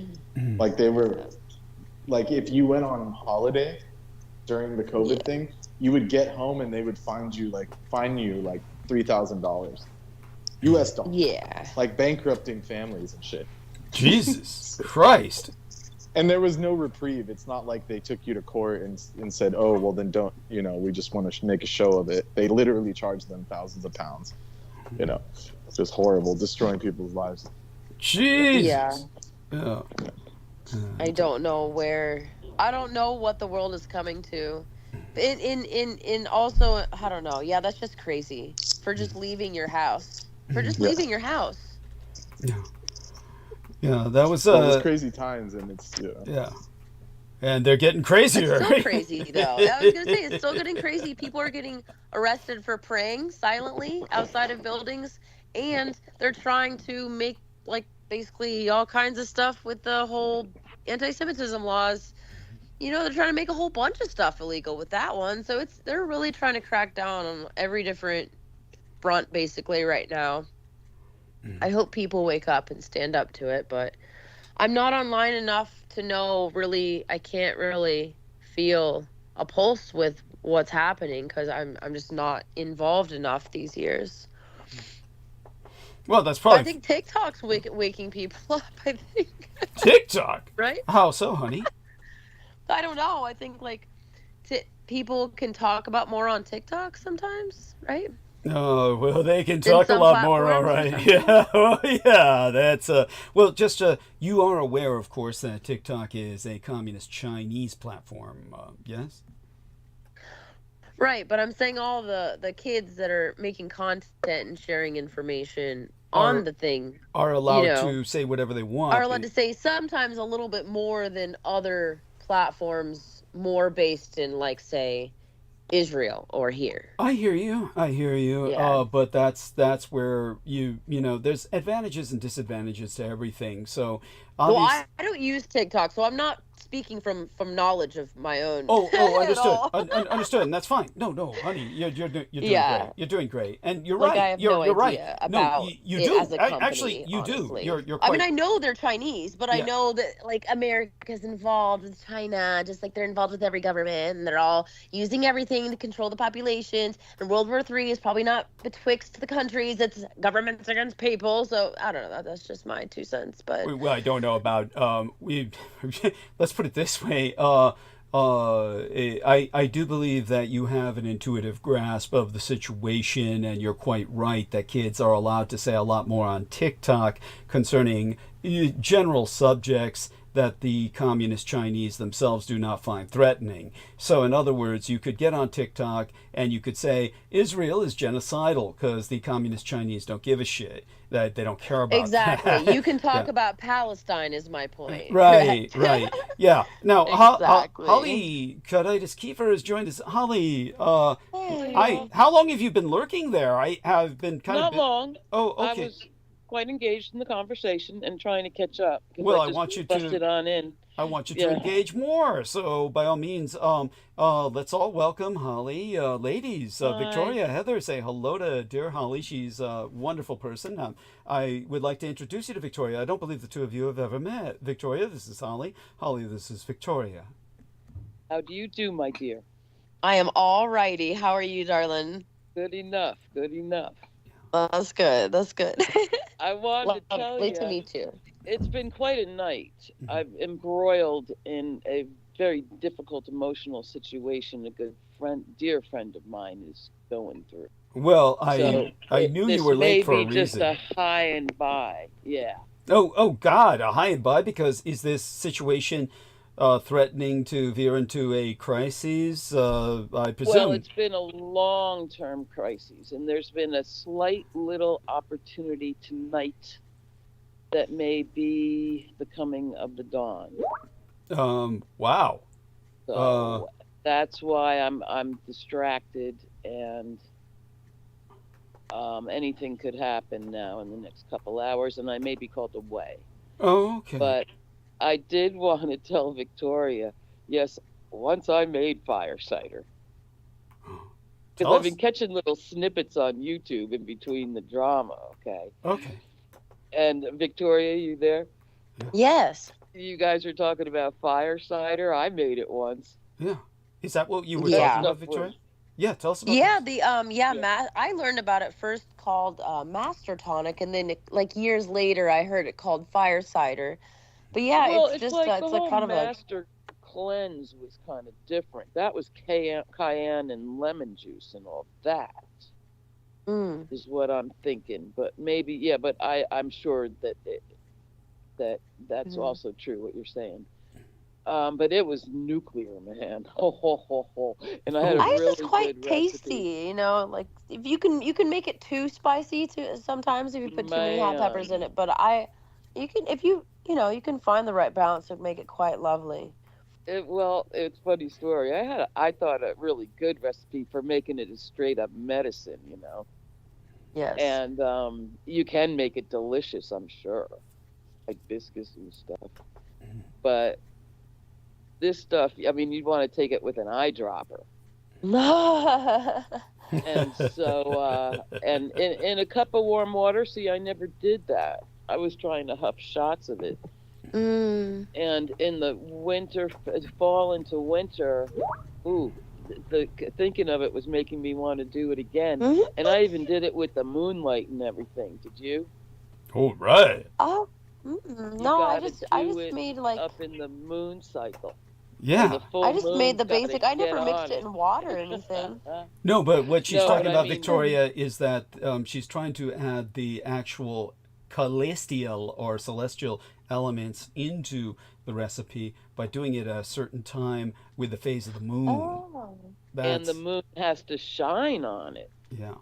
All right. Ooh, that's a hard one sometimes. Yeah. Oh, but you have to leave it out. Victoria, you're one of the few people who could do this easily. You're out in the middle of bumfuck nowhere where you actually get moonshine. By that I mean moonlight. If only they didn't spray every other freaking, 5 minutes. Or what? Mosquitoes? Terrible. No, she says the chemtrails. Victoria. They spray out here constantly. Yeah. Well, and you so got it's it just in a constantly glass... hazy and clouded over, and it's not open. You got it in a glass jug. There, with so a keep lid it on it. So keep it in the glass jug, Victoria, but let the moon shine on it through the glass. Put it on, you let the moon shine on it. Yeah. And it was nuclear, and it was, I took it for a while, and then the seasons turned, and what I ended up doing is using it as a hair rinse. All right. Because vinegar as a hair rinse is really nice. Yeah, it'd be very cleansing and purifying, and the peppers and onions would be good for hair growth. And the garlic and the vinegar is too, because it cuts the oil and grease and dirt. I like a good apple cider vinegar hair rinse. Easy to make, cheap too. Okay. In case I gotta go soon, I did have a thought on the Pope. It came up briefly in what I heard, but I bet you talked about it earlier in the show, and I missed your little riff on the Pope, which I'm sorry for. Victoria, you could repeat it because I really didn't say anything about the Pope in particular. I simply went on about how. I feel like his death, like most high-profile people, was faked and planned, and he's just living his best life as someone else till the end of his days. Hilarious. He was pretty bloated up, and they really wanted him gone. They really wanted him gone. Not that he was a saint, but compared to the rest of them, Lord in heaven. And so that's what I want to say. Opus Dei will stop at nothing to get their guy in this time. Yo, what? Ratzinger, Where they were saying a black pope or what was it? A black pope or what was the other possibility? I read a short list of 7 with short blurbs underneath each one. Wow. And the Is thing one of a it woman? is, no, God. Okay, then. We're not that far gone yet. This Okay. is Roman Catholicism. I know. I'm just. Who knows? Roman. Who knows? So anyway, there's a couple of Negroes and one liberal. But every time you see the word conservative, that's what we're talking about. And Right. the Opus Dei business conglomerate armies of their own, of the Vatican, the crooked Vatican. And The Jesuits. the Jesuit thing, I don't fully understand, but I don't think I it don't has either. much I think to they're do connected it. with Yeah. them pretty heavily. This is a quasi businessman priesthood, has schools around the world and castles and palaces, and they've broken several banks. Currently Banco Popular, but Ambrosiano, back and back. And so there's the 2 great books, In God's Name by David Yallop, and that was all that with the killing of the 3-month Pope. But John Paul II, the Polish Pope, Ratzinger, the devil, straight up Opus Dei. And so they hated Francis. And in my view, Francis did what he could. And they say the last 6 months or year of his life, he went full force into digging into finances. Yeah. So it remains to be seen what comes forth of that. And there is the author of this latest book on Opus Dei. I want to track him down and listen to his opinion. It's true. But I know they're coming. And oh boy, they are like burn you at the stake Catholics. Wait, who are coming? This organization. Opus Dei or something Quasi- else? Opus Dei. Mm-mm. Quasi-religious corporations stacked on corporations stacked on corporations. It's hard to over embellish this. And it's deep and decades, and Italian politics, hell, it's at least as crazy as ours. Trump stands on the shoulders of, remember Berlusconi? Barely, but I do remember God. Berlusconi. Go on. Yes. He was Trump before Trump. And Opus Dei came up hand in hand with Franco back in the early 19s. And is, check it out. Google that shit. But why? If they get their guy in, it's not going to be a good thing. And so we'll see. That's all I got to say about the Pope. Oh, well, that's quite a bit. May he rest in peace. So, Peace be upon him. yeah, Nemo has entered the popes, or rather the candidates running for the papacy. Oh, very good. Yes, so I don't know if we could use the term running. I don't believe they run in the sense that politicians run elsewhere, but they are selected by the College of Cardinals. It's hardly a democratic process as we would understand it. It's not like they're running for popular votes or even votes among the cardinals, except unless they're, maneuvering in some extremely Machiavellian manner that would bring... Oh, boy. Yeah, so Count tell us on about that. this. Yes. Well, that's what they do. And I may be wrong, but with my understanding that you could submit a name live and in person that wasn't necessarily on the list, but I can't swear to that. Yeah, and conducted in deep secrecy. All we know is that whether they get one or not, watching the smoke. Well, they're gonna get a pope. That's a given ultimately. Yeah, but day after day. We'll see how long this one takes. Yeah, to decide on.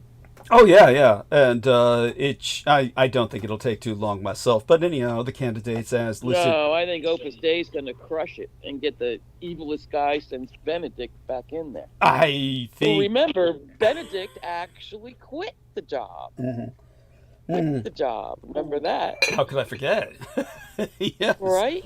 Yeah.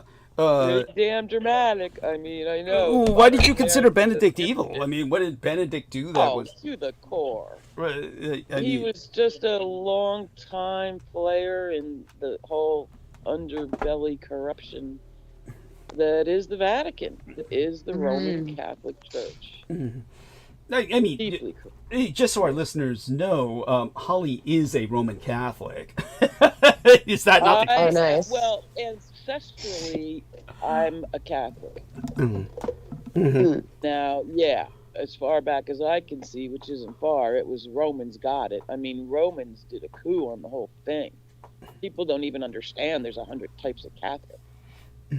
So I do believe sooner. I mean, if I dropped dead by 35, it would never come around. But as you get older, I think there is something about coming back to the genetics of your body if you're interested at all in any kind of sense of spiritual connection, from nymphs to the big one. Yeah. And it kind of always has been a factor in my life, not necessarily for me, but I've been saved for sure. But by the way, Heather Holman, was that your voice that I just heard? Or who was responding to Holly? It was some young lady's voice. Is it Victoria's? It might have been an echo. Yeah. I said, Sure, it wasn't. Right, but Heather, she just went off mute, so you're back with us. You're back on the keyboard, Heather, correct? No. Okay.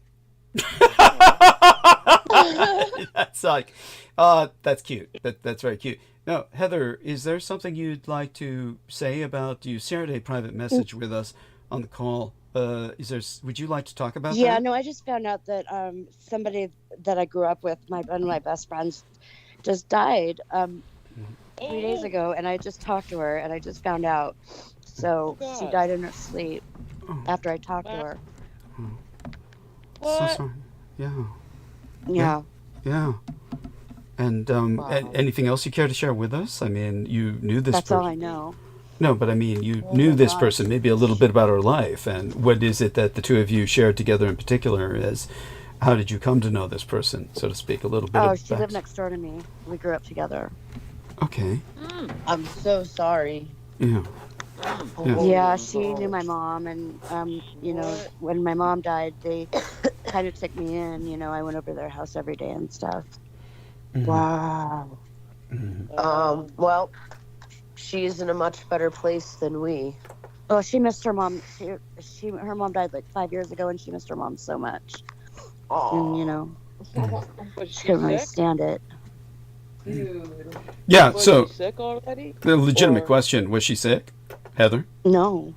Oh. Wow. Wow, just a broken heart, perhaps. That is merciful. That Yes. is Yeah. a merciful way to go, man, if it's got to happen. Indeed, and so in terms of that, that's similar to the situation you're dealing with, right, Holly? To a degree, or something similar. It's not, well, tonight, anything could happen. Okay. But it hasn't become life. It's a life changing. If oh boy, I don't know how to fully, but it's one of those nights where it's a do or die time. And so I'm sitting here praying about that and catching little snatches of YouTube of you, and then I just had to tell about the firesider and the Pope, don't you know? Because for now it's in a holding pattern. Well, I do believe that you attribute a lot more power to Opus Dei than they actually have. I disagree. No, they are a bunch of maniacs and they fuck it up. But that's the thing of it. This time, if they scam in their own evil Pope, they will no longer have the secrecy that they've enjoyed. Because who read David Yallop's book? Nobody. I didn't. But is that the one titled Opus Dei? Is that the one just? No, that's In God's Name. Okay. You remember? You've talked about it. You know. Yeah. Him. Oh, yeah. I mean, I know.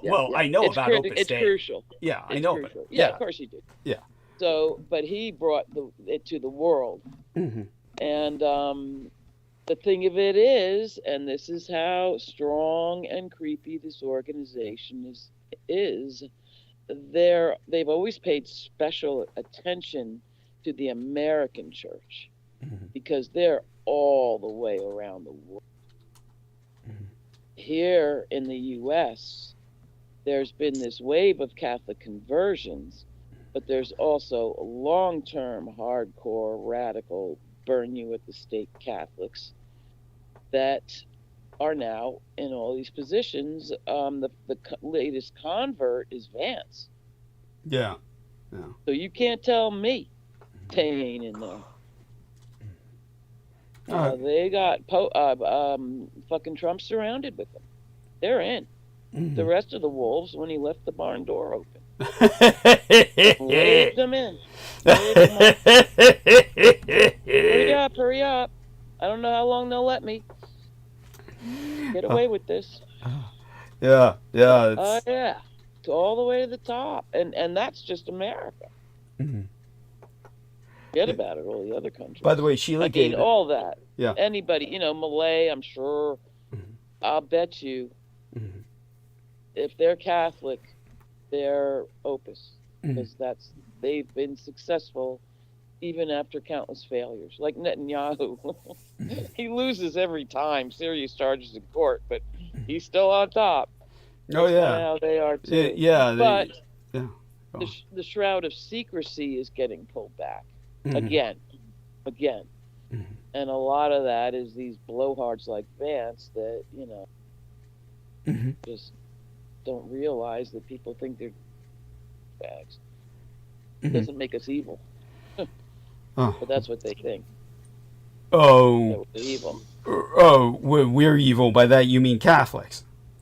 No, anybody that isn't that kind of Catholic. Oh, okay, right. Right. It just, you have a very complicated perspective on Catholic politics that I have to admire to a degree, because you put a lot of time and thought and energy into this, and not that much, but it is interesting. Oh, well, it is, of course. I mean, like I said, the Catholic Church cannot be. I love reading about crooked Hindu gurus. Spiritual chicanery is endlessly fascinating. Oh yeah, it's a spiritual victimization of well, it's part of the narrative of humanity. Yes, and it's like this one engineer I knew felt that every time he was speaking with me, it turned into a conversation about theology, and I said, well, nobody's going to go killing themselves over your goddamn automated assembly line. That was Richard McGuire, the guy who designed these automated assembly lines based on artificial intelligence. Everybody kills each other on the basis of a concept of cosmology that is theological in nature, whether they claim to be or not, and that includes communism. Communism is simply a form of atheistic theology. But by the way, what is this that Brendan shared with us, the Las Vegas veterinarian who was they dumped his ass in Lake Mead? What the fuck? That's the best news. That's the best. You're missing out. Yeah. What's going on with this? What happened here?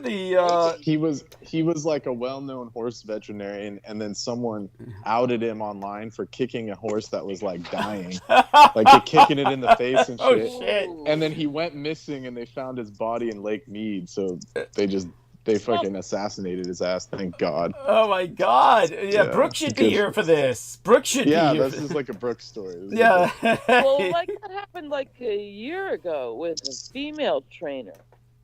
And Did they kill got her? On YouTube beating a horse, and she got in terrible trouble, and it ruined her. Oh. Well, this guy just got straight up taken out back. They just killed him. Yeah. Wow. They gave him the mob. the mob treatment down in Las Vegas. They Yeah. just they lassoed his ass and sniped him and threw him in the lake. Thank the gods. There's still some good things that happen in the Wild West. Shit. Yeah. He deserved it. Yeah. Piece of shit.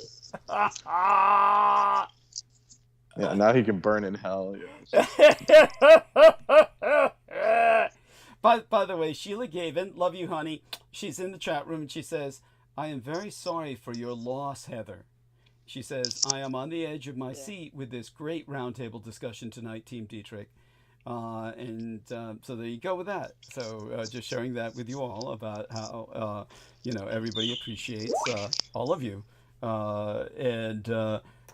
So Nemo says, apparently he kicked it to get it moving because it wasn't breathing properly. That, yes, well, probably. Oh, come on, don't defend this guy. He deserved it. Like, I mean, if that's the case, then that's an unfortunate mix-up. But it's too late now. That's why it's important Poor to CPR. learn.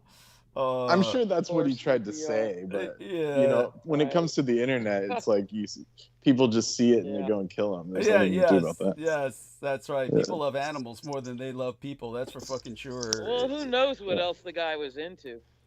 Maybe he owed a lot of money. It could be something was Vegas, going on right? there. Yeah, that's right. Yeah. It's it's Vegas, and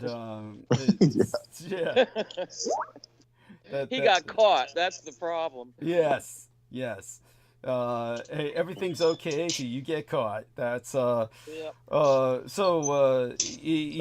Nemo is clarifying. He's not defending the scumbag. He's just saying that's what the news was saying. Of course they would say that. It's fucking assholes.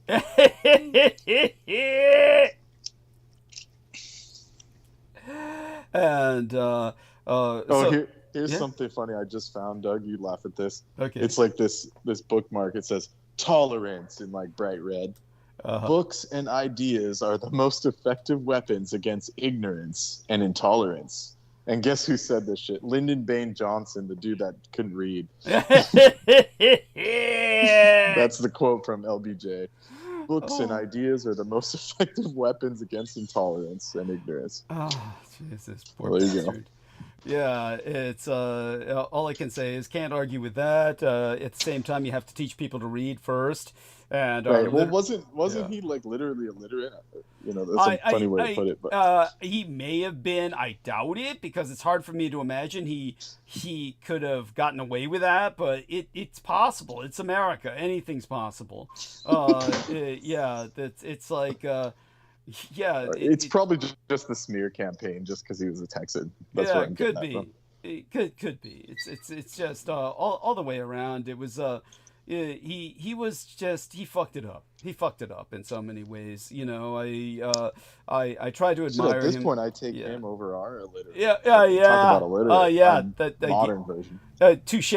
It's Like Vance makes him look like a saint. Oh yes, true. And did you see the memes about Vance killing the Pope? Oh yeah, hilarious. Tell us about this. Yes. Because he went there and shook his hand, and then the Pope had this like death stare, and then he died a few days later. Yeah, that figures. So the joke that night. Yeah. I thought. It was very close. Yeah. Real close. Yeah. But that was the joke. That was the joke so that funny. like he used like a level 2 necromancy spell to sap his life force or something, and it like fucked him up. That was the joke. Yeah. That's believable. That's actually believable. not in the sense that I believe that happened, but it's just like the negativity from him was just Yeah, that's here. I'll find the. Yeah, he's the touch of death. He's the touch of death just by the sheer. The Opus Dei people hated this Pope. He was an aberration. I guess because Benedict was such an embarrassment. Wait, where's your source about this Opus Dei? I mean, I know there's a book. If you could like, start I'd with like David to check the book. Yallop and proceed to the new one. Okay, because Propaganda Due is way more evil and sketchy and secret, but no one cares about that. Propaganda Dewey and Roberto Calvi and Banco Ambrosiana. Yeah, because they're the Masonic like underminers of the Catholic Church, and those are the real problem people. This is just what they're doing now, is the new book. Although it does go into the foundational history of it. I think the two books have to be used together. Okay. And I think it gives you a pretty coherent and well-researched and documented. But they propagandized against Pope Benedict relentlessly, simply because he was a member of the Hitler Youth.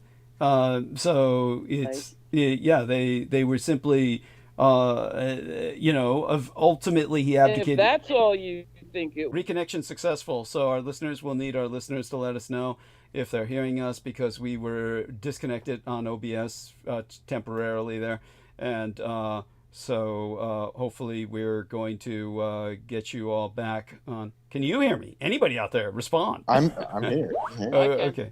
Yeah, and so we were taken offline for momentarily, and it went back, and it's just we're in bad times. Can hear you in stream, says Nemo. Thank you so much, Nemo. Definitely appreciate that. There's the death stare with Cardinal Pope. Oh my God, I'm just shaking my head. Yeah, read the commentary. What the lady said. Whoever commented. Not him passing away 4 hours after this. J.D. Vance is the Antichrist confirmed. Definitely.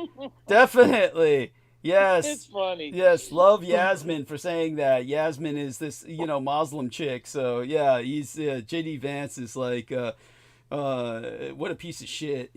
Oh. Yeah, and so there we are. Yeah, I can't find the meme where it was like him doing the touch of death, like something out of D&D. Yeah, it was like level 2 necromancy spell minus soul sap plus 12 soul sap. It was like that. It's hilarious. It's hard to give him credit for that much skill. Yeah, true enough. Well, like Doug said, it was just his aura was just so black. Yeah, his aura is just so toxic. Yeah. He's just the personification of toxicity.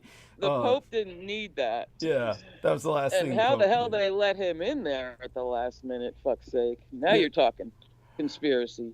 Well, the one thing that I do know is that whenever a new pope is elected, this whole character assassination smear campaign begins, where they make them look like the most evil man in the world. And I don't know what you're reading. That's what they were doing with the poor Argentinian pope who just died. When he was elected the pope, everybody brought up the fact that he was involved with the old Argentinian regime, where they were fighting the communists, and he was involved with the secret police state. And all I could think of was, good. Well, yeah, fucking good. I got a problem with that. Yeah, well, thank you. As far as all the hate mail I always read was that he was too leftist. Interesting. I never saw any of that. So right. This guy, Francis. Well, the Pope that just died, I never remembered his name. To me, he was and always he was just South American, right? He wasn't even Italian. Argentine. Yeah, it was the first. They have. They're mostly, of course, they're Italian popes, except for the exceptions. The exceptions stand out. The Polish Pope. It's a big deal. Yeah, the German Pope. And the Argentine Pope, yes. Yeah. And so again, going back to South America's getting a little spicy for the Vatican. Well, why?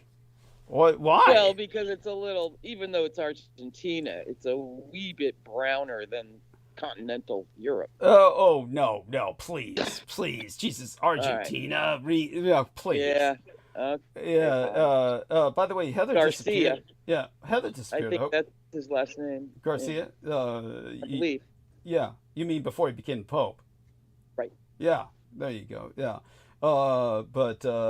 Yeah. Tiny bit spicy. I mean, it's the Vatican. I don't know about that. Jesus, you have this impression that the Vatican is like this.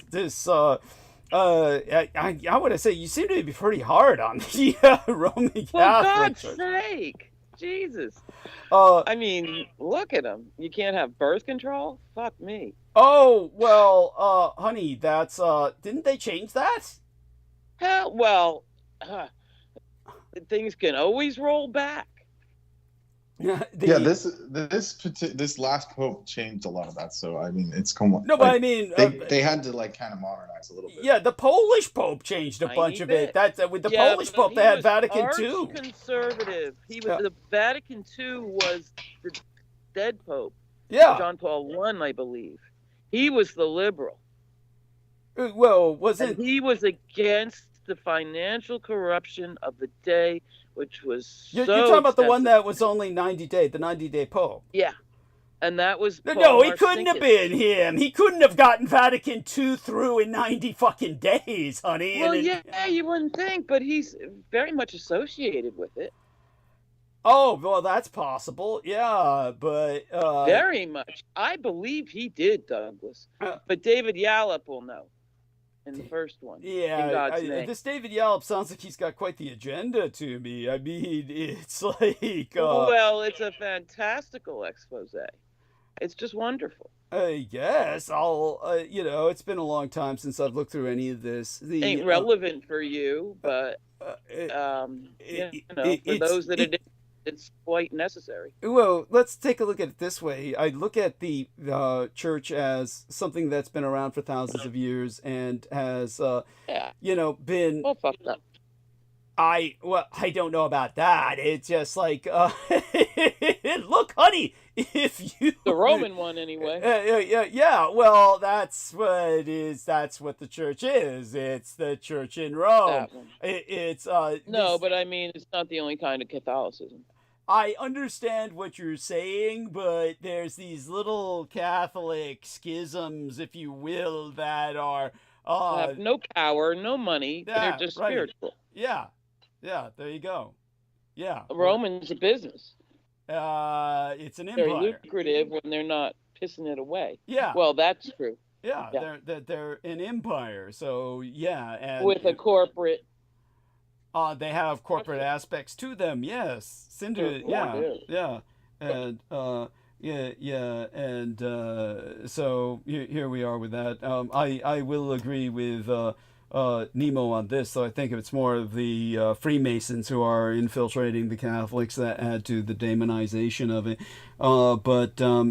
It is what it is. I mean, as I said before, I could easily make the argument as a historian that the Catholic Church, the Roman Catholic Church, is one of the most militantly aggressive and then ultimately exploitative criminal organizations in history. It's a terror, but they wouldn't be around if they weren't. So it's like in the end, it's just part of reality. They are a legitimate nation state, and nation states act in their own interest. So married to corporate philosophy. Oh boy, that's a winner. Victoria left. Victoria, are you all right? Jesus, Victoria, don't just go on us like that. I was just about to ask her to, how she's doing. Victoria, don't just jump off like that. We want you to encourage you to participate and to, say goodbye when you have to go. So that's always disconcerting. At any rate, we love you, Victoria. Thank you very much for your contribution, and glad I was able to mention some things to her before she took off. At any rate, we got some input from Nemo here, further clarification on his statement. And all such being said, when you yourself, honey, going through a lot right now, like you said, make certain you don't drop off like Heather and... that's what I'm saying could happen. Yeah. Okay. I'll squawk. Okay. I hate to break you on when you get rolling, but I'll do that. Say, hey, I gotta go. Bye. It's not Bigfoot. Don't worry. That's why I checked in at all. Oh, he'll worry if I don't. Yeah, no, I appreciate that. No, I really do, because I do know that you came on late tonight, so I figured something had happened. But Doug has the highest capacity to return to monologue. It's not a lot of people can do that. That's true. You can find your place, which most people would just be gonzo. Yeah, thank you. Even after like an hour of talking, he goes back to exactly where he left off. That's I love that. Testament to your skill. Thank you. Whatever you call that. No, I appreciate that profoundly, and it does take being in a kind of trance-like or fugue-like state, somewhat. Yeah. I inherited the gift from my biological father, Adolf Hitler, and that's how he was able to do what he did, and it's definitely so you don't need to worry about interjecting or interrupting, and Well, it's a whole new skill for me. And mhm. there is a skill to it, and an intuition, and a sense about doing it right, because any public speaking I've had to do has been in person till now. Mhm. So Yeah. it is a whole new set of etiquette to figure out. That's great. I'm glad you're catching it. And I Yes. think it gets something that gets better with practice, hopefully. Of So course. Of I course. blunder around, but it's been quite a thing. Yeah. And I apologize. I'm already getting emails about how could you not remember Pope Francis's name. Remember, to me, the Pope becomes basically, once they become the Pope, they've kind of ascended by their own theology, by the theology of the Catholic Church. They're no longer human, and they take on an official name that is different from their original name. So I at that, think it's Garcia, yeah. yeah, Yeah. so it's like and that gets even more difficult to remember is their name before they assumed the mantle of infallibility. So to me, the Pope is just generally the Pope, and then I try to remember historically when I speak of popes in a historical sense. But the more contemporary popes, to me, it's kind of like the incumbent Pope. Oh, by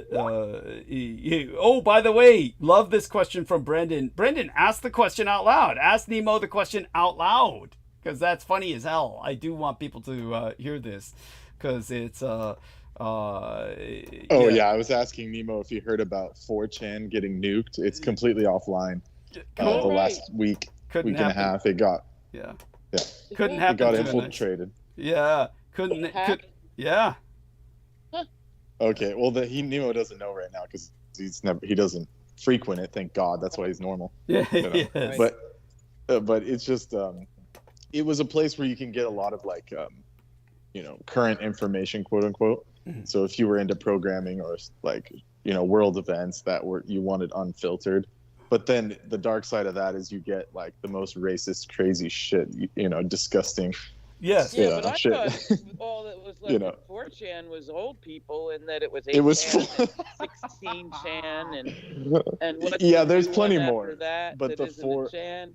The 4 was the dark one, the evil one, hence the The 4. worst one. Yes, I yeah. thought they Thank got you. Hence the successively 4. worse. But it Yeah. became like the cutting edge of the internet. It had been since like Yeah. the meme culture started. Yeah. But Nemo said it was full of kissless virgins.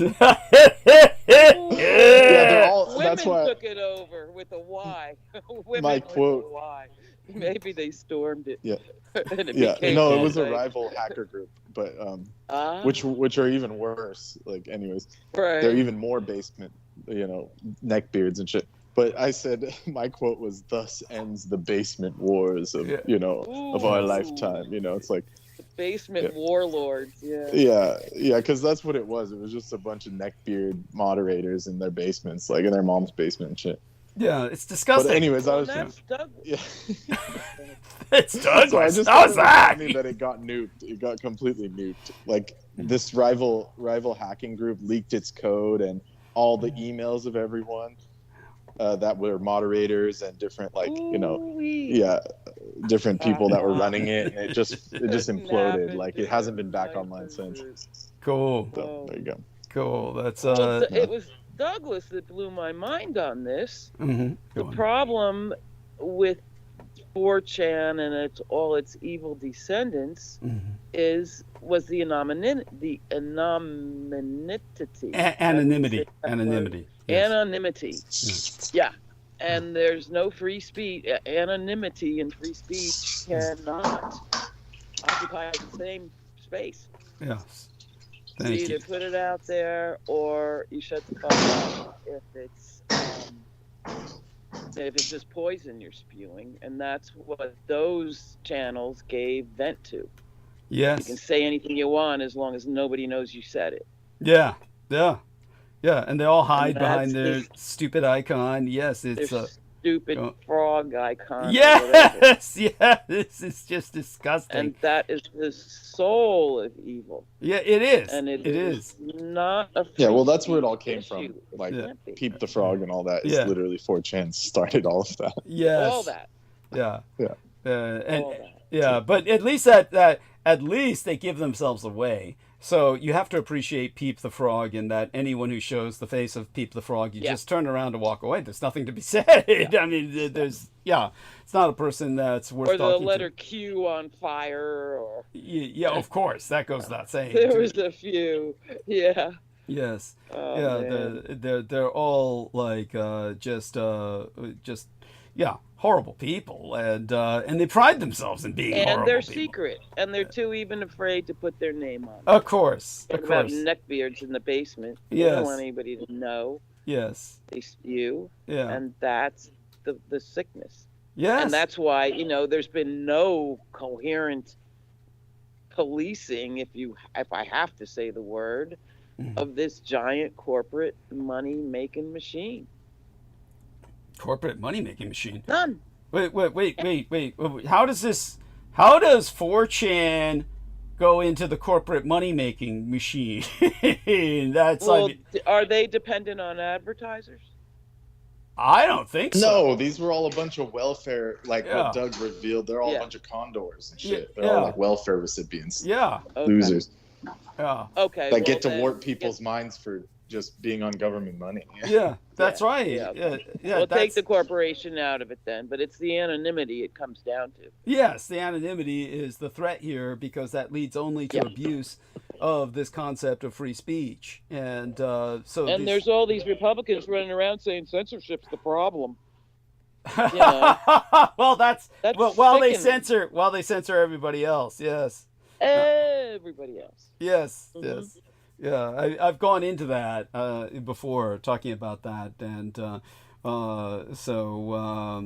yeah. So all of that being said, But you defined the free speech anonymity thing for me, and I thank you. thank you for the end of my days. It's so simple. Yes, I appreciate that profoundly, honey, and that's one thing we've got to bear in mind. And so let's take a look around, and before I start going into monologue, which I encourage everyone to interject into, and remind me, of course, about anything else that comes to the fore, like breaking news stories. I mean, we had basically not known about the Pope's death until the last minute of our time with Brendan just the other night, because Brendan was bringing up the fact that, oh, hey, breaking news, the Pope has just died, and it was shocking to me.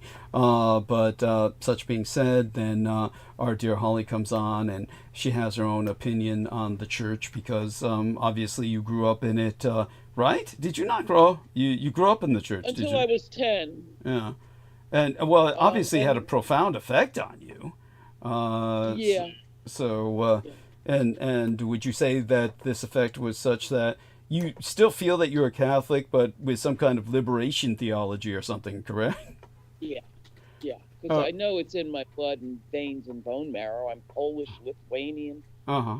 and fucking Scotch, so not that part, but maybe Okay. they had some. So it's a big part of But your, it's legacy, your my blood. genetics. Those are also the biggest drinking countries. Nice There's a guys list like just came out. Hungary, Yeah, all of them. Hungary's The worse. top of the I was list just was fucking Lithuania. Latvia, Lithuania, Oh, Germany, Yeah. hellholes. Poland, And all I those tell euros. you what, my immediate ancestors were decent people that I got to meet, but I'm sure there must have been some real assholes in my line coming out of those countries.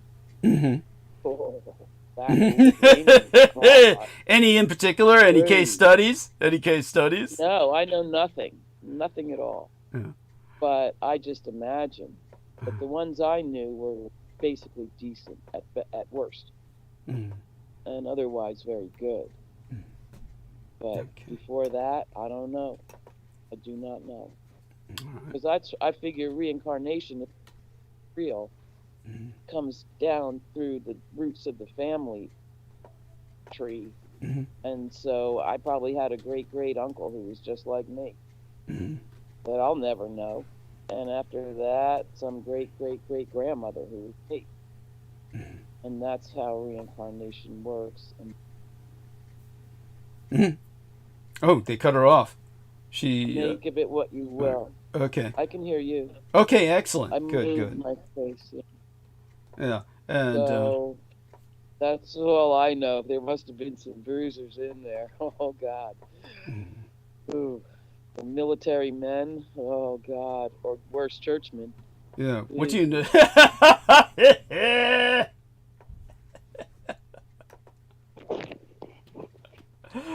Oh my goodness. So, I'm glad that you're the conscience of your family. And you do keep It's this. dwindled down to the last burned off tiny, tiny, tiny end of the line. Yes, yes. So it could have been worse. It could have been born crippled or crazy Uh, after all those centuries of forebears. But and no, okay, go on. Now a pretty high function. Thank you, ancestors. Yes, yes, yes, you are, and I'm proud of you for it. And with Brendan, I forget. I mean, you don't have. I mean, he's kept track of his family to a degree. I mean, his Levantine Christian background makes him a Eastern Orthodox Christian, and he's Yeah, so they can drink like crazy, can. not like Muslims. True, true. They can, but they tend not to. They really, I don't see, not in the Oh no, Levantine is area. that right?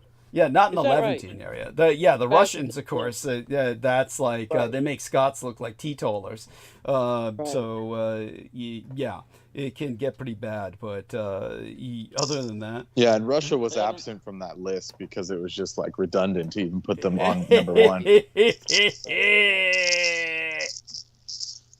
There's no point. And Roman Catholics love their booze.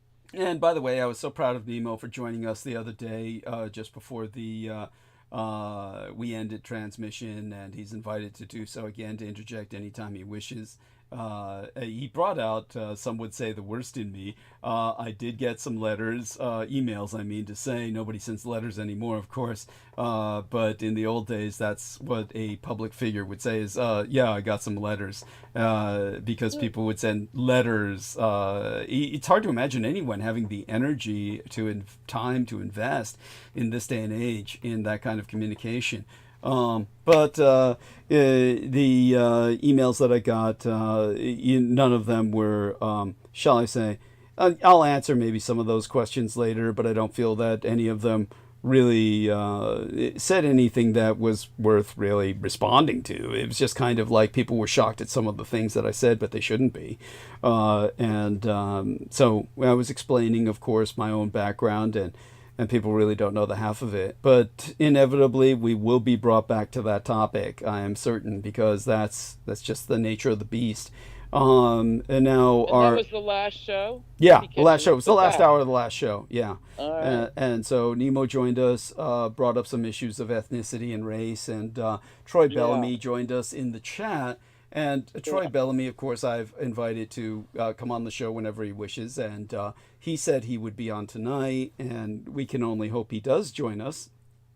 But I'm not going to count on it. He doesn't have a history of joining us very much, except to wag his finger at me whenever I use the N-word. And I don't think that that's something that I'm going to... how would I say it? Go deeply into right now, but I feel I have every right to use that term because of the horrible experiences I've had with blacks, which have not been overwhelmingly negative, but the negative experiences have been nearly overwhelming. So let's put it this way. They're not overwhelmingly negative in the sense that I, of course, as I've gotten older and dealt in more professional circles where blacks are forced to socialize and behave themselves, I am not subject to their violence. However, growing up and also working in the professions where I have been exposed to black people who are forced to behave simply because they're in a professional environment, doesn't mean that the majority of them behave professionally. And therefore, because of all the negative experiences with blacks while growing up, it's very similar to what they say about things that people say that are negative or abusive. When a child is subjected to verbal abuse while growing up, there's almost nothing you can do to heal that damage. It's for every, in terms of the research that they have conducted into verbal abuse or toxicity, when it comes to negative things being said, every negative thing you say to anyone, they will remember it. They'll never forget it. And you can say positive things to people and they'll never remember it. The human mind is wired to retain pain as a survival mechanism. So whenever you do favors for people, it takes a cultural imposition to teach people respect and honor and a sense of return of favor or paying forward, where you pay forward in a social sense in order to get a karmic payback. These are cultural constructs that are imposed upon people, and without them, people have no sense of community. And in America, of course, there is never been a sense of community. So the sense of community lacking, there is instead, in its place, a sense of predatory success. So you're already starting from a negative. But when it comes to somebody who grew up in the impoverished environment I did, and you're subjected to other people in an impoverished environment, the horror is that there's no price to be paid for one's actions because that environment is not policed. It's not a policed environment. And because of that, I grew up seeing blacks literally get away with murder. And beyond that, again, just to put it in a more understandable perspective for people who have not grown up in that environment where people are literally killing each other in front of your eyes and trying to kill you on a constant day-to-day basis. Literally, you've never had to face blacks trying to kill you every day. The overwhelming majority of people out there. And as a result, of course, I consider myself to be basically a saint. I am fucking saint grade material for being able to articulate black history as well as I can. And it's not out of any sense of trying to understand why blacks are fucking assholes. It's simply a fact that I grew up in a society that, if nothing else, forced that on me against my will. I had no choice. They didn't teach us math in school. They didn't teach us anything. All they taught us was black history. That's all I ever learned in school. And worse yet, when I worked at the Department of Defense, I had what would now be called a DEI promotion, even though there was cynical manipulation behind it. They simply put a black woman in charge of the library at the Presidio military base because she could neither read nor write. In this case, it's not like every black person cannot read or write, but in the case of Juanita Taylor, she literally could neither read nor write. But the one thing she knew was she wanted to order nothing but books for the library that were about black history. So because she was on a Negrophile kick where it was going to be, I'm just going to fill this library up with all the materials on black history that I can fucking find, I was forced to tabulate, review, scan through these books, and again gave me an incredibly in-depth view of black history that your average person would never have. And the end result is I'm able to articulate black history to the point where I get, like in the old days when I was on Facebook, people would leave entries like, oh, you still love the black people? This would be, white guys. And of course, look, I'm always open to call out bullshit. There's plenty of people who would say, oh, there's these statistics that blacks do this or blacks do that. And a lot of these were simply silly statistics that did not exist. They were not, they didn't come from valid sources. They were just, racism. There's plenty of racism out there, and there's plenty of real facts behind, shall we say, stand your ground laws. Like if you give white people the stand your ground law in any state, black deaths automatically go up because white men will shoot blacks and basically say that, oh, he tried to attack me and I was standing my ground. So these things really happen. There is racism, there is all this. But the end result is my personal experience was not with these whites. It was with blacks. And the blacks were extraordinarily violent. And worse than that, in the West Coast, had an incredible sense of entitlement, that the world owes them, and as a result, they could be violent, but they were in a sympathetic community of liberal progressives that enabled them to get away with all of their crimes. So, yes, as a result, when Nemo came on at the end of last night's episode, and he basically brings that out in me, yes, I express the fact that I fucking hate blacks and would do anything I could to avoid their company. And that's not necessarily the case now because I understand in the environment that I'm in that I run into blacks that are forced to behave. But unfortunately, that's not what I grew up with. So that's not a scar I'm ever going to get over. And understand that, as I said, about what a white would have to deal with would be something far less, just maybe verbal abuse. They'll understand this, that for every negative thing that somebody tells you, it takes, according to research, at least 20 positive reinforcement statements to overcome that single negative statement. And because most people grow up when they're verbally abused in an environment where they receive verbal abuse every day to the point where it's chronic and it's countless, they will never get over that. There is nothing you can do. There's no amount of therapy.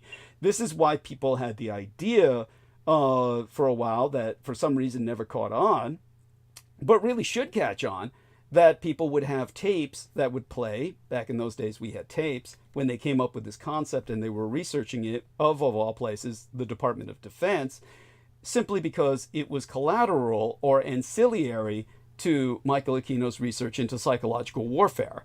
So in his research into psychological warfare, where they're trying to bring men back from the brink who have been broken in enemy prison camps, then the idea is to play constant tapes with the technology we had at the time of positive reinforcement, that you are a good person. And they would basically say it in the sense of, I am a good person. And they would say it in both a male and a female voice, where a woman's voice would be recorded saying this, I am a good person, I love myself, I do not deserve bad things, and a man would say it, and they would play these voices simultaneously because the subconscious mind responds differently to the voice of a man and a female going back to our mother and father. So this was done to help rehabilitate people who suffered internment, detention, enemy prison camp, torture, and was found to be efficacious. So if somebody were to drive around playing this tape all day or sleep with this tape on, where it's playing subliminally behind music as a cover, this was found to be incredibly therapeutic. This is great, but that's not what I'm dealing with. What I was dealing with was all my life something far worse. Basically extraordinarily violent black people that I had to deal with on a daily basis. And then when I would go to school, dealing with black people who would feel impunity and a sense of entitlement because they're black and they have this intergenerational trauma. And it has nothing to do with my intergenerational trauma. I too have intergenerational trauma from being Asian, and I pointed out that the black community was some of our biggest persecutors during World War II when Japanese were interned.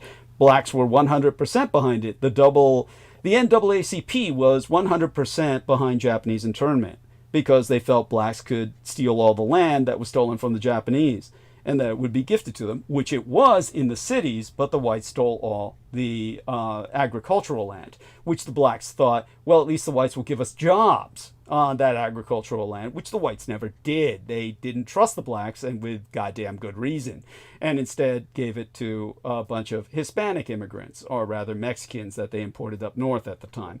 So thanks to Nemo, essentially, shall we say, pressuring what was originally started as an exchange between Troy Bellamy and himself in the chat, then Nemo decided to come on and brought it to a verbal head, which I invited Troy Bellamy to join. But like I said, Troy Bellamy has a lot to offer, and he's a teacher, he's black, and he lives in Florida, which is, I can't understand why a black man would even live in Florida under Ron DeSantis, but he does because, he's got a job there, etc. But usually he just simply appears lately, for the past, maybe months and months, to wag his finger whenever I use the N-word. Now, for those of you who aren't familiar, I had an experience quite recently where, say, for instance, when I had the allergic reaction to food that I had left in the back, which was dried cuttlefish, dried shrimp, dried mollusks, etc., that I brought from Chinatown, which Chinatown leaves in open markets, and it's fine, it's safe. But when I kept it in the back because I was afraid that it would molder, because you can't seal it in a jar, because in my environment it will molder, I kept it in the back where there's a niche, which is extremely desiccated, and it's covered with spider webs, but the spiders are not toxic. The spiders, there's a lot of brown widow spiders back there, and they tend to be towards the back as opposed towards the front. It's more daddy long legs. So, yeah, if you mess with the spiders, you could get some nasty bites, but generally I was thinking they would keep the environment under control and there wouldn't be pests around the food. But it turned out it was seething with dust mites. And it's not the dust mites that I was eating, per se, because I would have seen them and would have stopped eating the food or not eaten the food. But it was rather their fecal matter. So they would swarm the food, leave their fecal matter. That's what I was eating that I had an allergic reaction to, a violent allergic reaction that caused me to vomit. Now, that was the incident when I called the ambulance. And when I called the ambulance, I'm faced with a nigger paramedic, and I will use that term adamantly and emphatically. I was faced with a nigger paramedic who got me denied medical treatment by going into the hospital and claiming I was an alcoholic. I know this because I was witness to it, and he did it repeatedly, and he shouted it out loud going through St. Francis, "Bringing in an alcoholic! Bringing in an alcoholic! Bringing in an alcoholic!" He said it 9 times. Shouting. At which point the staff denied me treatment and said, "We don't treat alcoholics." So they refused to give me a blood test, which could have identified my allergy. I was suffering from anaphylactic shock. I could have died. If I were not a vampire who had nanoplasma, I would have died. This nigger tried to kill me. So, fuck niggers. I hate niggers. And if anybody tells me otherwise, I don't give a shit. I have no reason to love fucking niggers. They have tried to kill me all my fucking life. Are there decent blacks? Certainly. But it's not like I want to interact with them if I don't have to. And that needs to be said. And it really needs to be emphasized that this is simply the tip of the iceberg. Believe me, I have grown up with niggers trying to kill me. I do not like niggers. I do not want to live anywhere near niggers. I hate their fucking guts in general. But yes, there are decent niggers or blacks who didn't grow up being niggers and they're socialized. And then, okay, I can deal with them. But, I'm friendly to them if, they're in my environment and yes, just the way it is. But, it's definitely post-traumatic stress disorder, and there we are. Doug's got the pass because his middle name is Dwayne.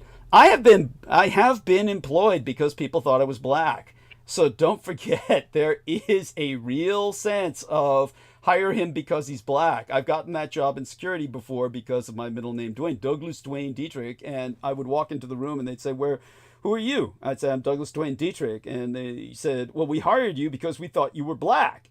So believe me, that is out there, and I've gotten jobs because I was mistaken for black. But all of that being said, again, my experiences with blacks are generally beyond negative in my childhood, so much so I will never get over that. There's just no amount of positive blacks in the world that can get me over the horrors of growing up with constant struggles against blacks on a daily basis. There we are. It just needs to be said, and just need to Brendan says you have more in common than not. Laugh out loud. But perhaps by that he means the sense of post-traumatic stress disorder or intergenerational trauma, etc. Yeah. And so when Nemo says, I love and appreciate your brutal honesty, Doug, Brendan says, visit the Bay Area someday.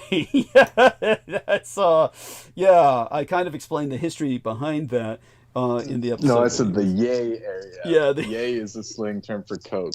Okay. So they used to call it the Yay area. Got it. Okay. From that Andre Nicotina song. Yeah. Okay, he says, you'll get it live and direct. There we are. And I'm checking out of this conversation, but that was my commentary. Yeah, I said come to the Yay area and you can get it what Doug's talking about live and direct, you know. Yeah.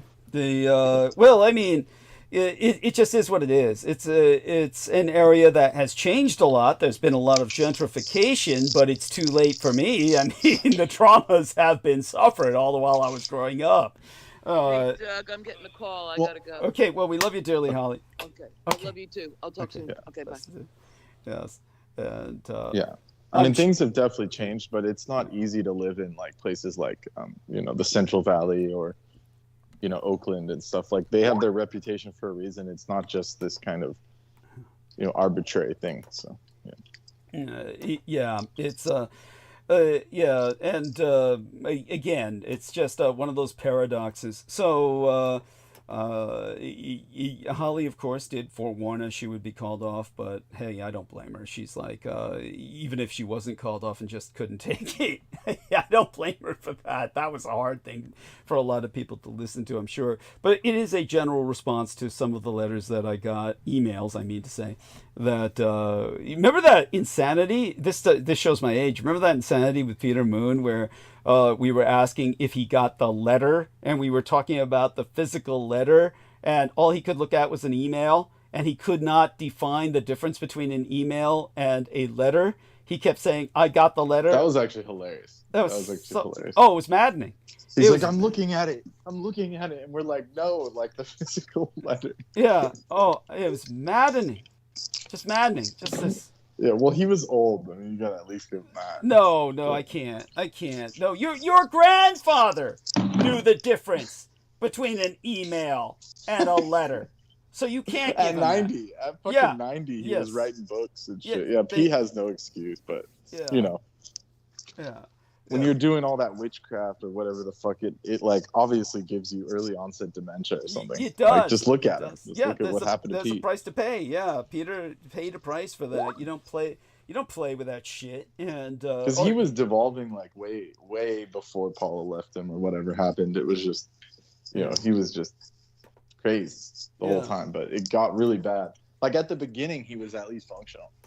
But it got super bad towards the end. In other words, he was a semi-functional psychotic sociopath that could get away with at least claiming that he was a professional writer, even though not a single book he was writing was selling anymore. And all he was doing was using his wife's translations of another man's book. And when people kept asking him about when's Radu Cinema going to write his next book, he could have at least faked it.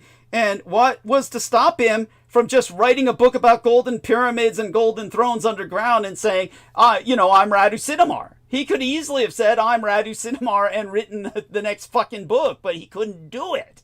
He didn't even have the mental capacity to do that. Wasn't that what he was like telling to us privately, that he was Radu, and then later on he said it wasn't? So that's why I was confused. No, he might have been trying to say that to us in the beginning, but it became obvious it wasn't him. Maybe it was because his wife Paula forced the game away when she was telling me that she was translating the books.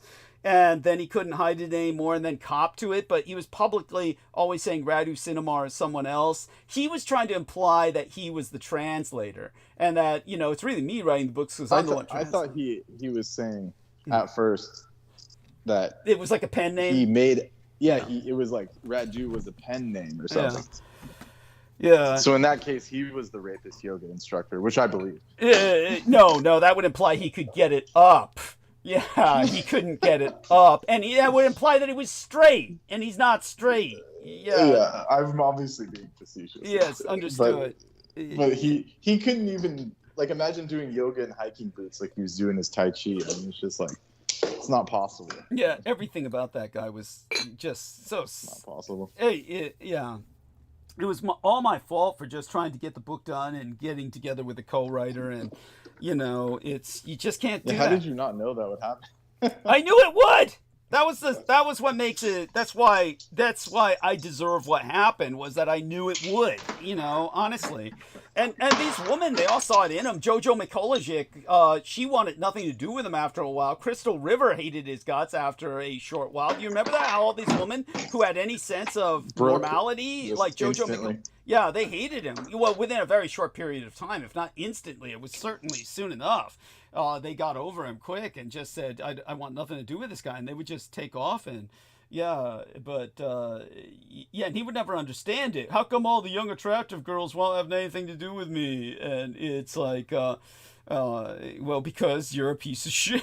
Yeah, it is. And I deserve everything for that I got for working with him. No chick likes a cheapskate. Yeah, that's it. The worst of it was, he was an NSINA who was just sent here to basically break my morale by wasting all of our time, wasting everybody's time, and just saying he would help. And then, of course, towards the end, this classic psyop, and now I'll get this out and just give you this nice little windfall of money, and then pull out at the last minute, and then start attacking. There we go with that. It's windfall. Yeah. Windfall. Yeah, that's the joke. Yeah. Yeah, I hope that was a joke. Yeah.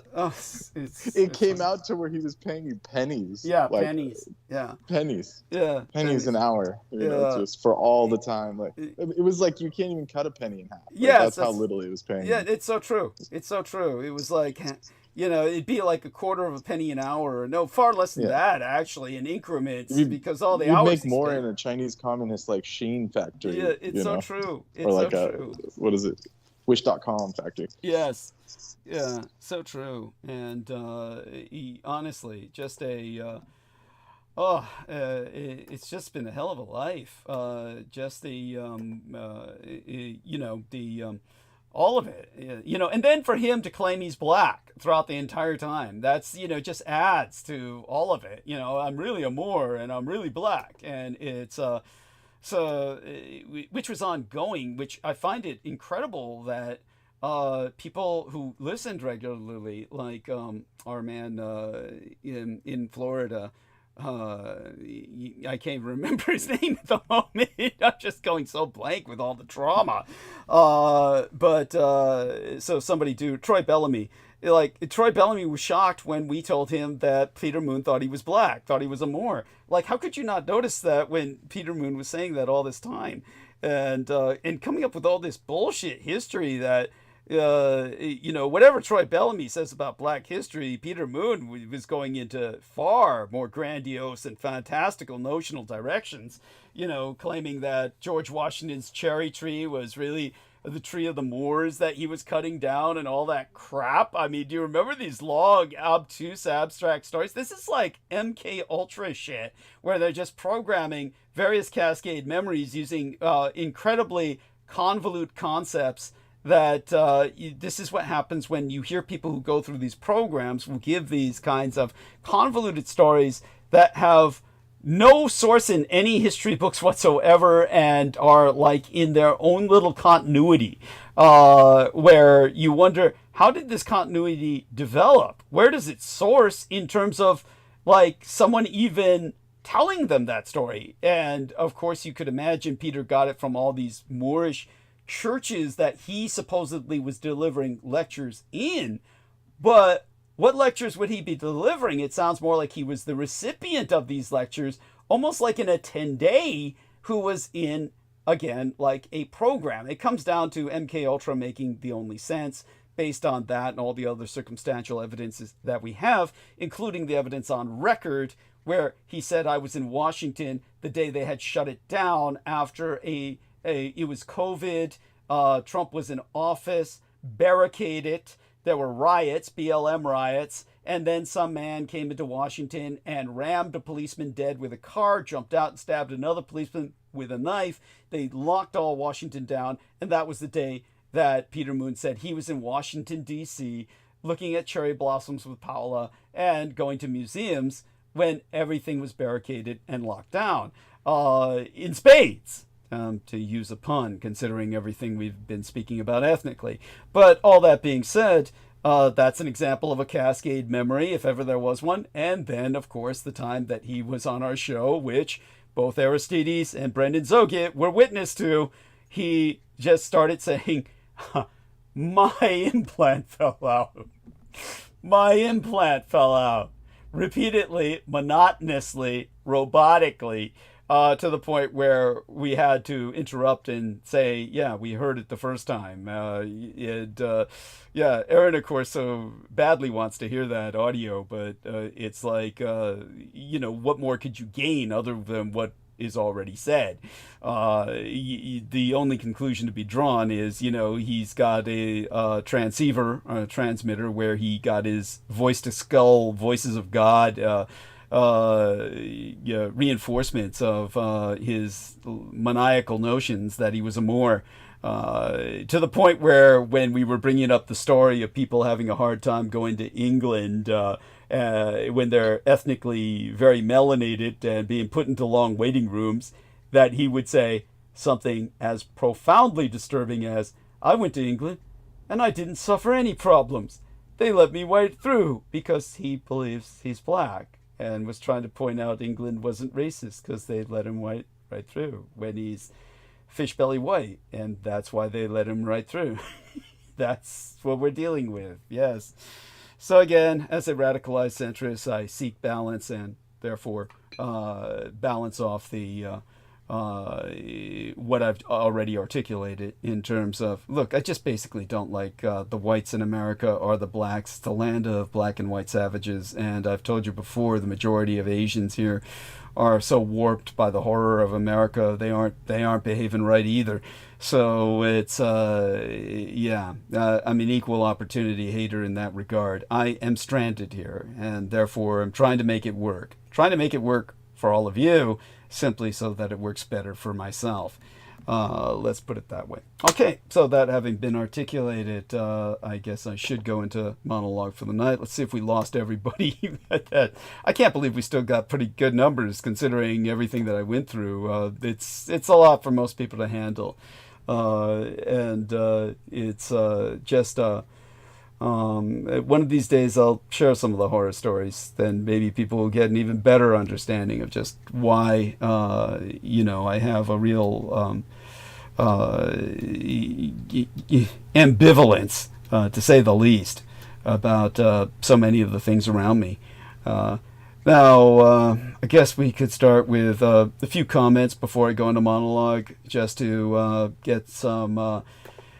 So we're left with only Aristides, Brendan, and Nemo in his own fashion on the call. And Nemo, if you have anything to say, you're welcome to. Brendan, Aristides, before I go into some semblance of monologue for a little bit tonight. Like I said, I'll probably end it after 8 hours of transmission, just because of so much going on tomorrow. Hopefully Saturday, Brendan, Aristides, and I will be here. And of course, you're welcome as well, Nemo, where we're going to try and download Viber together and communicate with each other and see if we can make it work before, May 4th rolls around. And then if we get on Viber. I know you hate this idea. Why don't you just use Zoom? Like, it's just easier. It's the easiest. No, Brent, you know better than that, Brendan. You know my experiences with Zoom. Remember when I was on with whoever I was on with Zoom, it would never publish or upload. The communist Chinese just press the button. We lost Aristides. Jesus fucking Christ. But we'll have it through just OBS, and it'll be our backup. It'll just be the transference. It won't be the final product. I don't think that. Let's try Viber first, see if we can work with it. Then, if we're having problems, then we'll try the Zoom. Does that make sense? How's that? Yeah, of course. Yeah. But I'm just saying. That's Can I? You want me super to? easy. You want to put Yeah, in please. some 2 cents now? Yeah, please. Yeah, of course. I'd rather stay away from these like big corporate products. We just really need a chat thing that has like, group voice chatting. That's it. Like very clean. It's those other apps are like so. It's like a behemoth of like pain. You know what I mean? Like, for the function that we want. Oh yeah, I totally get you. Yeah, it's that's why I like just it. Are you saying pointless to Viber? use these companies. Is Viber like like just some clean little app like a Telegram or something? Yeah, it's like essentially the same setup. Right. Yeah, like that. Like that's all we want. We don't want it like there's a whole lot of other connotations with, any of these big, Zoom or Teams or Skype, it's like, it's like. Yeah, I agree. I just think Zoom is easy to use because that's what everyone was slave circuited to because of whatever happened, No, it's fine while we've got it, but moving on from there, it's just like we don't want Zoom. It's not. Believe me, I don't. Yeah, my experiences on it are simply too negative. They know who I am in communist China because Nemo's confirmed this because Nemo's asked their AI apps. What was it, that whale shit, that deep blue whale or something that they got? Yeah, DeepSeek, yeah, and so the Communist Chinese Party is well aware of who I am, and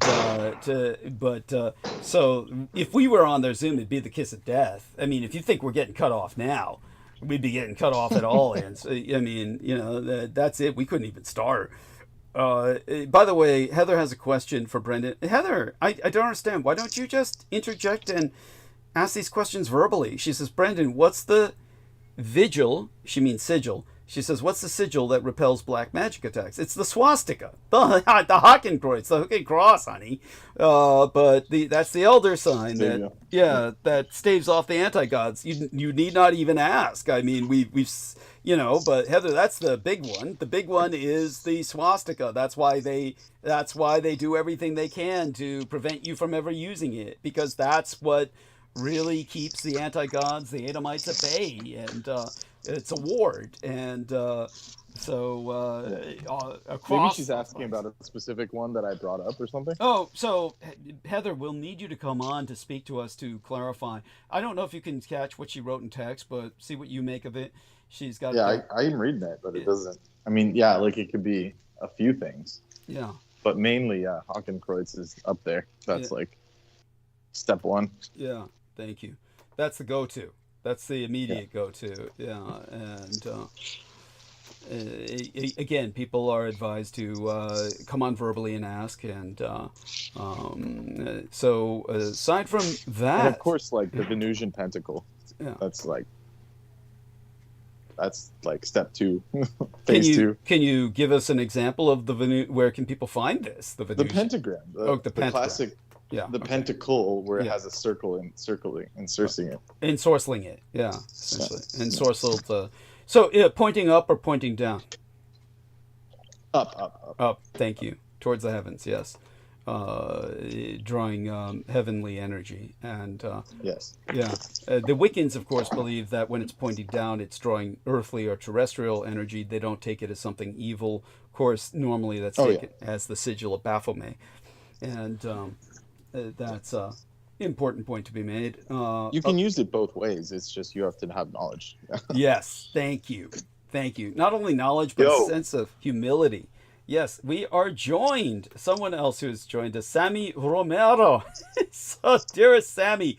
Okay, we've been through a lot tonight, and already it's been a roller coaster. And whatever you're comfortable sharing, dear Sammy, a little situational report, status update, on whatever you feel safe to share. Yeah, everything's all right, but I wanted to make a quick comment. Have you guys heard of Spaces? Brandon, have you heard of Spaces? It's like, think of, it's like an app. It's pretty much, people are doing it now on YouTube.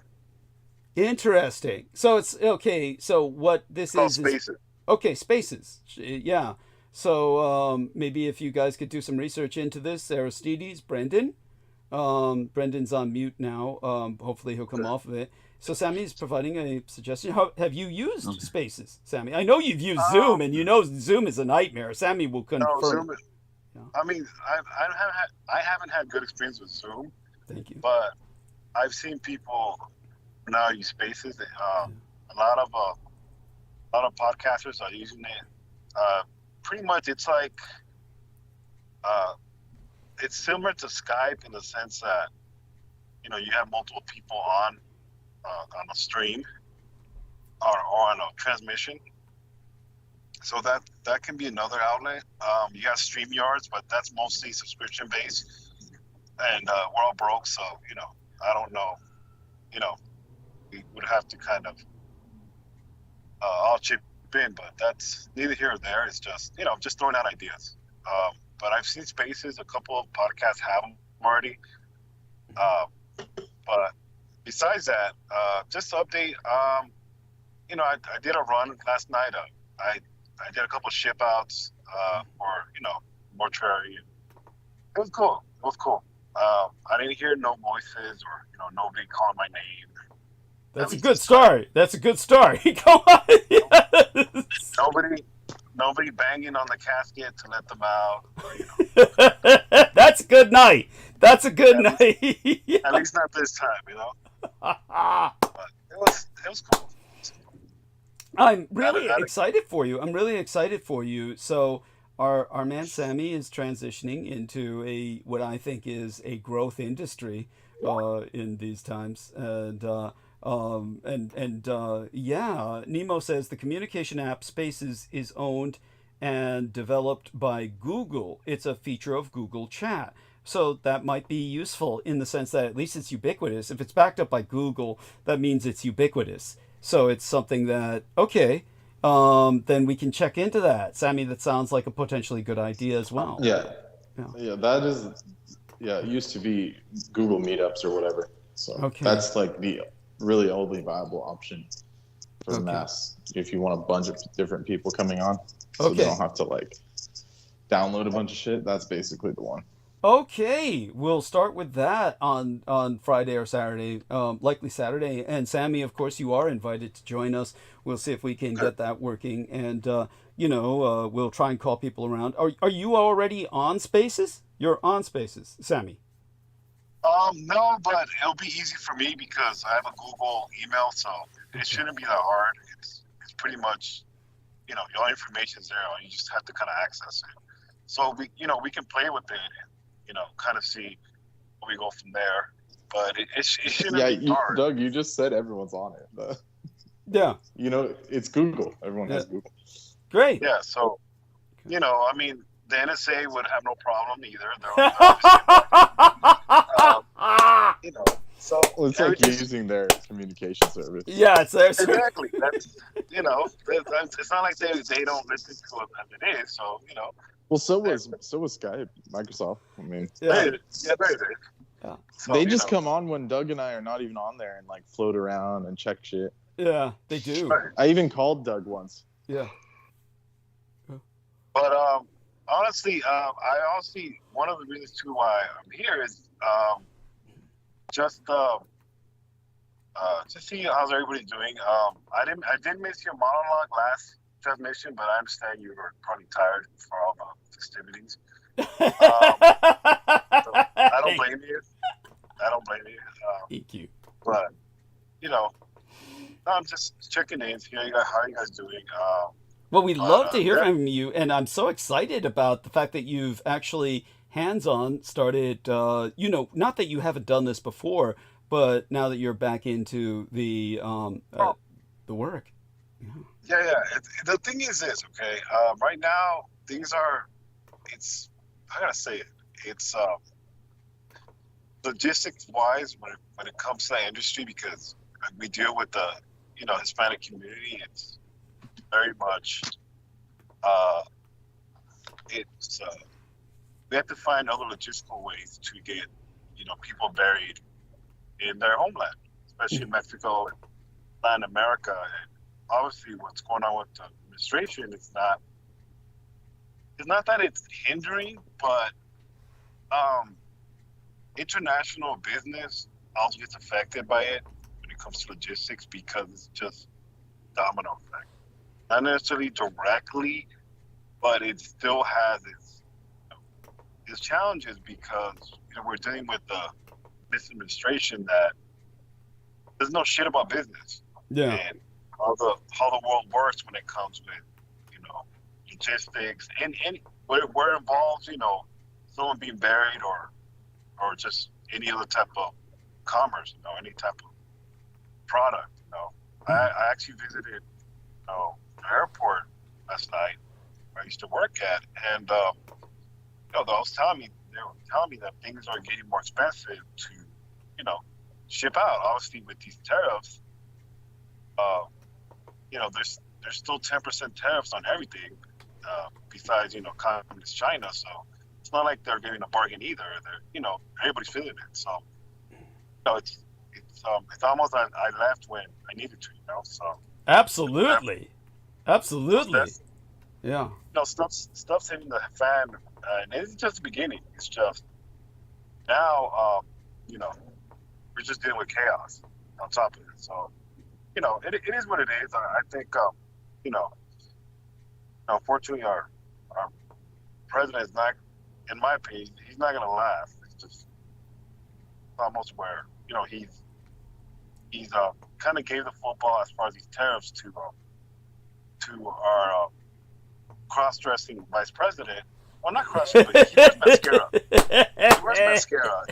No offense, Doug. I know, you throw in your little trinkets too, but it's a little different. He wears eyeliner. That's what he does. Yeah, he wears eyeliner. So that's what it is. It's his business, but he wants to be a Christian, vice president. So then again, we do have a lot of closet evangelicals. So it is what it is. But anyways,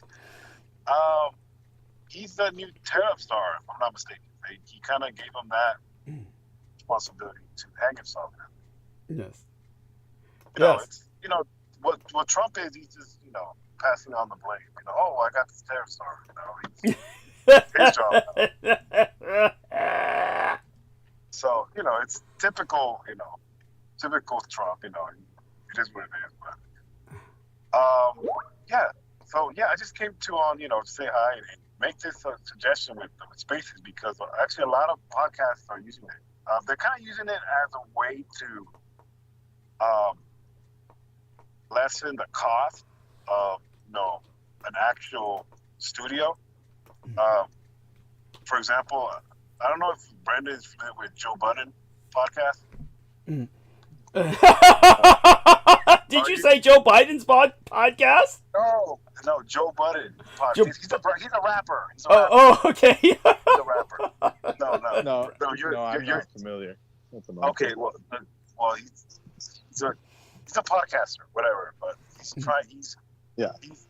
what they do now is to supplement the cost. And believe it or not, Doug, there's actually people now that podcasts about other podcasts, meaning kind of like a critical missions after show. You know what I mean? Cool. And believe it or not, can you imagine having a it's like a podception. Right. So imagine people talking shit on us, like, okay, in this case, let's see, who's a white chick? What's her face? I forget her name right now. The redneck. What's her name? Brooke South Gibson. Carolina. Brooke Gibson. Yeah. It's like them breaking down Brooke Gibson's them breaking down Brooke Gibson's meltdown. So there's actually now the more popular podcasts where they break down a podcast. So it's there's a market for it. It's just obviously you're a little different. You're pretty much an enemy transmission. So, yes. Yes. And I'm not saying that the NSA doesn't do that. They probably do. They probably jot down, okay, today, Doug cussed out all black people. That's experience. Calls them the N-word, but it is what it is, And I understand, honestly. I really do understand your gripe because there's a lot of Asians that I don't like. Yes. And you're actually the least robotic Asian that I've ever met. Yes. You have a personality. You're not socially awkward, and you don't make fun of me by, not make fun of me, but like I told you, there was a Japanese customer that we had that played the token Asian guy. Yes.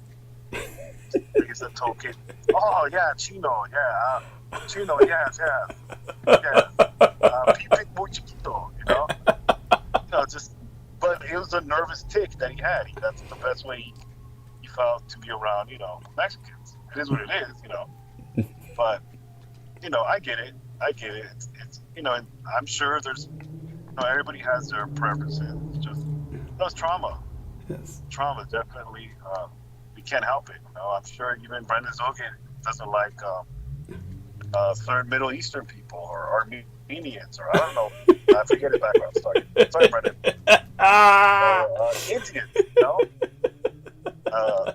the Patels of the world. Yeah, that's what was so offensive about my those idiots I was living with. They're like, "You just love Indians," and I'm like, "Dude, trust me, I don't." Yeah, that is funny. That's funny. The culture is different than what they had in the past 5,000 years ago. Hindu is not Vedic, but no one can grasp that for some reason. Or even better, Pakistani. Well, they have a lot of hurdles, Let's just put it that way. Well, I had a Pakistani co-worker who literally looked Mexican. All he needed is to, have a walrus mustache and wear a penitent and some tiki, and he would have felt. And the crazy thing about it is he used to, this is right before the election, say, "Are you ready for Trump? Because you're gonna get deported." I'm like, "Well, you're gonna come with me too because you look like my cousin. You're no different than me. You look like Chico Chichichong." So, and he didn't understand. I'm like, yeah, they can't tell the difference, If I tape your mouth shut, and they can't tell, as long as you don't open your mouth and you wear deodorant,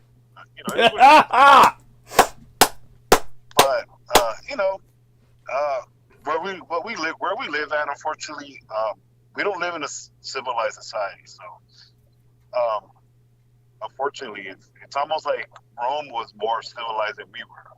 Yes. Aside from the gladiator, and, in a lot of ways, that's probably more entertaining now than what we have now. But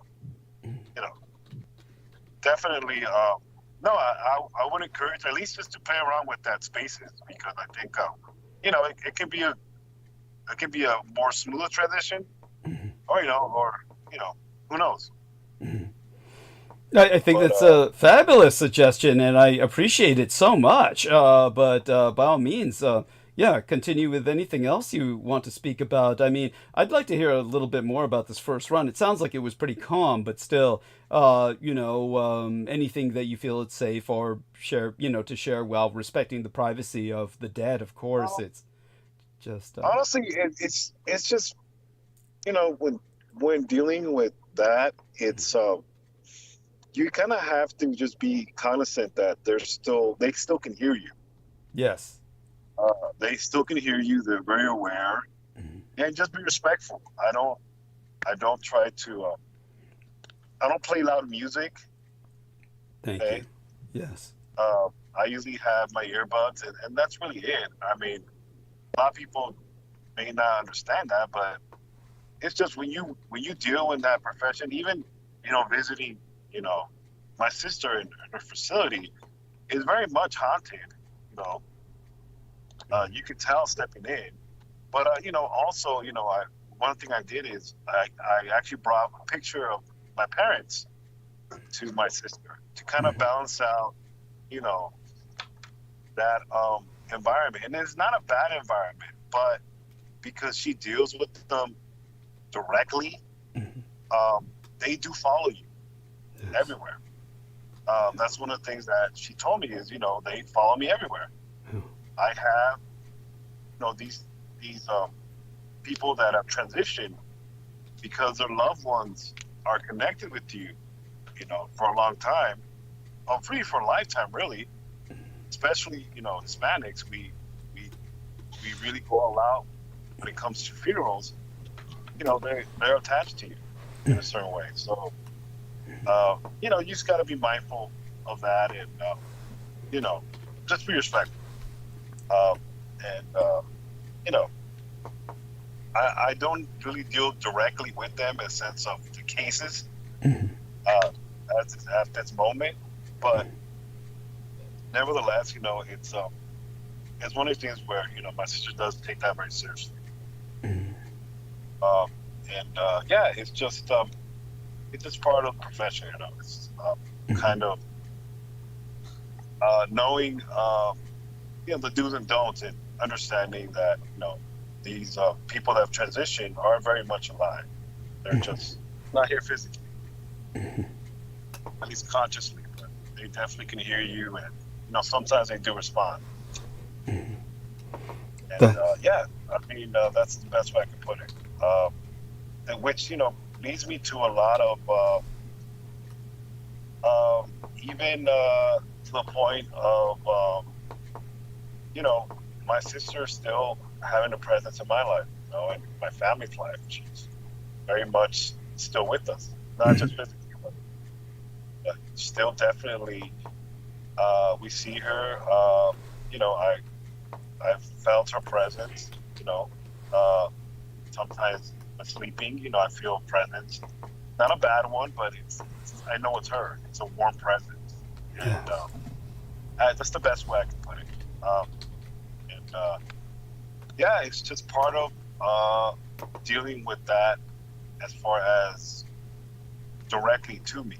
I think even all of our listeners can relate somehow to that. I think even you, Don, the weeks that your mom passed away, your father, Yes. I'm sure your mom felt your father, back in 2007 when he transitioned. It's just, yes.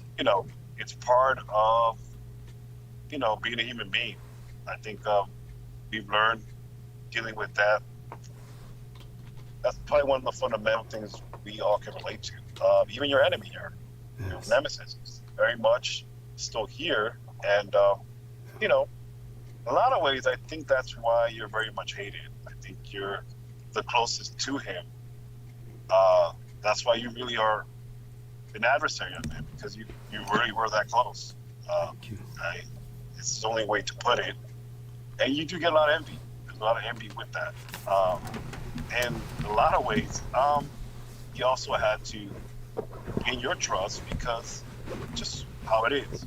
I don't think you give yourself credit for that too. Is he definitely had to, acclimate to your background and to even bring you into the know, as far as what he knew. But absolutely, nevertheless, it's definitely a part of our world. It's just, it's not a very popular subject because there's a lot of questions involved, and a lot of times we want to understand it in a way where we want to bring them back, and it's not that they can't come back. It's just in a different way, Yes. Physical is physical. I'm sure in a lot of ways, you're glad you don't have to see your mother struggling physically or, with ailments. And don't get me wrong, I do believe she would have still been alive if it wasn't for her organized assassination. Yes. I was telling that to my wife, where obviously your bloodline and your genealogy, she very much could have been alive and thriving.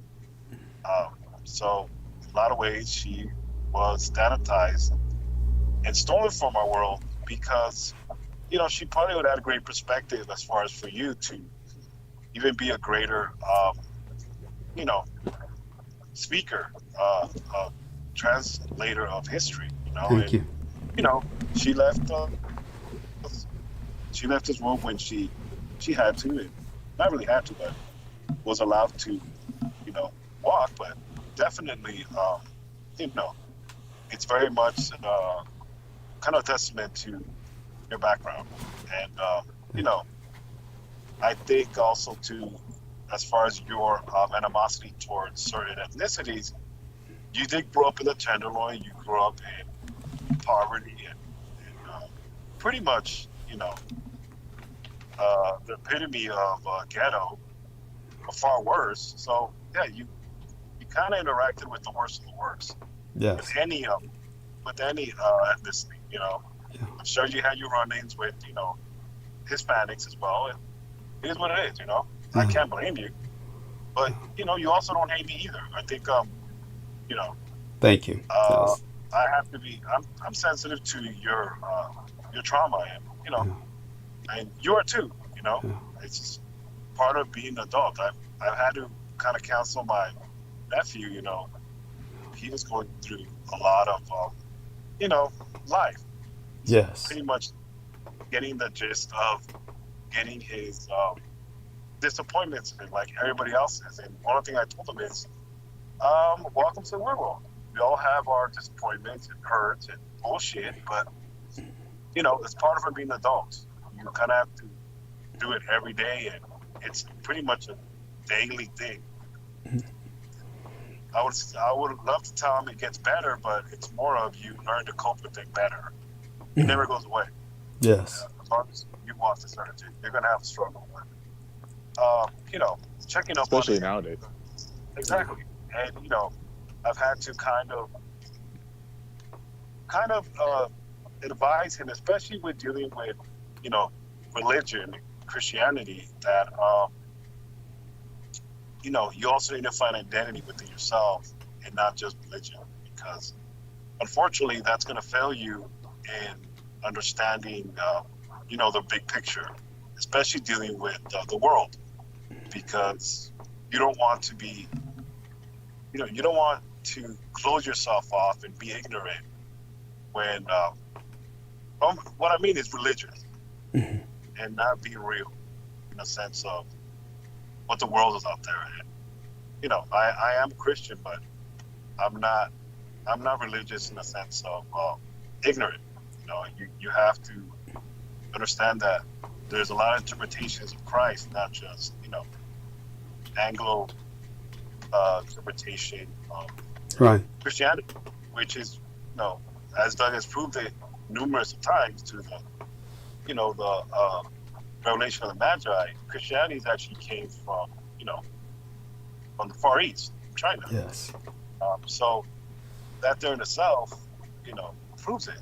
And, you know, it's all these nuggets that you provide have really helped me in a sense of, you know, kind of shed new light to people close to me.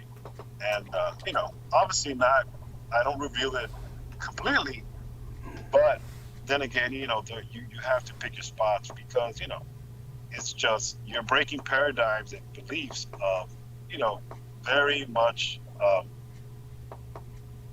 gotta say, sheltered. And, you know, I grew up very sheltered, but definitely the reason why I can accept it more in a sense of reality is because when you long for information, you have to understand that it's going to break your paradigm, because it's just what it is, you know? Yes. But definitely, as far as me kind of coming back to the business of, you know, mortuary business, you have to kind of keep that in mind, that you're pretty much still dealing with people. Yes. And you have to be respectful, because I don't know, there's just a lot of, it gets more and more into, how can I say it?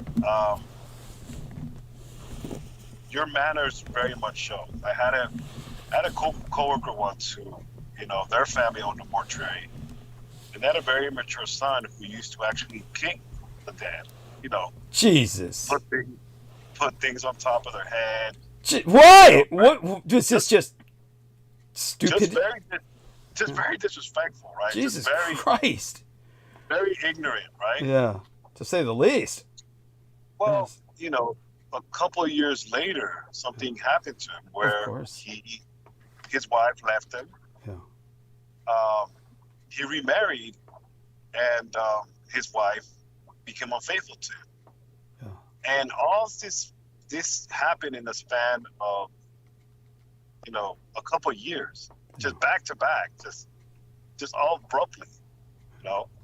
Now, you know, you can say, well, what does that have to do with, you know, the disrespect of, you know, the dead? Everything. Well, I really do believe it does, because, you know, you don't get away with that. You know, there is repercussion to that, and especially if you don't know who you're disrespecting. Yeah. And, you know, this mortuary was in Los Angeles, so this is a huge market. This is a huge, it's almost like a mechanic shop. Like, imagine if you're a mechanic and you're only a mechanic. There's only a handful of mechanics that involve the dead, and you don't know who you have. You know, you don't know people's backgrounds. So you're going to piss off somebody you're not supposed to piss off. They may not be here physically, but they're still aware, you know? So, you know, and he eventually got deported. He literally got deported. Jesus Christ. So all this happened in a span of less than maybe 2-3 years. So, you know, it's just, and this, you know, this is somebody that had money, somebody that had connections, but he got deported. Didn't matter how much money he had, and he hasn't been able to come back. Jesus. You know, this in my opinion, is a result of disrespecting the dead. I agree. So, you know, I agree. Yeah. You're pissing off people that still can reach beyond the grave. So it's kind of teaching me a lot of, you know, a little bit what you're telling me, Doug, that as you feed on the living, your adversary, on the other hand, fed on the dead. Yes. That's true. That is true.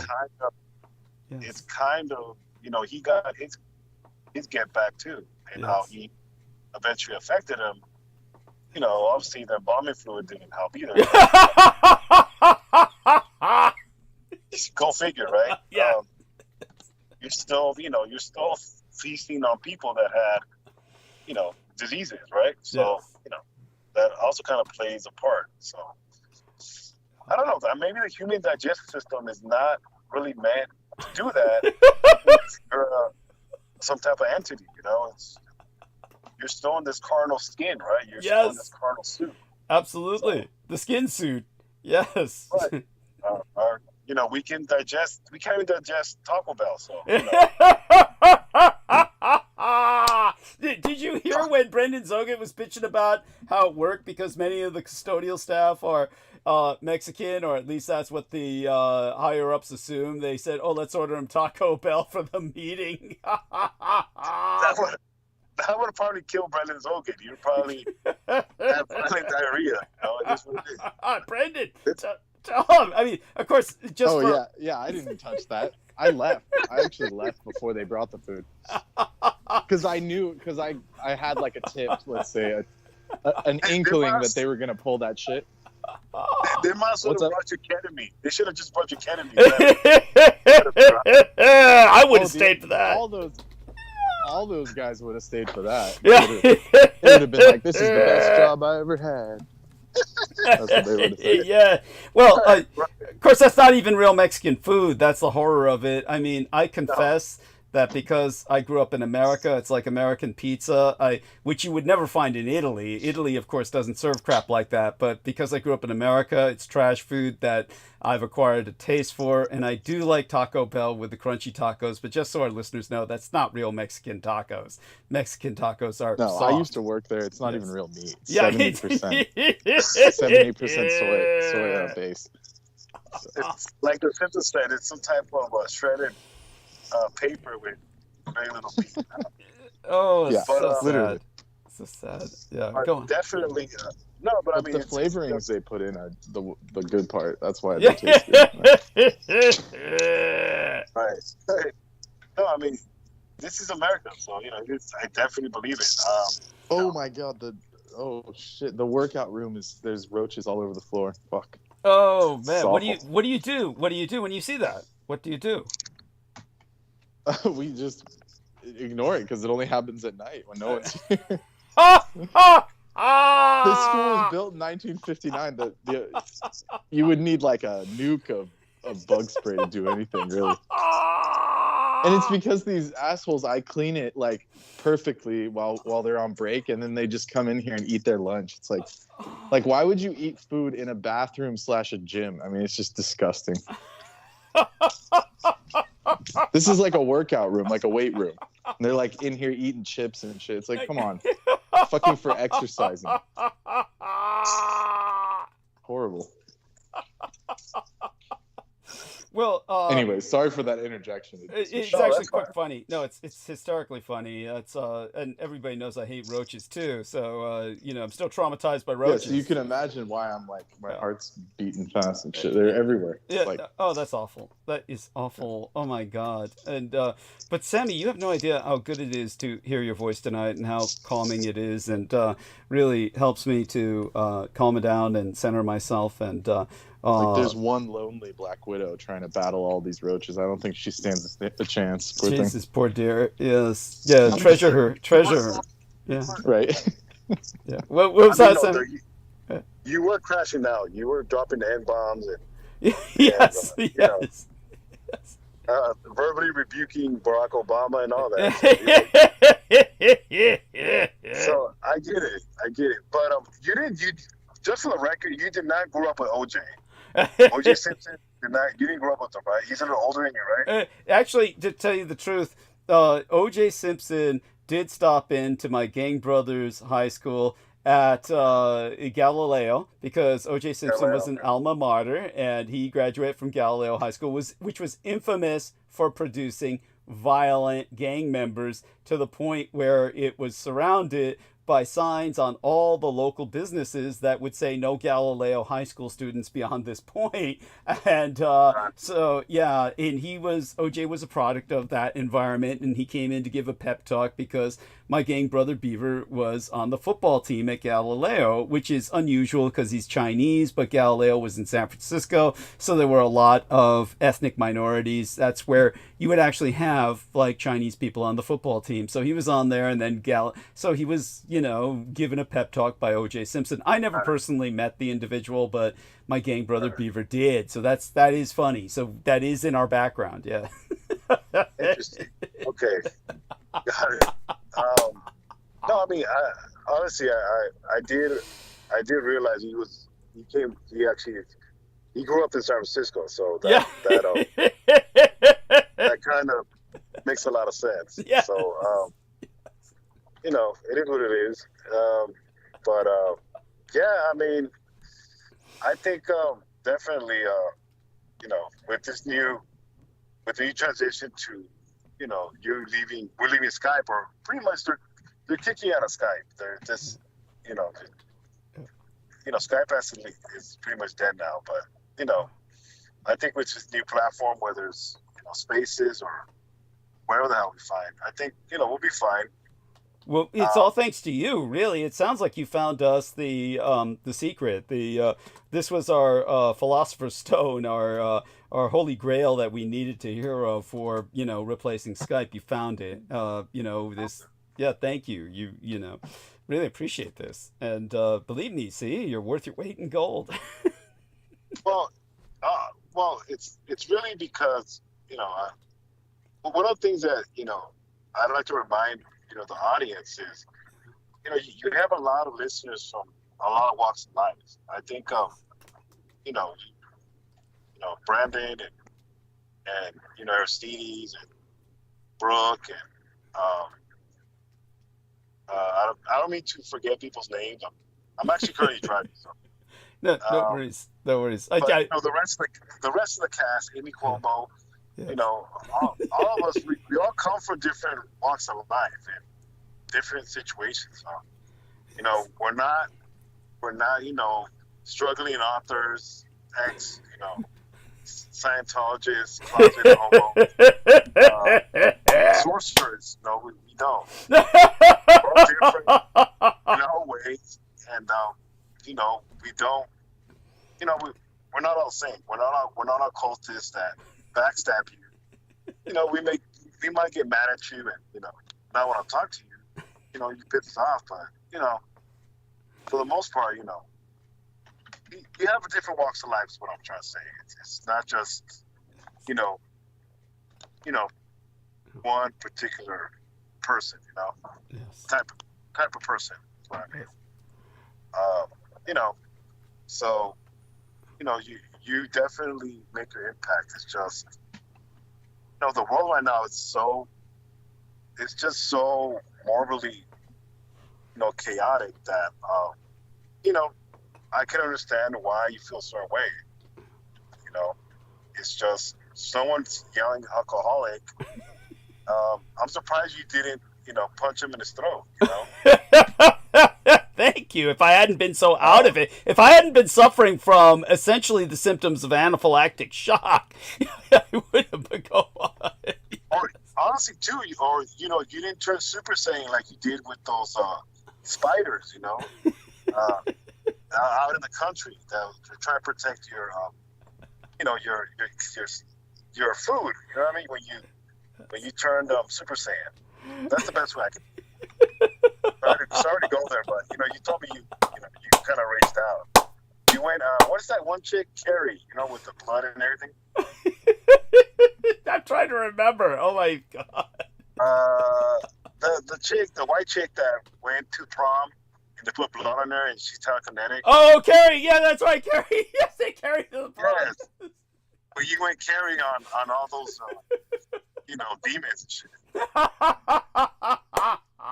Spiders or what do you call them? Those, whatever the hell they were. They look like a bunch of. Oh yes. Oh, no, I remember it. Yes, you were talking about basically. What would we call them? It's because, like I said, these are essentially entities that were summoned by the witch I killed on Halloween. Who these are basically.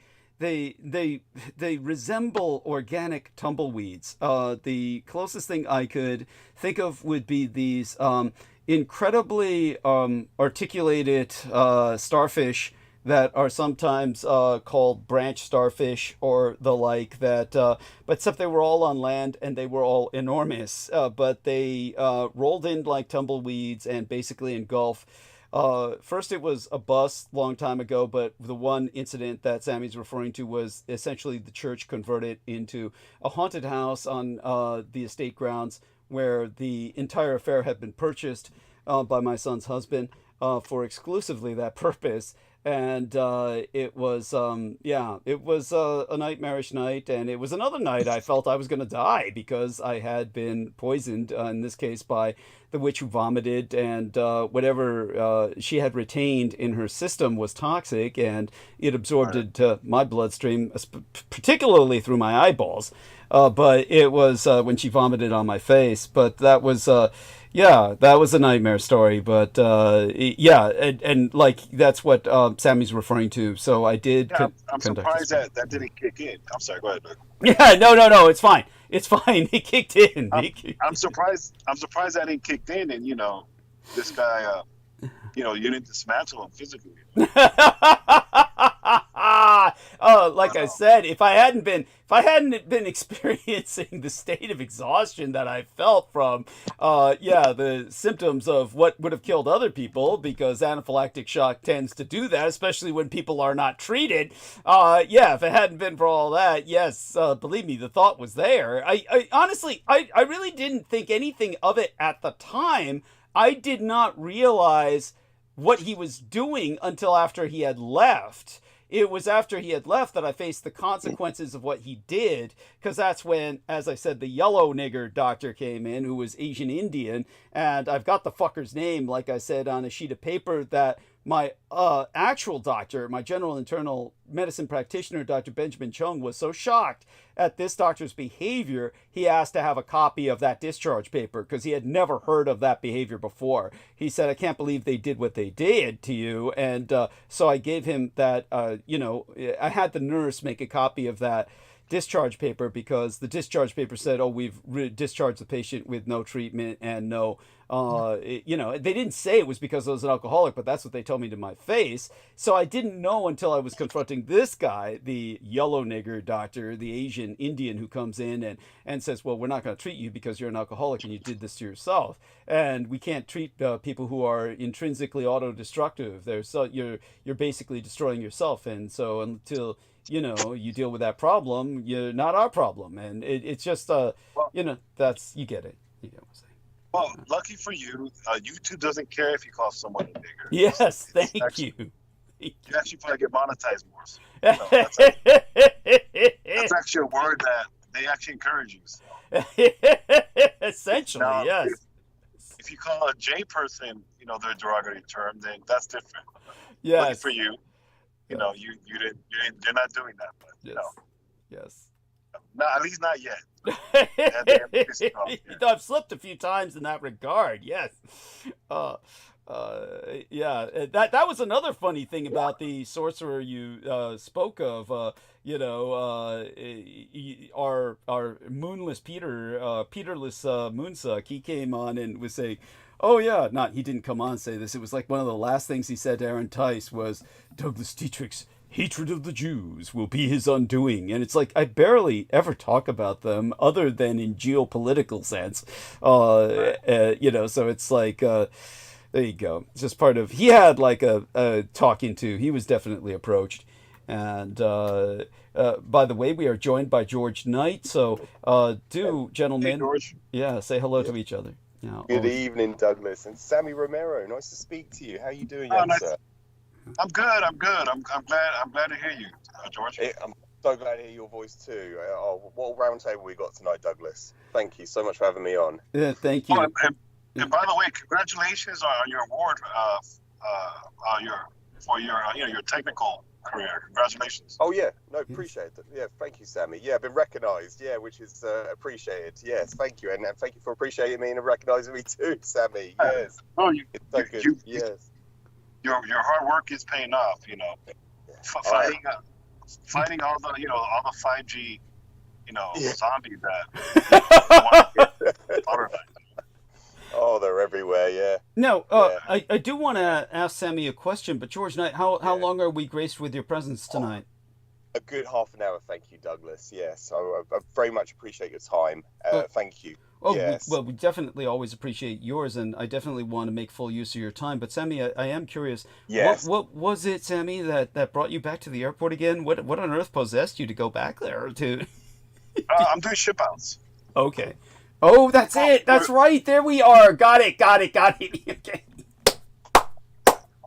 That's right. Sorry. I heard it the first time. But yeah, I heard it the first time, but it didn't really sink in. Now I get it. So, George, Sammy is back in the funerary business, or the mortician's business, really.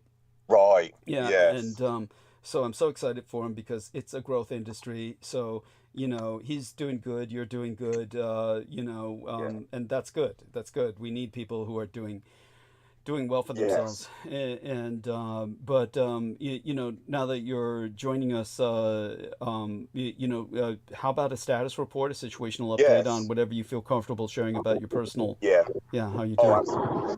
Yeah, thank you, Douglas. And yeah, Sammy, it's great that we're on together at the same time, because it's been so long since we've been on at the same time together, so we can, have, a discussion, a round table. So it's very much, I'm grateful for that. Yes, Sammy. But yeah, it's just been busy. And Douglas, I just wanted to apologize. I still haven't had time to go back to review anything either. It's just because we're flat out busy with work at the moment. And I'm working like later on, and just with my normal duties, my normal responsibilities, it's hard to catch up. I've even had a week off the gym as well. I haven't been able to attend the gym either. So yeah, I've been busy and just trying to recuperate just from the amount of work. We're overburdened. they've raised, so each week, and just to give a stats report on the organization, they went from 45,000 sales a week nationwide to 60,000. So it's a massive upmark. So they're really rolling out the fiber at the moment. So they want to accomplish each week 60,000 installations throughout the UK. So it's massive demand that we're put on. There's a massive toll on us to try and accomplish that. So it's just been busy. Jesus Christ! So are they talking about hiring more people or bringing on temp workers? No. So what they've done is, with a massive organisation, we have the second largest fleet. So to put things into perspective, the postal office has the largest fleet in the UK of vehicles. We have the second largest, which is why they're trying to go green. They're trying to go net zero emission free by a certain deadline, and so hence why I've been given an EV vehicle to transport myself around in. And they're basically, it's 130,000 engineers in the field. That's how many we are. We're a great number. They want a slimline. So with the organization, they're reorging everyone. They're trying to shift people from one department into our field instead of recruiting, because they've laid off so many people. They are, through offering redundancies, offering packages. Now they're trying to utilize what they have, and so it's putting more toll and more stress on us, the people actually they've got. So it's been busy at the moment, Douglas. Good God! So I just want to apologize. But what about these people from other departments? They can't know what they're doing. No, exactly. Retraining. And without their will as well. It's beyond their, it's against their own will. Jesus some of them are like, well, F this, we're going to resign. Because we don't want to be shifted into that. To do what we're doing. Because there are people in my organisation that are not customer faced. So they don't want to be in front of the customer. And whereas with myself, thankfully, I've done that quite a majority of my life. So I'm used to it, but they don't want that, because obviously a lot of the guys that are employed, they're ex-military, they're ex-felons, or whoever they are. They're not used to being around people. So they don't want to work like that in front of customers, because they can't be their normal selves like they are with the gangs that they work with. So yes. That's the reality, and I'm not incriminating myself by saying anything disingenuous. Of course not. It's just the reality. Yes. But it's so sad. I mean, they had a good job, that's and the reality of blue collar work. Yeah. They don't. Yeah. They've had it too good for too long, and now they've been told to do some work, and that's why they. Douglas. That's why. Go on. Yes. But that's my little stats report update, Douglas. It's just been busy at the moment, so a lot of time on my hands for work, but not enough time to do my normal due diligence that I enjoy doing personally. So I do apologize, Douglas, but that's why I'm grateful for this time, because I'm simultaneously doing two things at once right now. I'm getting ready for work, and I'm on the show, which is what I'm grateful for. So thank you so much. Well, we're grateful that you're here as well. I had my ass pulled out of the fire by Sammy Romero, who came to calm me down. I was going into post-traumatic stress disorder mode, and so it happens. And but it was, people were asking questions about a subject that Nemo had brought up. There was some race issue discussion between Troy Bellamy and Nemo with our last show, and yes, he did come on. Do you know what I did manage to review when Nemo came on, Douglas, the other night? I think it was the Bank Holiday Monday. That was the last time I was able to catch up with anything. But I did listen to the segment that Nemo was on the show. And I was like, he hasn't been on for ages. I know he participates in the background, but he hasn't been on the actual show to talk. And it was a discussion about, race, wasn't it? Yes. Yeah, so you heard me say that. I agree with you, Douglas. I know where you're coming from. I know exactly. I understand everything, because I was actually thinking when I was listening to it, because I know the most dangerous area in the world is the Tenderloin district in San Francisco. You grew up there. Now, I've watched videos on YouTube where they're giving you just a general impression of the tenderloin, and listening to you for years describing your experience personally when you're sleeping at night and rats are gnawing at your ear lobes. You literally had to live in that sort of conditions. I have a horror impression. Like my picture of the tenderloin is far more horrific than what you see on YouTube or Google Maps or anything you can see on camera. I understand because I've listened to you speak about your upbringing there, living there as a child growing up. So I understand it. I completely understand, and I know where you're coming from. If people misinterpret what you're saying, that's on them. That's their fault. That's their downfall. Thank you. In my eyes, because it's their fault. Because the people with the cameras can't. Yes. It's and it wasn't anything to. It was the experience of what you had to, the conditions you were living in. So I understand. My impression of the Tenderloin, which is a place I never want to visit. When we, if ever I come to San Francisco, we will avoid the Tenderloin. Yes, thank you. Yes. We'll stay far away from there as possible, because what I've seen on YouTube is you see, like what you you can call whatever you want. They're the homeless, they're the squatters, they're the people, and they're very heavily into all sorts of drugs, all sorts. Ranging from all sorts of different categories of drugs, and that is the impression they were portraying onto the Tenderloin to the world. They were projecting, but my understanding of it is far more. Yeah, it's a nightmare compared to anywhere else in the world. Compared to anywhere. Thank you. Yeah, be the last place I go and visit. Yeah, because of listening to how you were brought up, how you lived, Douglas, having rats gnawing at your ears at night. No one lives like that. Yeah, thank you. Yes, thank you. Sorry. Yeah, and I have a question, Doug. Yeah, please. If George can kind of give us an insight, is the King George, or what's the guy's name? The new king Charles? of England. Oh, Charles. Charles, sorry. Yes. No worries. Yes. Doug was mentioning that he was kind of being his behavior is a little erratic in a sense of his image. Do you think you being a British citizen, do you believe he's gonna reign as long or as long as he can, or is he going to, how do I say, give up the throne to maybe a son or abdicate? The term is abdicate. There you go. He'd abdicate his throne to pass on to his son. Because immediately my response, what me and Douglas have said for ages, is Charles was the longest reigning heir apparent in history. There's no one that's been sitting behind, waiting to be, excuse me. This is where, commemorated, to be coronated. Excuse me, coronated. To be coronated as king. There's no one that's waited that long to basically sit on the throne than King Charles is right now. Elizabeth, which I had to. The other thing I've got to say very quickly, Douglas, is on Monday just past, it was the 100th anniversary birthday of your father. That's correct. Yes. And my father, which is why I wanted to come on the show, because it's our father's birthdays. That's right. Sammy. That's right. And also, Queen Elizabeth was born just after that. So she was technically the 21st, but really people know her as the 20th of April, like Hitler and like my father. They're all born on the same day. Incredible. Yes. And so that was what's so important. I don't believe for a second that Charles will ever abdicate his throne. I don't believe he will. Yeah. Only if his health deteriorates significantly.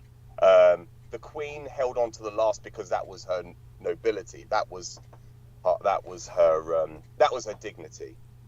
She was the most dignified of all the monarchs. Yes.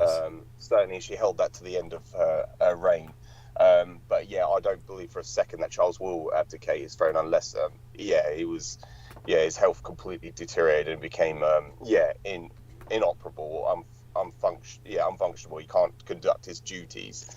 I appreciate that profoundly. Thank you, George. Yeah. Thank you, George. And as well, don't forget that next Wednesday, the 30th, will be the day right after Showa's birthday, or Showa Day. Yes, Emperor Hirohito's holiday. Yes. So Monday is the anniversary of the peace treaty at San Francisco, and then on Tuesday will be the start of the Golden Week.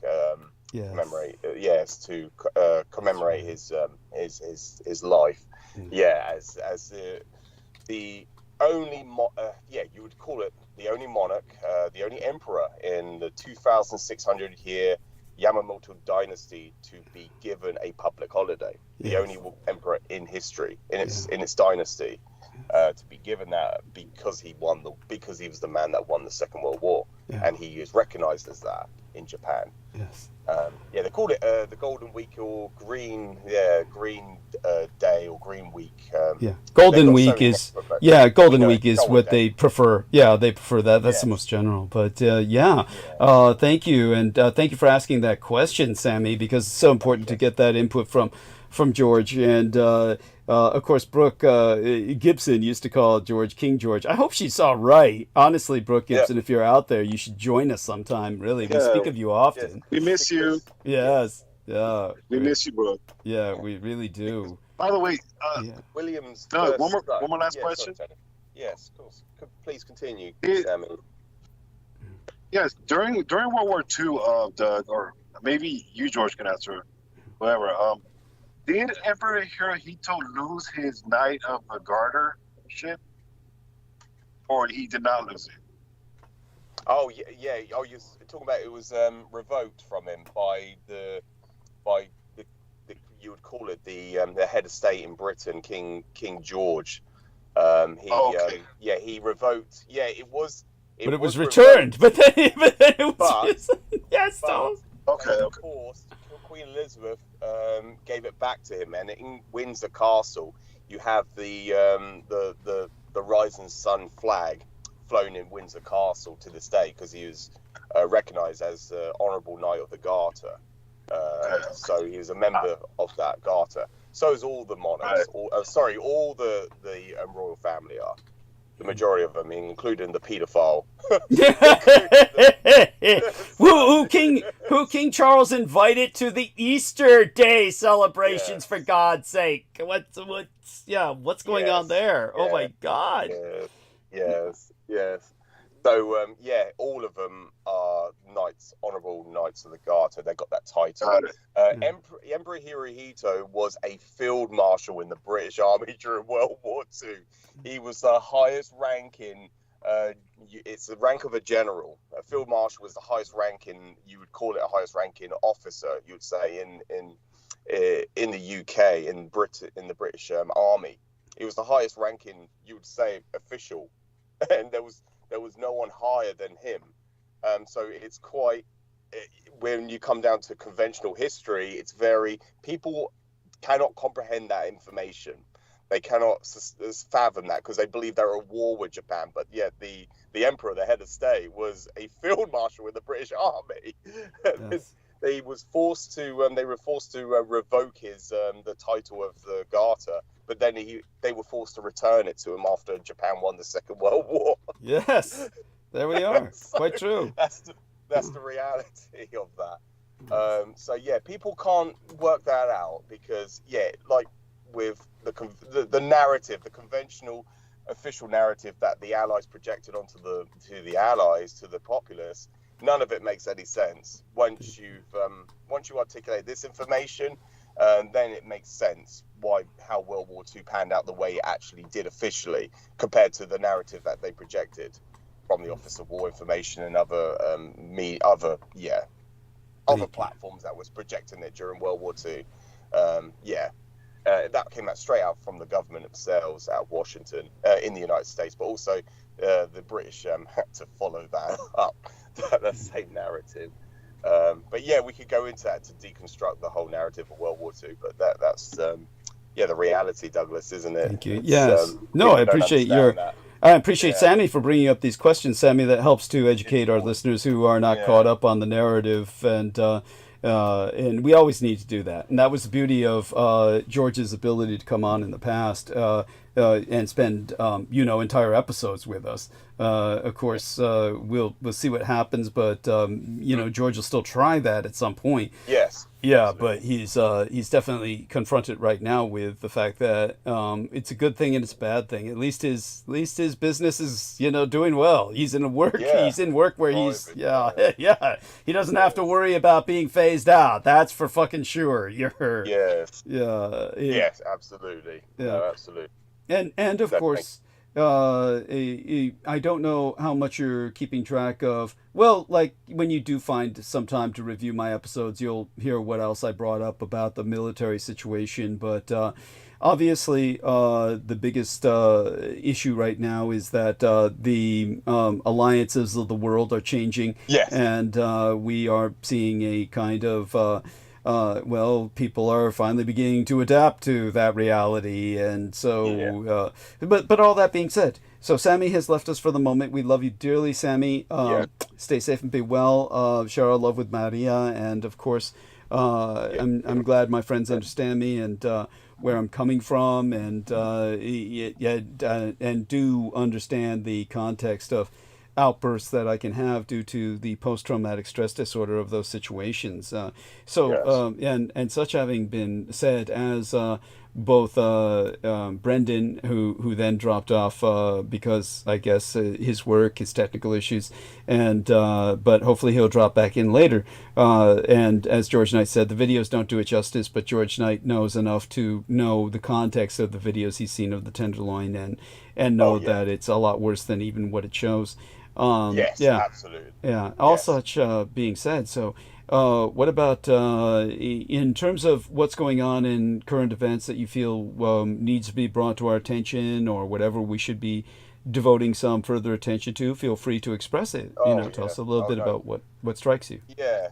Thank you, Douglas. Yeah, I don't have anything specific or anything I meant to come on and speak about. It was basically just to rein with it organically and just see what's discussed. It's great that Sammy was asking questions that I can then refer back to historical contents from that we've discussed in the past quite heavily on the show.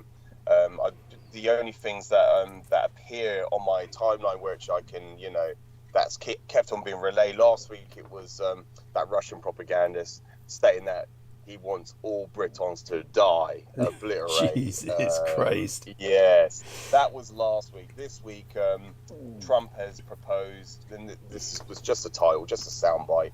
Trump has proposed that Putin, basically all the land he seized in Ukraine that he keeps hold of. And so that just shows, like you mentioned about the alignments, it shows that it's American. It's a collaboration with. It's an American. We will call it a Zion American. The term I use is Zio-Rus American synaxis. Zio-Rus American synaxis. Now it's Israel first, after which Russia and America. Yeah, there we are. Yes, exactly. Yes, exactly. With North Korea as well. Yes, of all things, yes. With North Korea as well, yes. That's like an appendix. Yeah, go on, like an appendix. Yes. Yes. There's obviously other nation states as well that fall into this emergent front, but we can articulate all that as time goes on organically. China's feeling more and more ambivalent because China's feeling more and more left out. Because of Trump's obvious hostility to Red China. So that kind of begins to cause division between Russia and China in its own right. But it'll take a lot to really divide Russia and China. So it's kind of like Russia's like, they're just walking the tightrope. They're walking the tightrope between America and China right now. But so continue, dear George. Yeah. Yes, the kingdom of the House of Saud. Yes, Saudi Arabia with its you call it the Abraham Accords. The Abraham Accords. Yeah, the Abraham Accords. United Arab Emirates, states. Just all that, all combined. This is the enemy that we're facing, and it's trying to it's trying to basically let people see that, and it's hard to a lot of people have been under the you call it the indoctrination for so many years, Russian indoctrination, that they still defend Russia. And Jesus Christ. yeah, a guy who I was speaking to the other day, and he was just saying that, you know, he was it left me speechless. I just had to stop talking to him. Basically, what was he saying? About that, yeah, just nuke the Ukrainians. It was just projecting that, which is quite. Good God, it's disgusting. Was this a coworker? Oh, it was just a person who I know personally. He was, and he was on that kind of like an Ian West sort of tangent. It was sort of like on that same parallel as Ian West with the whole Disney saga. Was he really? Wokeness. That's incredible. Basically regurgitating a lot of the Trump rhetoric. Yeah. About anti-woke and inclusion and diversity and we've had it in the UK, Douglas. Something that has gone on. Who is it? Keir Starmer himself. It's the Prime Minister, as well as the Crown Court. I think it was the highest in the nation, the highest nationally. The highest level of the courts declared that women are no longer. You're only by the biology of your body. You're only determined what sex you are by what you were basically born as. So your official gender is determined by how you were born and what they announce you to be, or what you are labeled. The British government has put this through, into effect. And so what the ramifications of that is that the minority group, the people who are trans, are no longer legible for any form of healthcare. The privileges that it would have with the healthcare service, That's right, where they would help them with their transition. Yes, continue. Yes, with a transition. They would get hormone treatments at least and stuff like that. Continue. Yeah, exactly, Douglas. All of that has been taken away from them. So that was a huge shot against that community, which basically the feminists have come out and said, well, this is good for us. But I understand the other side of it. They're saying, well, no, this could happen to you, feminists, as well, because if they could do that to this minority group, they'll target you next. Oh, yeah, they'll take away birth control. Yeah, they'll take away all those rights. Yes, it's that, Douglas. So I completely understand where they're coming from with this. I'm completely opposed to this law that has been what you would call just been officially announced. It's gone into effect.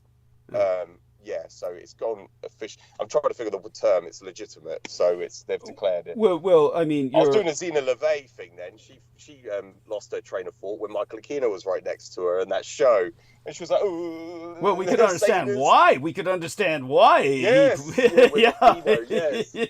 Yes. So I just did a moment like that, Douglas. No worries. It's like let's put it this way. These are incredibly complicated subjects, and when it comes to just dealing with them, I appreciate your sensitivity to my son's community. So I definitely appreciate that. I've got friends who are trans, Douglas. I know people personally who are trans. Really? I had no idea. Because of what?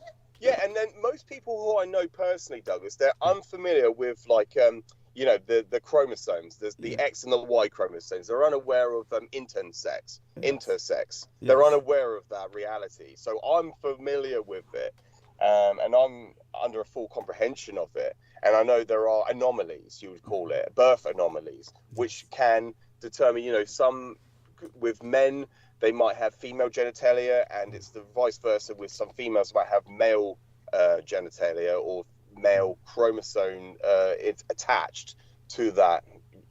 That's what it's a form of, intersex is just basically a birth anomaly, where they cannot, they have to go like I agree with you what we've said before, they have to go through counseling. Thank you. For a long time, for years and years and years, until they reach the age of consent or the age of maturity, where they can determine their true sex at that point, instead of the parents given the right to determine what sex they are, which is what causes this issue. Yes. It's because this whole yeah, and this is the problem today with today's society.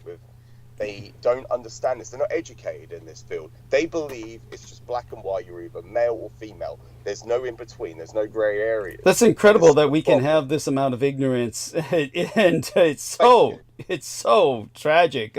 Yes. But with your friends that you've had who have been trans, I mean, oh my God, I feel so bad for them that this has happened in England. And yeah.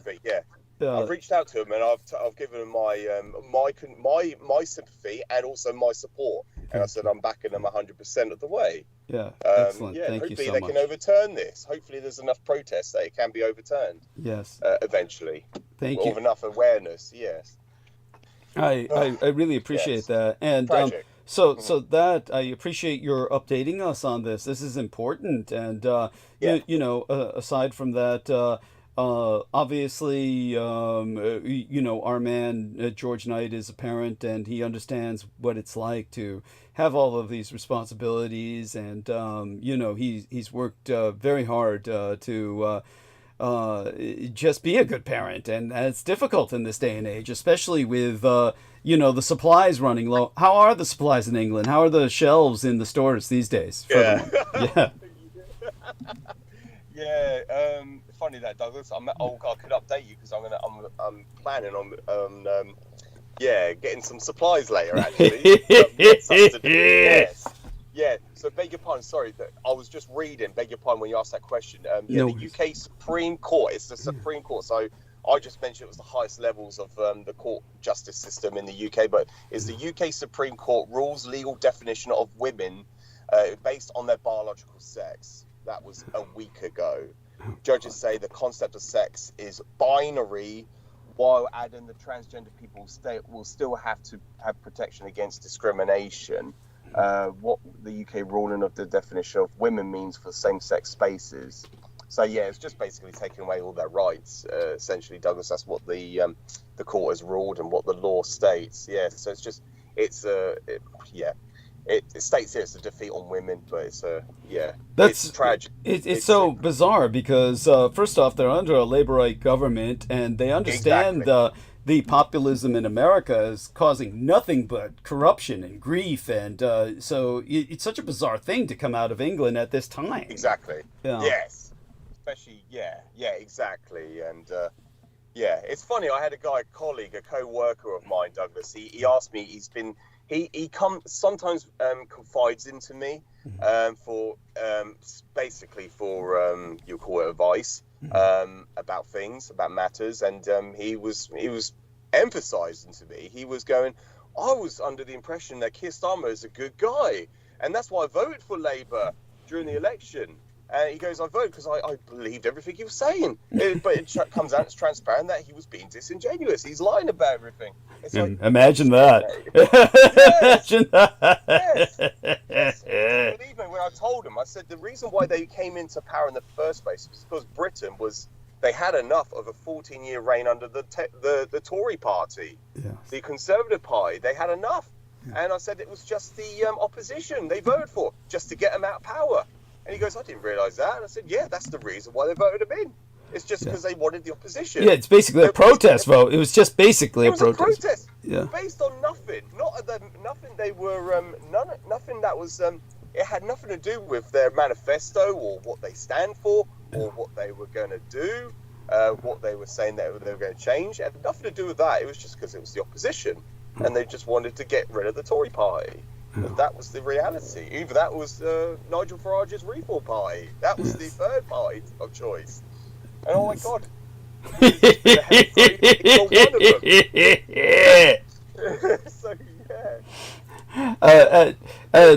So so you're very astute, and thank you for this update on British politics. This is this is enlightening and educational, and so you're definitely keeping up with what's going on, and that's profoundly appreciated.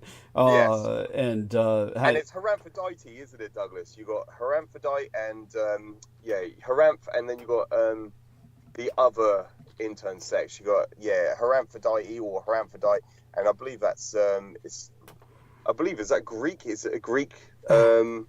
term. I can't remember. I'm reminiscing now.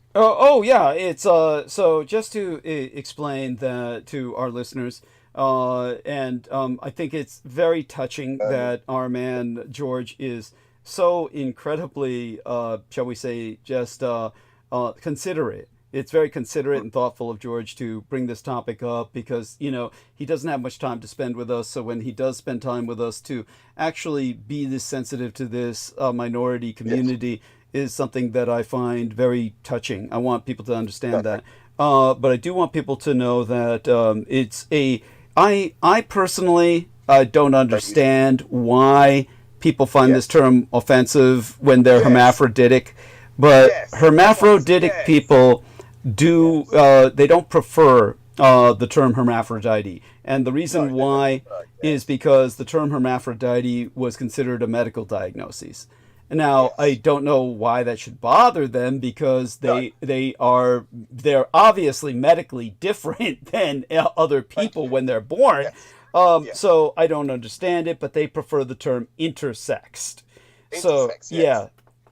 And as a matter of fact, there are members of that community who are born like that. This is different from transsexed people, just so people understand this. Transsexed people are people who voluntarily undergo sexual reassignment surgery because they feel gender dysphoria. But when it comes to hermaphroditic people, this is something completely different. They're born in an intersexual state, meaning that they literally have both male and female sex genitalia. Either the physical attributes, which could involve genitalia, or say, for instance, boys manifesting breasts or something of that nature, or they are different at the genetic level, literally, where you have women who are producing, say, for instance, not male genitalia or something like that, but instead grow whiskers, literally on the face, because that can happen with, like, their genes are different. So there is a certain condition that is purely medical, which Penny Bradley's child, or maybe both her children, but certainly at least one of her children, I think she said all of her children had this, not hermaphroditic, but some biochemical disease. Really, it's kind of a disease which is very different and has nothing to do with this, which does need medical treatment. In other words, it's literally a disease which they need to be treated. But with hermaphrodites, aside from this kind of genetic, bearded lady effect, or their men growing breasts, or having the genitalia, they are medically functional. In other words, they're not unhealthy. So, but they're definitely intersexed. So intersexuality is simply someone who's medically a hermaphrodite. It doesn't mean that they have some sexual proclivity, just so people get it. Such having been said, there are 5 sexes. So that people need to understand this. Basically, in 1993, Nancy Duke Lewis, professor of biology and gender studies at Brown University, Nancy Duke Lewis, she basically, or rather that's the university is, I believe, I think it's Nancy Duke Lewis, it's kind of like a sub-department at Brown University, but it was the doctoress Anne Fausto Sterling who wrote an essay titled The 5 Sexes. And it's not just some like composition where she's just thinking things out. This is all based on medical reality. So that people understand it, the 5 sexes are herms, or hermaphrodites, which means that they've got equal parts, both male and female genitalia, and they're infants born with ovaries and testicles both.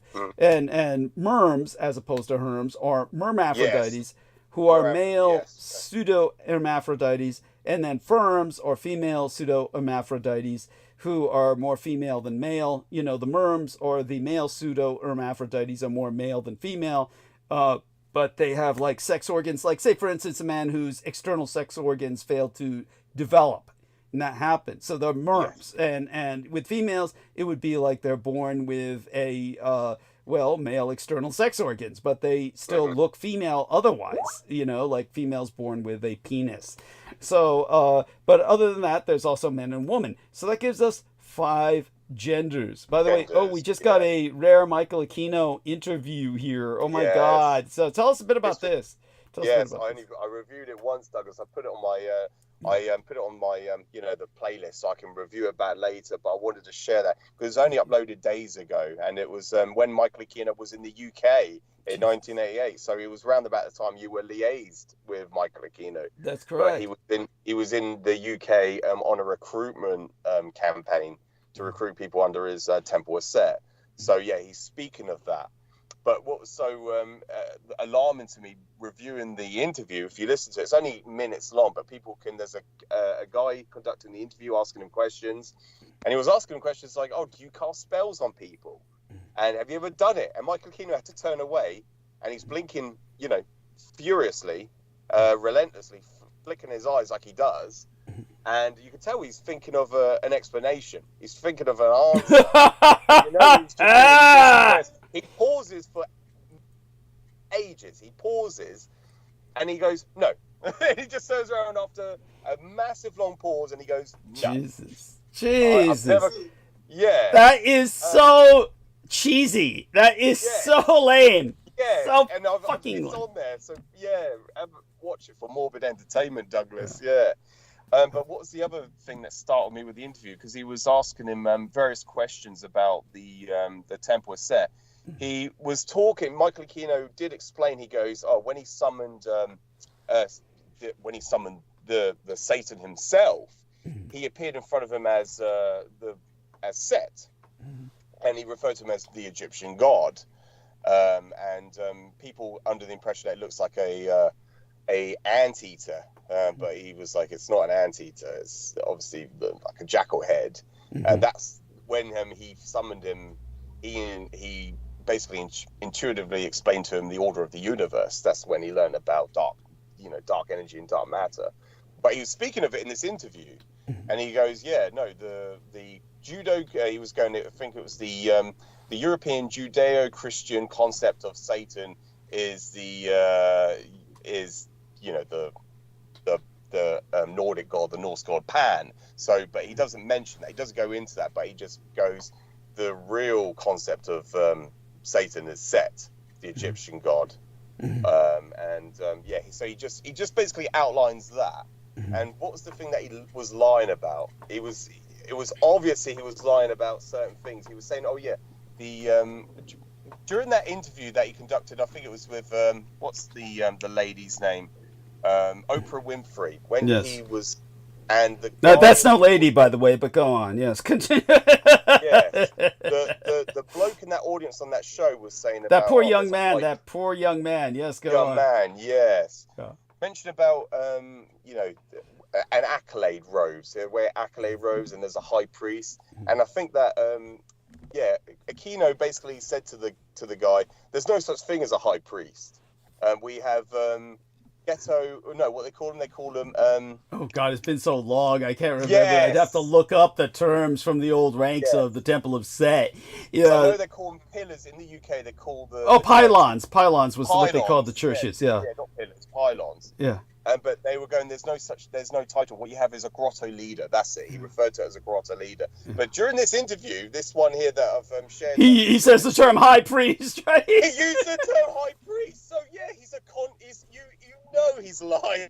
Yes. He's contradicting. He says one thing 1 minute in the United States, and then in the UK he calls it something completely different. But by the way, you notice all of my people attacking myself are exactly the same way. These people exactly. They'll make these claims and contradict their own claims. It's all situational. It's all based on situational circumstance what they'll say. So yes, that of course is the nature of satanic lifestyle. The definition of it is. Yes. Yeah, it's an inversion of the truth. Yes, yes. Constantly inverting it. And I really appreciate you bringing this up. This is incredible. I mean, again, I've only reviewed it once. So it was hard for me to try and recite everything that was by watching it once. I have to review something over and over again in order to retain it. So that was quite hard for me to to regurgitate what was said. But yes, I've made my points on that. It was just, you can see that he's disingenuous. But it comes up with the title on the screen, you know, in that old fashioned, you know, when they used to show these, you know, it's old fashioned. It's all just titles. There was no special effects back then. And so you can see it, and it says he's a psychological warfare expert. Yes. He's a psychological warfare. Yeah. Yeah. He's a lieutenant colonel in the U.S. Army, and he specializes in psychological warfare. And it says that in the title. Yeah. And And could you do me a favor and provide me the link in my private messages here on Skype? Because otherwise I'll have to return to the call later to download it. And you can't download it while we're live on air because that might play sound and get us hit with a copyright hit, you know. So the but what else were you going to say? Please continue before I interrupted. Oh no, I think I covered that, Douglas. I think I covered that. It was so, if you know it, and I think I read, what was it, some of the comments underneath, or it was either for that video or something else with Aquino, and someone stated, oh, he was a brilliant man. It was just of course, wonderful, they say brilliant that. man. Well, of course, that's what they all say, his followers. It's you know, and in a sense, they're quite right. Obviously, you have to. Yes. We always give him credit where credit is due. Yes. So, the thing is, I refer to him, Douglas, as like, you know, you're my mentor. I describe you as my mentor. Everybody needs that. Adolf Hitler himself, he had Dietrich Eckart. Yes. Am I pronouncing that correctly, Douglas? Yes, correct. He had mentors himself, and like, you know, with myself, it's you. But I know, you know, Michael Aquino was one of yours, and so yes, he is an intelligent man. But I would say that just because of the way he knew how to manipulate minds. He was the expert in psychological warfare. And that was his whole. That was his profession. That was what he was paid to do, was to change the mindset of the populace. Yes. To create a disinformation. Of course, campaign. not for completely destructive reasons. There wasn't anything. Which is why we do what we do. Which is why we come on the show to then, give people the reality. Thank you. So we can why do we our do what bit we to do. try and undo the damage as forlorn as that hope is. Though our job is being done for us because they're destroying the society as we speak. So at least we can pick up the pieces. So let's put it this way. In that sense, you know, you get what I'm saying, of course, George. So you can always. I mean, I hope I'm being coherent. So, you know, reassure me on that, George, if I'm not, you know, or let me know if I'm not. You there? Let's see. Is George with us? Did they cut him off? We can't hear you, George. Yeah. So, oh, dear. They might have gotten him. So, George, let us know if you can hear us. As a matter of fact, to our audience, let us know if you can hear us. Let's take a look at live stream. Are we still streaming? Apologies, Douglas. Yeah, they cut me off. Oh, yeah, they did. They did. Holy shit. That was just, it just cut me straight off. Just literally went blank. Yes. Yeah. Oh, well, you're back now. So, what I'll do now, since you're back with us, is I just want to clarify a point that we made about the 5 genders. Those, because, you know, I'm already getting emails and people are quite ignorant on the subject. So this is what you need to tell people about if they don't understand the subject, is let them know that intersexed people are actually quite common. So people just don't get it, but about 1 in every 2,000 newborns is born in an intersexual state. I mean, that is enormous. That's astronomical. So when it's only society's literally violent denial of their existence has allowed very little room for intersex issues to ever be discussed publicly. But for people who just don't get it, if we were to take 1 out of every 2,000 people, which is literally if we were to take all the intersexed people in the United States, their population would be large. It would be larger than the combined populations of all the microstates of Europe. In other words, the amount of intersexed people in the United States alone who are born in an intersexual state are so many, so numerous, that their population would be larger than Andorra, the Vatican City State, Liechtenstein, and San Marino, combined, along with maybe a few other European nation states added in, tiny microstatelets. Like, what was it? I'm so sorry. Where are who is the woman who became Princess of Monaco? Monaco would be the other one. So if you were to add Monaco, San Marino, Vatican City State, Andorra, and what else? Liechtenstein. Combine all those populations together, and their populations would still be smaller than the amount of intersexed people born in the United States. I mean, that's a lot of people. Yeah, that's a lot. Yeah, so understand how common this situation is, and yet most people are stuck on, no, there's only two genders. You know, Exactly. this is insane. This is insane. By the way, I remember now the condition that what's her name had, Penny Bradley and her children, or at least I remembered it for a few moments there. But I actually am trying to remember again. It was oh God, if only I could remember it again. I had it for just a second there when it came to the condition her kids had, because I remember she was adamantly, like the enemy, denying everything I said vociferously, and talking about how, and I finally was trying to dig out of her hostility and why she was like against what I was saying, and it turned out it was because she was thinking of a medical condition that her kids had. But that made me even angrier, because it shows that all she could think of was the world through her filter. So basically what happened was her kids had what was called congenital adrenal hyperplasia. And so when she was thinking about, to her, her concept of intersexuality was based on a disease that blocks the baby's metabolism. So at that point, when somebody is born with congenital adrenal hyperplasia, yes, that is a disease. It requires medical intervention, or that child's going to, basically have problems that will be potentially lethal. Yeah. So that's, but she was thinking only in those terms. And so she couldn't understand anything I was saying about intersexuality or transsexuality. That to me was really offensive, because she's thinking, so there you go. So just throwing that out there, and hopefully that clarifies things for people. And, but when our man George was here talking about Michael Aquino, it makes perfect sense they would cut George off while he's talking about Michael Aquino in this rare interview where Michael Aquino... contradict. By the way, you just gave it to me again in the call. You gave it to me in the call. Yes, I have entered. Sorry, that was a. Okay, so it is entered into the private. Okay, I got it in the private. Yes. Thank I you. entered it twice. Thank you. That's fine.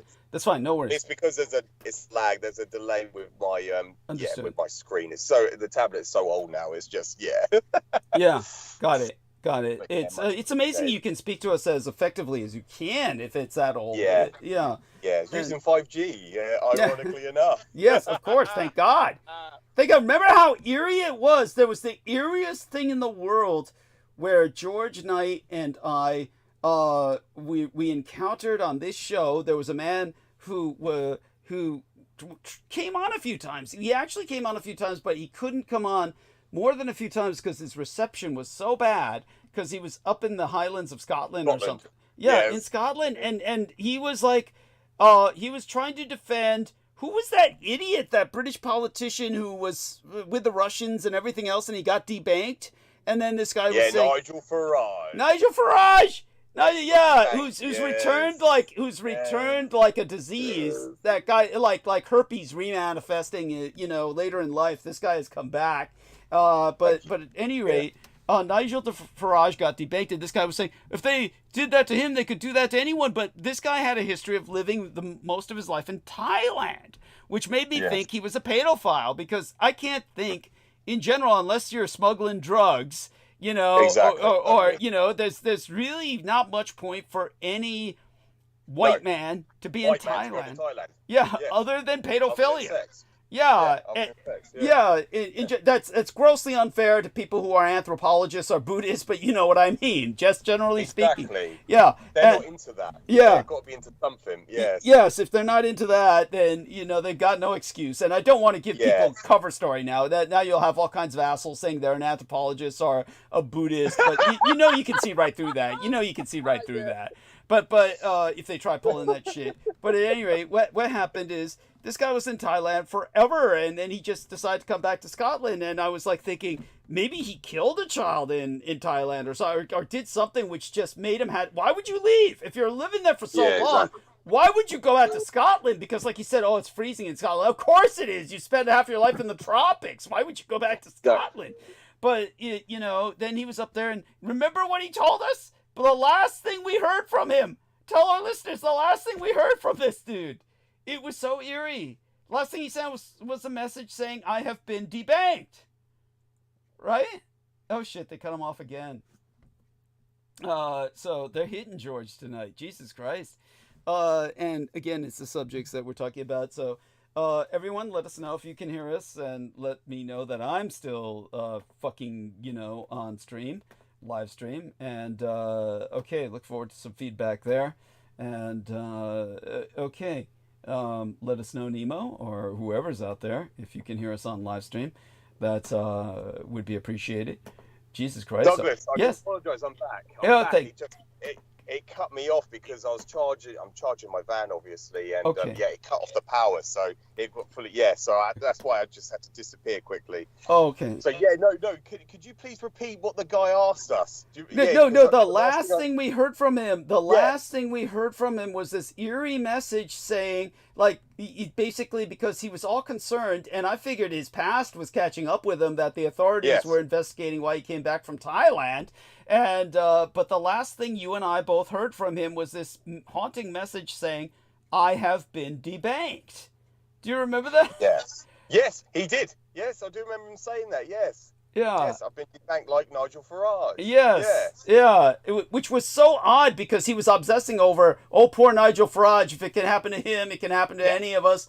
And then he claimed it had happened to him. Oh my! They do that for a reason. They do that for. They don't just do that for any average day Joe. They do it for a specific reason, like Nigel Farage.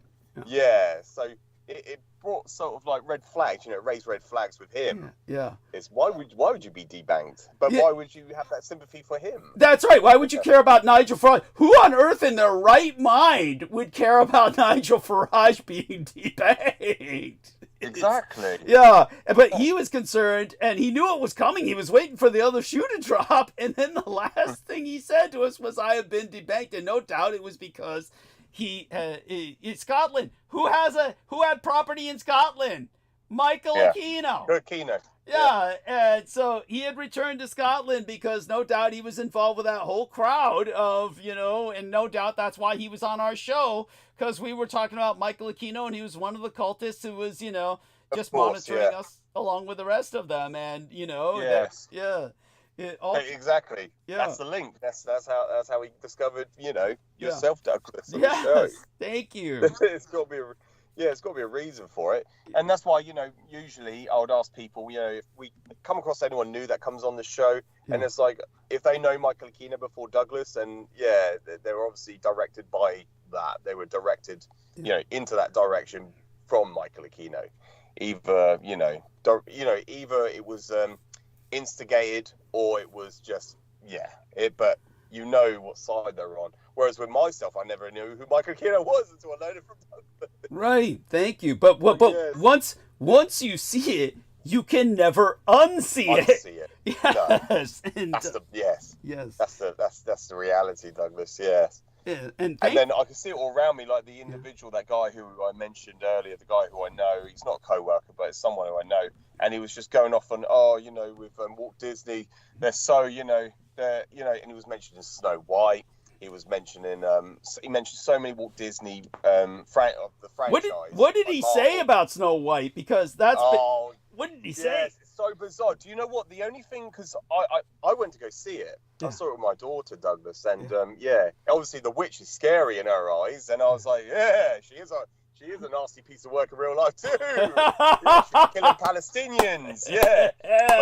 But the girl, and I don't know the actress's name, but the girl plays Snow White. Who's ethnic, right? She's ethnic, and that's part of the problem, right? She's hardly Snow White. Exactly, yes. And this is what people are getting off on. This is what people are having a tangent over. It's because she's ethnic and not white, and but I believe. But it was also because that Littlefinger from fucking Game of Thrones complained that I don't want to see him exploit real dwarves, so they had to use a bunch of CGI fucking dwarves. That's it. There's so many things. That the critics are saying and the fans are saying. But from my understanding, you've got Gal Gadot, who's a former IDF soldier, because they have to go through that through their, it's part of their national conscription. Yes. It's part of their universal suffrage. The term is universal suffrage. Yes, that's it, Douglas. And the actress who plays Snow White, she was basically raised in advocacy, and she was her role as an advocate or an activist for the Palestinian side. Whereas Gal Gadot is, killing Palestinians. Advocates killing them. Yeah, exactly. And so, that was from my understanding of it, the conflict between them two, obviously. But they didn't get on apparently very well on set either. Imagine that. No doubt at all. And she was playing the Wicked Witch as well. And it's like, Oh yeah, she really wanted Snow White dead in this one. Yeah. Yes, she tried killing her. Yeah, exactly. You can see the irony of it. Yes. So oh my God! If only Everly knew. The story is so much more juicy when you grow up and learn how it's far more interesting to look at all the actors and actresses fucking each other over than the stupid story, than the original story. Yes. But obviously with the guy I was, with Ian West, they were always run off on that Walt Disney are a organization of child traffickers. All of this to try to basically deconstruct Walt Disney for just being liberal progressive. Yes. And that's my understanding. It's because they are, and they always have been, so liberal progressive. And the other important point to make, Douglas, as well, just for actually, they weren't while Disney was alive, but not when he was alive. Actually, quite, yes. They're hiding all that shit now, like Song of the South. We can remember the Walt Disney cartoon where they were projecting, the Allies bombing Dresden and bombing Germany, and they were saying that, it's good to end the war, that we're killing civilians. It's like, that's what Walt Disney were promoting back during World War II. That's right. I forgot the name of the movie, but people can reference and look it up. They don't show it anymore, and you can't buy it because they look at it and it's just nowadays it's just a terrorist propaganda movie. That's right. That's right. Well, thank God. Thank God. You can probably find it, unfortunately, on YouTube, but maybe you can't. Maybe they've scrubbed it. Yeah, exactly, Douglas. But continue. What was I was going to say? It was the whole LGBTQ community. I hate the acronym myself, but basically, for what it's worth, it's 2SLGBT TIQA. Think TIQA, TIQA plus, because that way you can remember it. You can't remember it otherwise. It's just impossible to remember. But TIQA would be the trans, intersex, queer, and allied plus. And just like there was. Basically, Douglas, the reason why I'm saying is because in the town I live in, there is like this Facebook page, and a lot of people are on there, and they're bashing trans. They're completely antithetical. And they were just basically. I remember seeing a comment about the community LGBTQ plus. Just say TIQA, LGBT. Yes. But don't forget the 2S before it. 2S is for the twin spirit. That's the Native American. Tolerating the contrarian tradition, meaning contrarians were basically gays.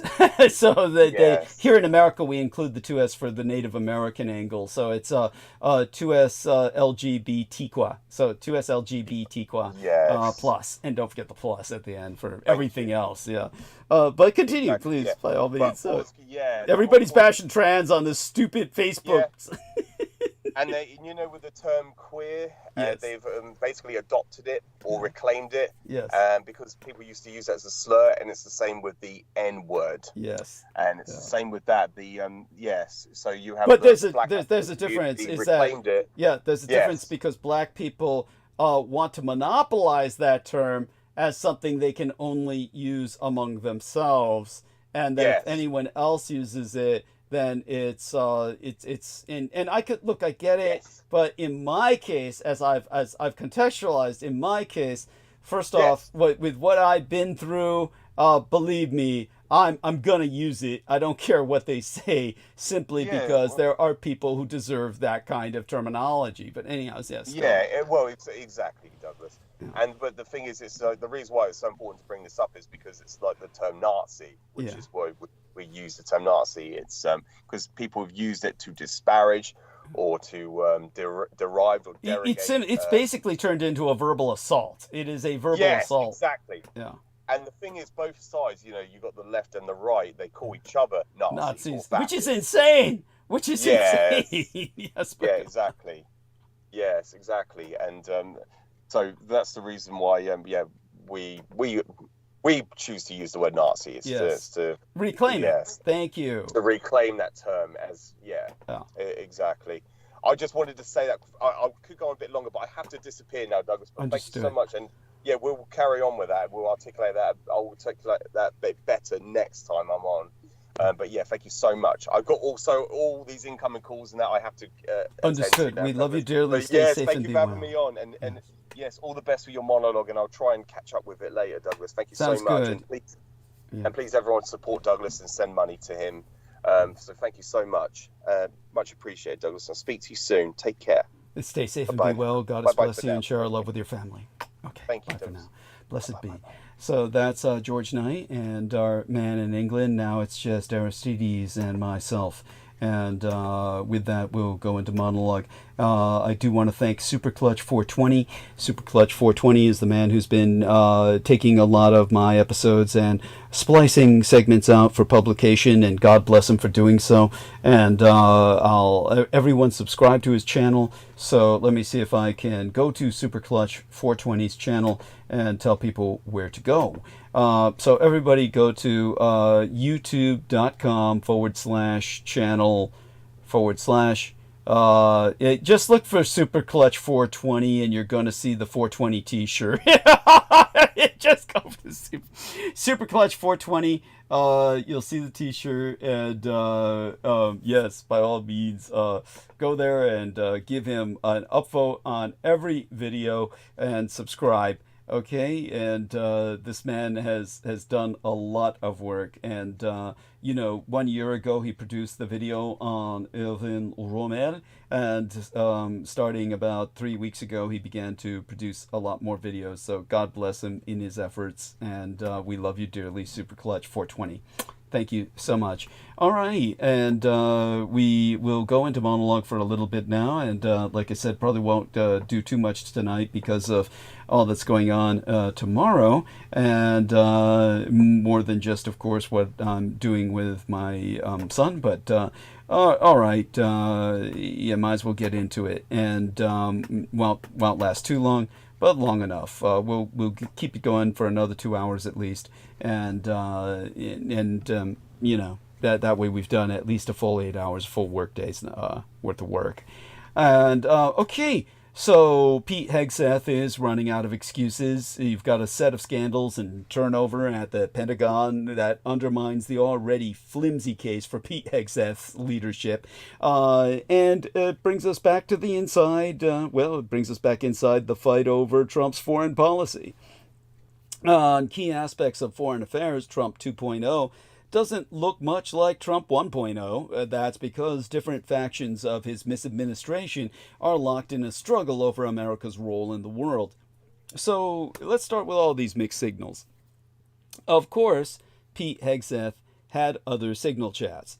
When Atlantic editor-in-chief Jeffrey Goldberg revealed last month that the top Trump misadministration officials, including the defense secretary, were abusing the messaging platform to discuss highly sensitive information, such as specific war plans. The fact that they had added a journalist somewhat overshadowed the chat's existence at all. The casual tone in these messages that Goldberg received, however, implied that circulating classified details in this manner was not surprising or unusual to the people involved. Indeed, the New York Times now reports that Hegseth also shared sensitive attack details in a second Signal chat, this one including his brother, a Pentagon employee, surely hired on merit alone. I'm being very facetious and sarcastic here, I hope you understand. Something that Hegseth cares deeply about. Again, I'm being extraordinarily sarcastic. His personal attorney, also on the Pentagon payroll, and his current wife, a former Fox News producer. As the New York Times dryly noted, it is not clear why either would need to know about upcoming military strikes aimed at Houthis in Yemen. Aides had warned Hegseth. I can't even get his name out. He makes me choke. Aides had warned Hegseth not to have sensitive discussions on Signal or on his personal phone, according to the New York Times' reporting at least. At this point, does anyone believe that the two Signal chats we know about are the only Signal chats? The latest article, like Goldberg's, raises questions about whether highly classified information is really safe. Members of the military expressed anger after the first leak, noting that breaches could put them in danger, and that if they had handled such material the same way, they would have received serious discipline. The broader takeaway is about how dysfunctional the Pentagon already is, just 3 months into the Trump misadministration. One of the most quietly stunning phrases of the latest scoop could easily escape notice, and I shall quote it, according to 4 people with knowledge of the chat. The fact that 4 separate people were willing to speak about this to the Trump-detested New York Times is an indication of dysfunction in and of itself, just as the constant stream of leaks from within the first Trump White House laid bare the internecine warfare there. Only last week, 3 top aides to Hegseth were placed on leave and then fired amid an investigation into other leaks. The Pentagon has not made clear what the men are accused of doing, nor what evidence exists, because unfortunately they're trying not to bring any of this to a just response of discipline. No one's going to pay the price for this. They're simply trying to cover it up. And so, in other words, the investigation is one whose intent is to find out what they need to cover up. Meanwhile, Hegseth's chief of staff is being reassigned. And I think it was sometime, within the last 72 hours, that the former Defense Department spokesperson, John Ulyat, published a column in Politico magazine describing a month of total chaos at the Pentagon and a near collapse in the Pentagon's top ranks. You don't have to take Ulyat at face value. In fact, given that he claims that President Donald Trump has a strong record of holding his top officials to account, you probably shouldn't. He resigned earlier this month after being the point man defending the removal of a Pentagon webpage devoted to the pioneering black baseball player and Army veteran Jackie Robinson. Whatever motives, ulterior or not, that Ulyat has, his decision to air his complaints publicly is both an indicator and a likely driver of dysfunction. It also puts the lie to Hegseth's attempt to write off the controversy as a media creation driven by anonymous sources. Hegseth was always manifestly unqualified for the job of defense secretary. Set aside the serial infidelity, the accusations of alcohol abuse, which he has denied rather stupidly because they are so self-evident, and the questions about extremist views. Even without these, he had nowhere near the resume to run the armed forces. Though he is a quote-unquote veteran, which he is not, he is simply a person who served, if you can use that term, because I think that's a very stupid term to apply to somebody who is in the military. Most of these people are not providing any fucking service for you and I. They're simply parasites on the body politic. That being said, he was simply in the National Guard. He never saw combat, and of course is just another welfare bum in a uniform. Or should I go further and say a welfare bum in a monkey suit? So you can see there's not many people I like in any walk of life in America, because I've known them all and worked with them all so intimately, and yes, I will use that term, and I mean that in the sense that, yes, many of them tried to sexually assault me. All of that being said, Hegseth has never otherwise worked in government, and the organizations he had run were tiny, especially compared with the Department of Defense. He was picked because he looked good on TV, where he'd been on been a Fox News personality, and was loyal to the president. Hegseth's apologists argued that this would be okay. What he needed to do to succeed at the Pentagon, they said, was set broad goals and then leave it to other staffers to implement them. His job was to manage that. One flaw in this logic, or rather lack thereof, was that Hegseth had been accused of mismanagement at two separate nonprofits. Hegseth, of course, denying any such accusations. The rate of turnover at the Pentagon proves that Hegseth is unable to keep the kind of top staff around him necessary to actually run the place. We've all become accustomed to Keystone Cops routines at the White House, but seeing them crop up at the Pentagon is particularly disturbing. The country can run with a bumbling White House. It can keep itself safe. But we need to ask the question, can it keep itself safe with an inept Defense Department? Of course, it never has been anything other than inept. Worse than inept. It's been corrupt. It's been incompetent. It's been everything negative imaginable. But now it can't even do that right. That's elsewhere in heavy-handed metaphors, a bag belonging to the Secretary of Homeland Security was swiped from a restaurant this weekend, which goes to show you how secure that motherfucker is, and how well they take care of themselves, which, they really don't at all.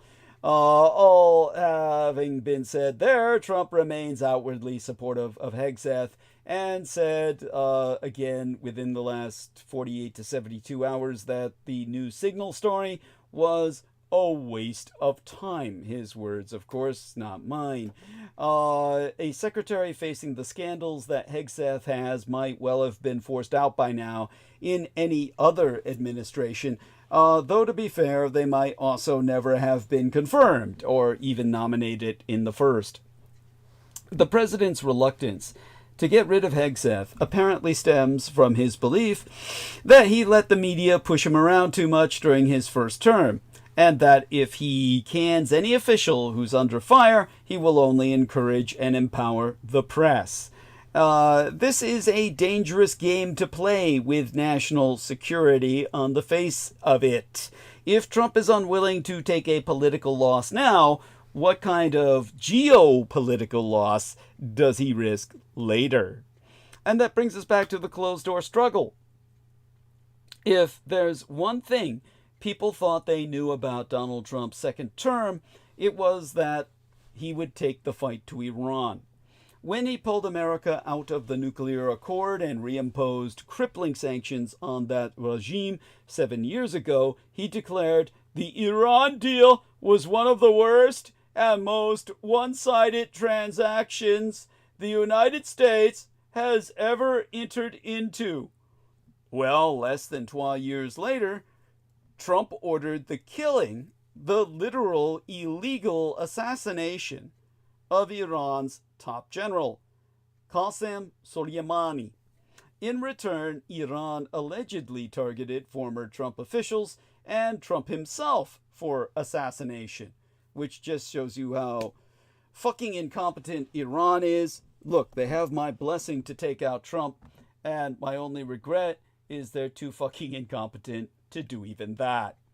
On the 2024 campaign trail, Trump and his allies argued that his maximum pressure approach to Iran prevented war in the Middle East, whereas sanctions relief provided by Presidents Barack Obama and Joe Biden had enabled the regime to flood its proxies with cash, leading to the October 7th Hamas attack on Israel. Quite a conspiracy theory there. And yet, Trump has spent the past few months making nice with Iran. Although he has repeatedly threatened the country with military strikes, the president has made clear that he prefers to resolve differences diplomatically. And in the past month, the two sides have engaged in talks aimed at hammering out a new nuclear deal that appears similar to the original one, just like he plagiarized NAFTA to create the Trump trade bloc, which now he's fucking over with tariffs. Which again is a sign of auto-destructive insanity, and this is just another example thereof. Of course, there's more to it than that. The approach has drawn unexpected praise from Obama-Biden officials and alarm from many conservatives. Now, the pro-Trump Middle East analyst, Michael Doran, dubbing the proposed arrangement a return to Obama-land, declared, "This new deal will preserve Iran's latent nuclear weapons capabilities, centrifuges, scientific expertise, and unmonitored sites, ergo facilitating a simple reconstitution in the future." This turnaround is the product of a struggle for control over our misadministration's foreign policy that has been unfolding behind closed doors. Today, many of the big names who set the agenda for Trump's first midterm, his son-in-law Jared Kushner, who is transgendered, not intersexed, was not born hermaphroditic, but born a bitch, but then got sexual reassignment surgery because of her own gender dysphoria. No, this is not rumor. No, this is not Douglas Dietrich making anything up. This is the fact that Jared Kushner identified herself as female on official forms, even all the time she's been married to Ivanka Trump. None of their children are their own children. They're all in vitro fertilization, which doesn't necessarily make them any less their children, but they're not delivered even by real pregnancy or the means thereof. Rather, they're in vitro. So, yeah, they might be delivered by real delivery, if you know what I mean, but you get what I'm saying. At any rate, aside from that walking train wreck because they're supporting an anti-trans agenda, and therefore seek to ultimately destroy themselves, something like Trump is doing with the US dollar, with his own kamikaze plan to send our money into spiral. Well, this was one of the trendsetters for the foreign agenda of Trump's first midterm. His transgendered son-in-law, Jared Kushner, the Secretary of State, Mike Pompeo, the United Nations Ambassadoress, Nikki Haley, the Director of Policy Planning, Brian Hook, the Middle East Envoy, Jason Greenblatt, the Israel Ambassador, David Freeman. Well, they're all conspicuously absent now. Some have even had their security details revoked. Staffers who worked under them and elsewhere in the previous Trump misadministration have been kept out of the current misadministration. Some Trump 1.0 staffers who made it in have since been fired. The reason for all this shakeup is simple. In 2016, Trump never expected to win, wasn't prepared to govern, and didn't have a universe of professionals around him wanting to take power, or waiting to take power as soon as he imploded. This void allowed a small group of individuals in the president's orbit, some from the Republican establishment and others from Trump's personal life, to exercise outsized influence over his policy, including, as Jared Kushner did, in the Middle East. They helped Trump make maneuvers that upended the entire region, such as the Abraham Accords and the Soleimani assassination. In 2025, however, Trump entered office with a retinue of staffers dividing into competing camps, each pulling the president's policy in completely different directions, polar opposites. These players include Middle East Special Envoy Steve Witkoff, Trump's personal Swiss Army knife, who has been dispatched to resolve conflicts in Ukraine, the Gaza, and Iran. He's a real estate developer, of course, with no diplomatic experience. Witkoff, nonetheless, holds the key to credibility with foreign leaders, the trust of his friend, the president. Adam Boehler, the misadministration special envoy for hostage response, has also been elevated in authority. He recently negotiated directly with Hamas, a dramatic break with past American imperial policy that alarmed Israel in an abortive attempt to free the American hostage, Idan Alexander. These men operate independently, largely on the instructions of the president himself and the president alone.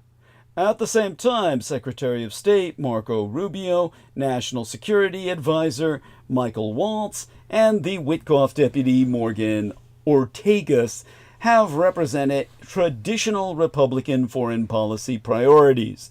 They are deeply suspicious of the Iranian theocracy and its proxies and inclined to amp up the pressure there upon them.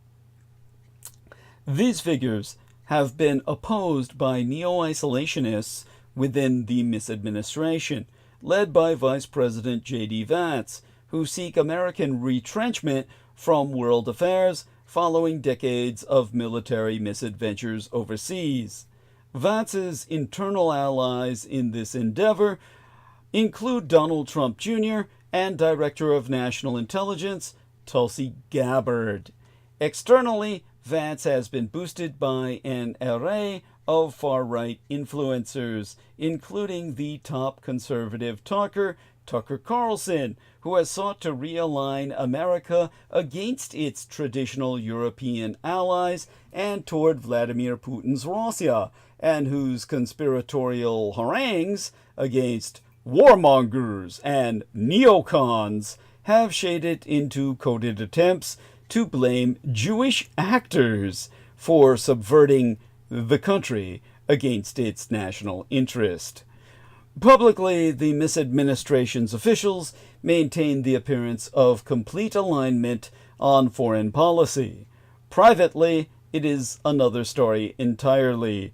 The Trump team's stark divides were evident in the Signal chat that inadvertently included The Atlantic's magazine's editor-in-chief, Jeffrey Goldberg, in which Vance vocally opposed Trump-ordered aerostrikes on Yemen's Houthis, claiming that the group's attacks on international shipping should be a European problem. Indeed, once one understands that a subterranean struggle for influence is taking place within the Trump misadministration, many other odd developments begin to make more sense. well, as much sense as insanity ever can. On April 14th, Witkoff told Fox News that the goal of his negotiations with Iran was to compel it to cap, but not eliminate, its enrichment of nuclear materials, a position in line with the old Obama-era deal. One day later, however, he backtracked on social media, writing that Iran must eliminate its nuclear enrichment and weaponization program, only to seemingly return to the more lenient position during this past Saturday's talks with Iran. These fluctuations reflect fundamental differences of opinion within the White House itself. The disagreements have spilled out onto Capitol Hill. Last month, when a group of Republican senators criticized Vance over his apparent reluctance to confront the Houthis, the vice president referred reporters to Donald Trump Jr., who retorted in a statement, "These 7 cowardly neocons attacking JD anonymously are genuine pussies." This bizarre deployment of the president's son by Vance against Russo collaborationist Red Republican insurgent members of Congress seems somewhat less bizarre when one grasps that the two men are allied on foreign policy against the Republican establishment.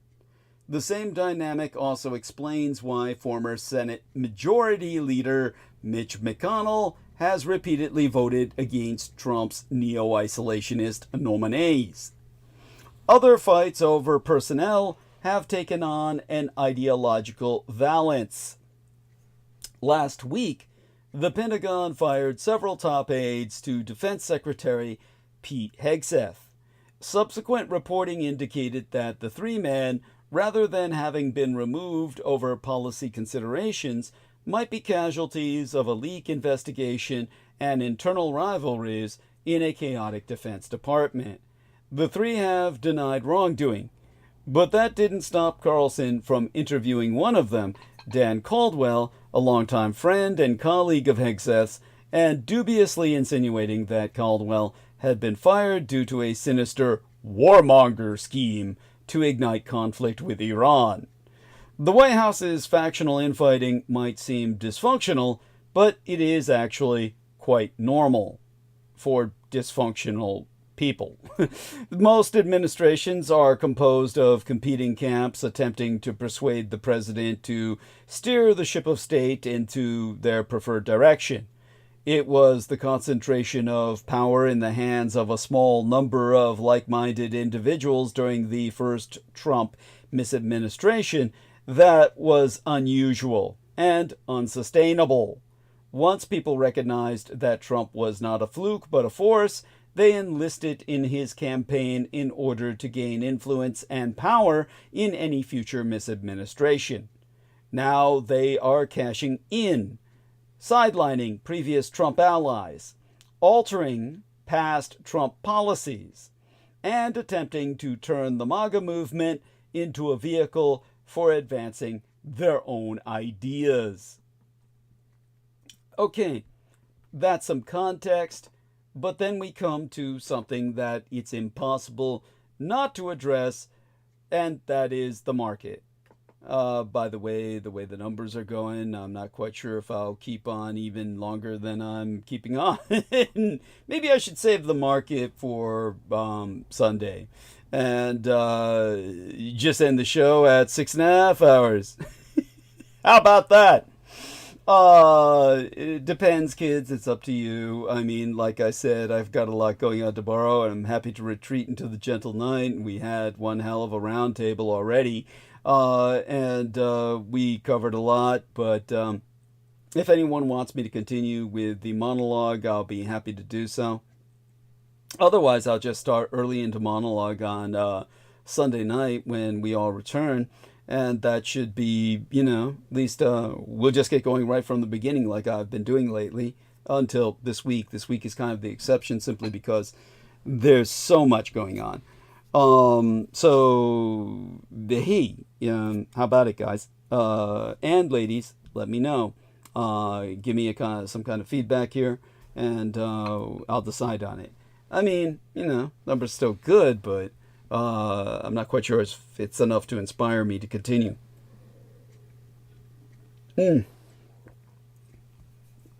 But I am glad we had a lot of numbers in the beginning. It was important. We've had a lot of positive feedback.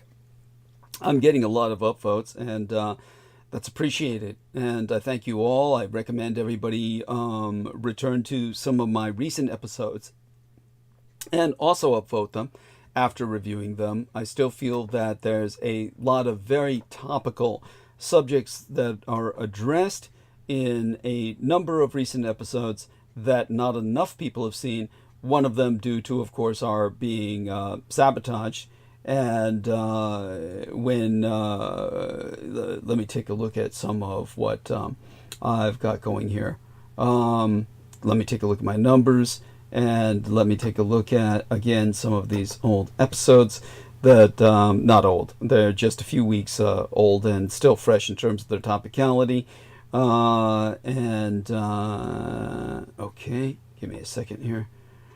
All right, and wow, I'm taking a look at something, and I'm just trying to update myself.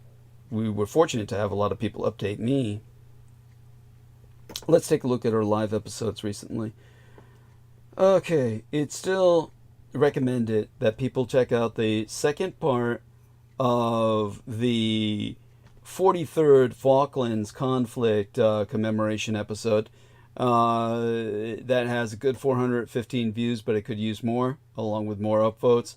That would be the second part of the episode dated Wednesday of April 2nd. So Wednesday, April 2nd episode. Do make certain to check that out and upvote it, review it, and feel free. I'd like to ask more of our listeners to provide feedback. As well, we've had the recent 2 episodes before tonight. A lot of topical subjects covered in the Peacock Angels New Year episode. That is known as Sharshame Thor, the Red Wednesday, or the Iziri New Year episode that was dated Wednesday, April 16th. So do review that if you would be so kind. That could always use more upvotes, at least 2 to make that an even 30, and bring that number up to an even 500 in views. And again, your feedback will be appreciated. These both cover topical subjects that I don't feel are given enough attention. And aside from that, we want to thank all of our listeners who provide us support, and we encourage all of you to continue to do so. We're going back up to enough numbers where I might continue with monologue for a bit longer. After all, I did say I want to try and go towards 8 hours, and perhaps, well, it's like Pixie Princess Star Fox told me, I really don't owe anybody anything. But I do like to think that I try and earn my keep. But we do need contributions, and as I said, I was unable to take a break tonight, and now there's no one who can really provide me a break because everybody's gone. Aristides, of course, is my main man here, but he's, usually asleep at this time, and I'm reluctant to wake him up over this. But otherwise, I would count my money and give people a more definitive idea of the amount of money I need to make rent. But let's just put it this way. Just contribute 100 United States dollars. I need contributions of that size at this point so that I can make it to rent at the end of the month. If you can afford 200 United States dollars, by all means. I had to spend a lot this month on supplements because I was refilling a lot of them. And of course, they're not prescription. But obviously, as a vampire or someone who's a quarter vampiroid, I need supplements when I don't have access to blood, and I process them a lot easier than I do food, which I don't process very well. I rather my body doesn't do much with it, and so there we go with that. It's just filler food, and I do burn some calories from it, but it's like gopher wood, like that small kind of light wood that you throw into a fire and then you go for more. It's like that. Well, we're back up to numbers, so fuck. I guess I'm obligated. I may as well go back to monologue. Well, the yen has soared versus the dollar, and people are seeking safety in the yen and long bonds, while the Empire of Japan and these United States have busied themselves with trade war minutiae, from bowling ball tests to soybean purchases. The elephant in the room has quietly stepped into the spotlight. The yen is suddenly front and center. The United States has claimed that Japan's currency is undervalued, with some in the Trump misadministration calling for a Plaza Accord 2.0, a reference to the 1985 deal between the American and Japanese empires, along with other countries, that led to a dramatic strengthening of the yen.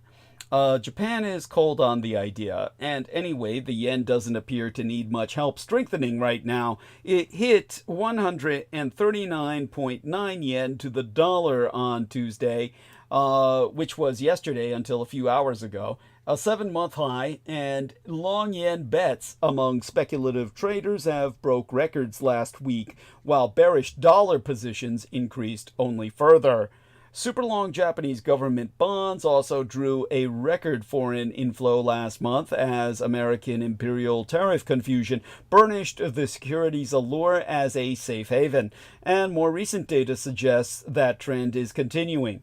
As Bloomberg reports, foreign asset managers and Japanese life insurance giants alike have signaled their interest in investing in super long JGBs, or Japanese government bonds, in recent days after the Bank of Japan Governor Kazuo Ueda suggested a policy response to higher American imperial tariffs.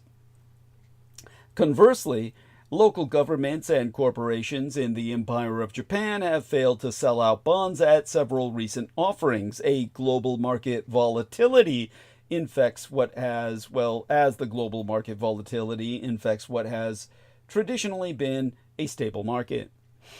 So, get out while you can.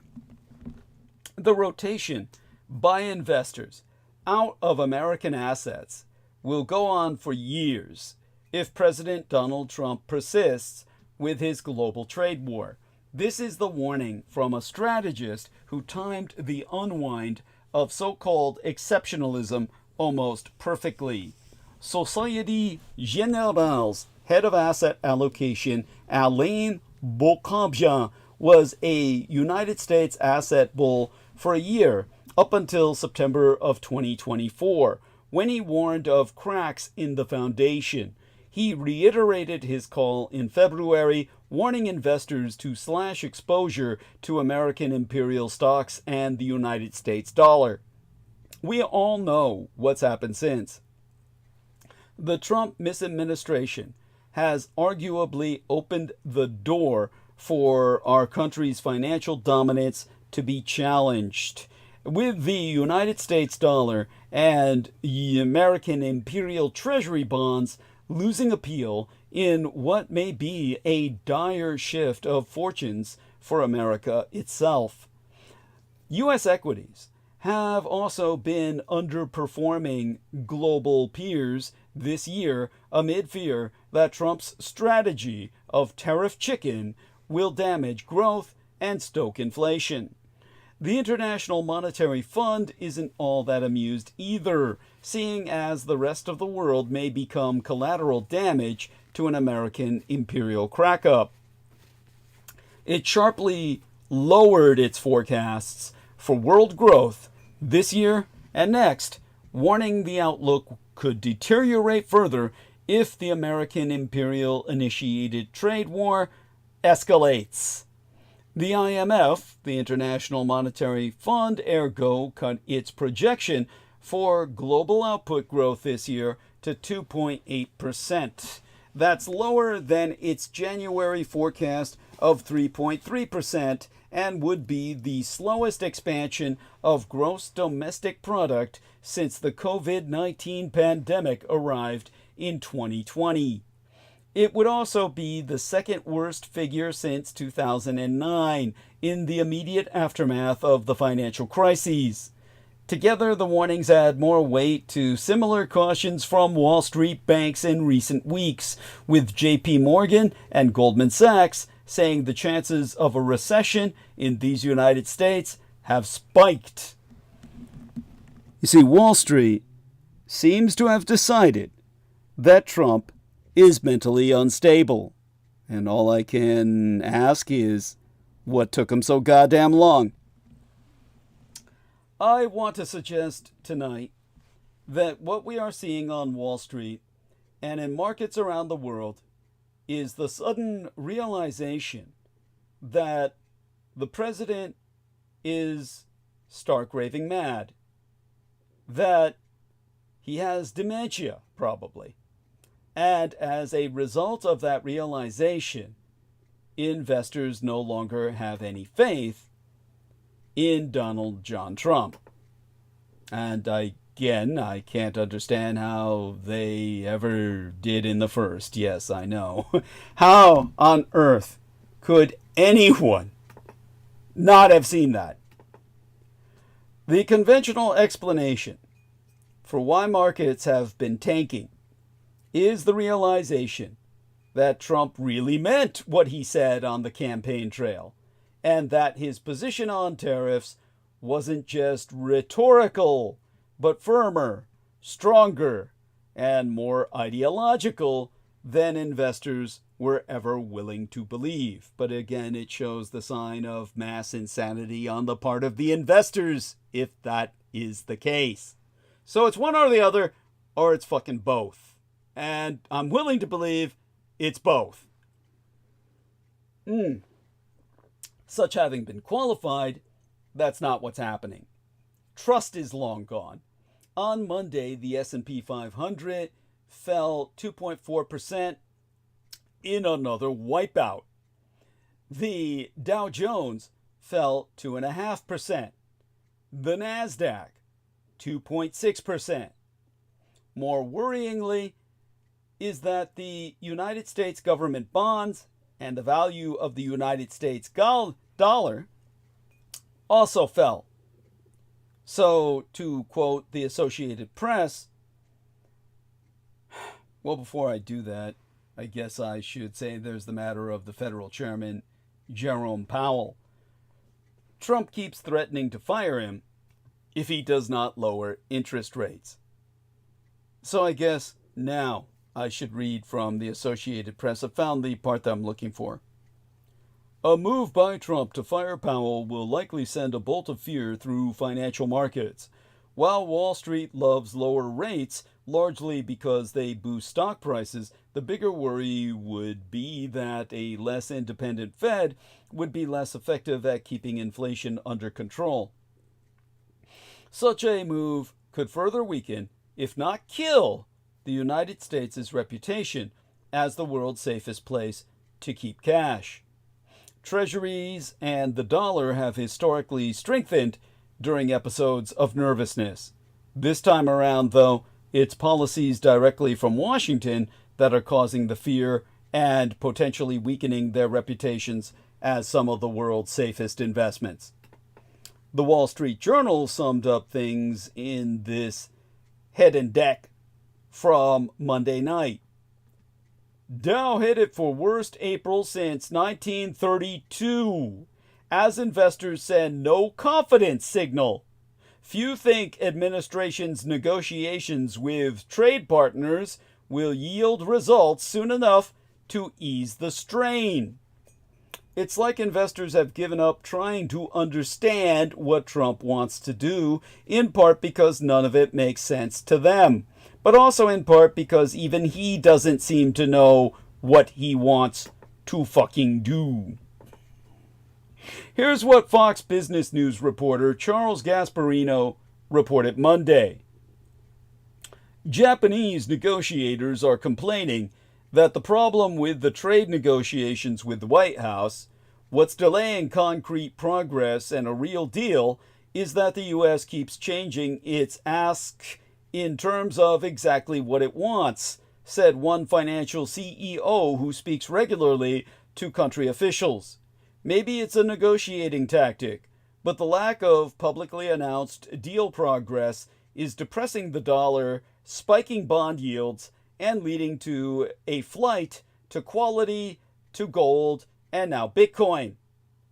That he doesn't know what he wants would explain why he could be so easily moved away from the reciprocal tariffs that threaten to create a nightmare scenario, according to economist Paul Krugman, in which falling asset prices cause a scramble for cash, which leads to fire sales that drive prices even lower and the whole system implodes. That's Paul Krugman's words, not mine. The Wall Street Journal reported last Friday that Treasury Secretary Scott Bessent and Commerce Secretary Howard Lutnick didn't have to do much to convince Trump to pause them for 90 days. All they had to do was get him alone and away from that tariff zealot, Peter Navarro. Markets rallied Tuesday on word that the White House believes that the trade war with the communist Chinese is unsustainable. Investors will also cheer the president's remarks yesterday, saying that he has no intention of firing Jerome Powell. These, however, aren't that reassuring. As the Washington Post columnist Catherine Rampell said, or she noted, even Trump's cabinet members do not appear to know what their boss will do from minute to minute. Which brings me back to Trump's mental decline. Like tariffs, it was staring Wall Street in the face the whole time. Last June, CNBC anchor Andrew Ross Sorkin reported what he heard after some of America's corporate leaders met with Trump. They were already predisposed to him, Sorkin said, but left a bit disheartened, a bit questioning. I don't want to say of his mental fitness, but questioning of just how meandering, how in some cases one said to me, he could not keep a thought straight.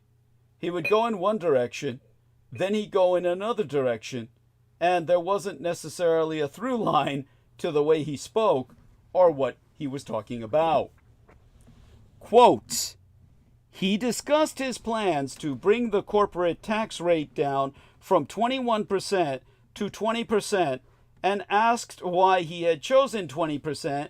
He said, well, it's a round number. Wow. I think that itself had a number of CEOs shaking their heads. I think there was a concern about whether we were going to see a similar movie to the last presidency, where there were so many different issues that came up and made their jobs not easier, but ultimately harder. Unquote. Sorkin was referring to the COVID pandemic and how Trump had botched the government's response so badly that it promised to bring down the whole country and every corporation with it. These CEOs were clearly alarmed to see Trump's fractured mental condition, his meandering and inability to think straight, and they were clearly concerned that it might open the door to another preventable disaster. They should not have been alarmed. Former Republican candidate Nikki Haley warned them. During her brief campaign, she made a point of saying that the presidency is a hard job and it requires mental fitness. In late January, she said, and here I quote she at length and verbatim, Trump is at a rally and he's going on, mentioning me multiple times as to why I didn't handle January 6th better. I wasn't in office then. They're saying he got confused, that he was talking about something else, that he was talking about Nancy Pelosi. He mentioned me multiple times in that scenario. The concern I have is, I'm not saying anything derogatory, but when you're dealing with the pressure of a presidency, we can't have someone else that we question whether they're mentally fit to do it. But like that tariff threat, Trump's obviously deranged and damaged state wasn't enough for corporate leaders to second-guess their support for a Russo collaborationist, red Republican insurgent candidate who would, as president, deregulate their businesses, protect their monopolies, or overlook their lawlessness. Now they face a reckoning. What they have done cannot be undone. And as a consequence, there be no hope of reasoning with a president who is clearly struggling with some kind of cognitive deterioration. So what's happening on Wall Street and in markets around the world is that there's no going back. That America under Trump has become like Russia under Vladimir Putin. In both, the rule of law has been replaced with the rule of one single deranged, demented madman. According to Bloomberg's Michael Reagan, investors are adjusting to a high volatility regime market. Like that? High volatility regime market. Yes, the regime is highly volatile because Trump himself is. Okay. So, the question now becomes, and we're almost pushing, well, I might as well take it to that 8th hour. Is America a kleptocracy? Let me, as an analyst, try and ascertain and articulate how life could change for the rich, the poor, and everyone in between. And there's really not that many in between anymore. When great changes are afoot, we look for a user manual. There will be new patterns of living and new expectations for the future. The rapidly developing corruption landscape in these United States will be no exception. United States President Donald Trump's election last November and the accelerated institutional and personnel changes since his inauguration have forced Americans into new political territory. In particular, anti-corruption institutions and norms are unraveling. Attorney General Pam Bondi has ordered the Justice Department to prioritize cases related to criminal cartels and close down Task Force Kleptocapture and the Kleptocracy Asset Recovery Initiative. Trump himself ordered a pause in new investigations or enforcement of the Foreign Corrupt Practices Act for 6 months. While those developments focus on American imperial businesses engaging in corruption overseas rather than at home, other anti-corruption norms are also coming under rapid and significant pressure. The Trump administration has fired at least 17 inspectors general, offices installed after the Watergate scandal as an independent check on mismanagement and abuse of power within government agencies, as well as several senior Justice Department employees. The president also issued an executive order that undermined the independence of agencies such as the Federal Trade Commission and Securities Exchange Commission, both of which have important roles in detecting and punishing corruption. For some, these changes go beyond the usual shifts in policy that come with a new administration. They seem to require a new vocabulary. Exempli gratiae. Few people had heard of the word kakistocracy, a society governed by its least suitable or competent citizens. In other words, a kakistocracy is a government by imbeciles, by idiots. And few people ever heard that term, kakistocracy, aside myself, until it was The Economist magazine's 2024 Word of the Year. Pundits have labeled the tech executives with the best seats at Trump's inauguration as America's new oligarchs.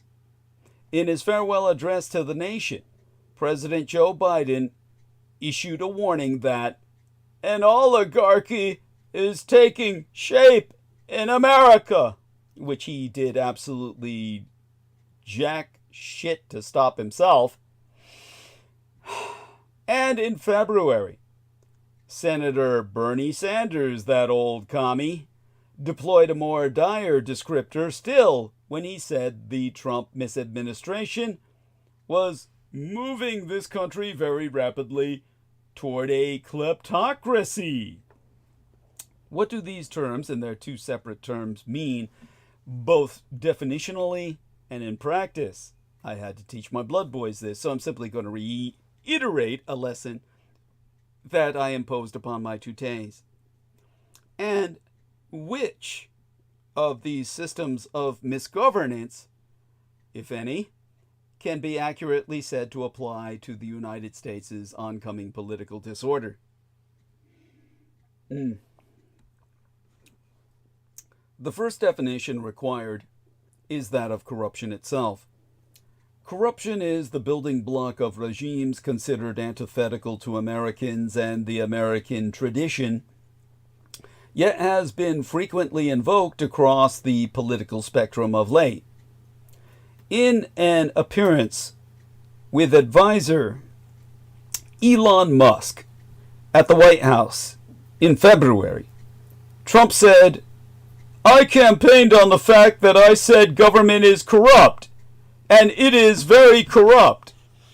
Indeed, rooting out graft in the so-called deep state bureaucracy is one of Musk's stated objectives for the DOGE, the Department of Government Efficiency, set up via executive order in January.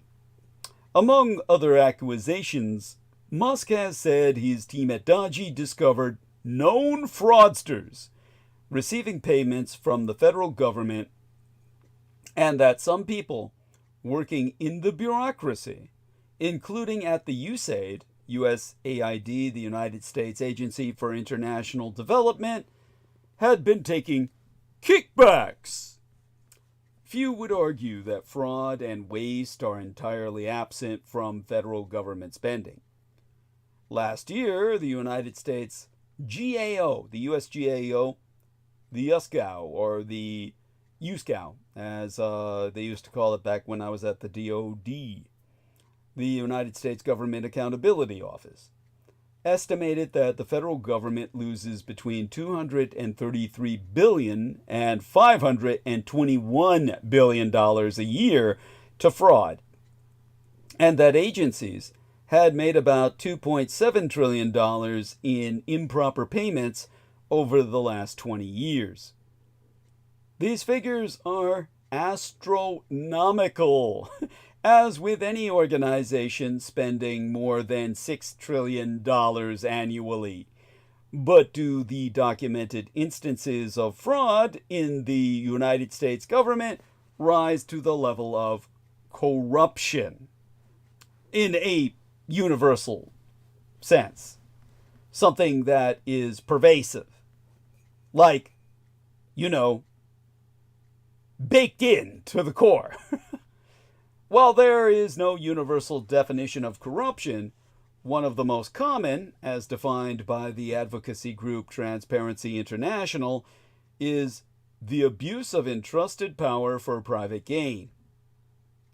For Musk to abuse this term in its proper sense in regards to USAID, for instance, he would have to demonstrate how USAID employees or contractors abused authorities granted to them in order to gain private benefits, such as taking bribes or gifts in return for granting lucrative contracts.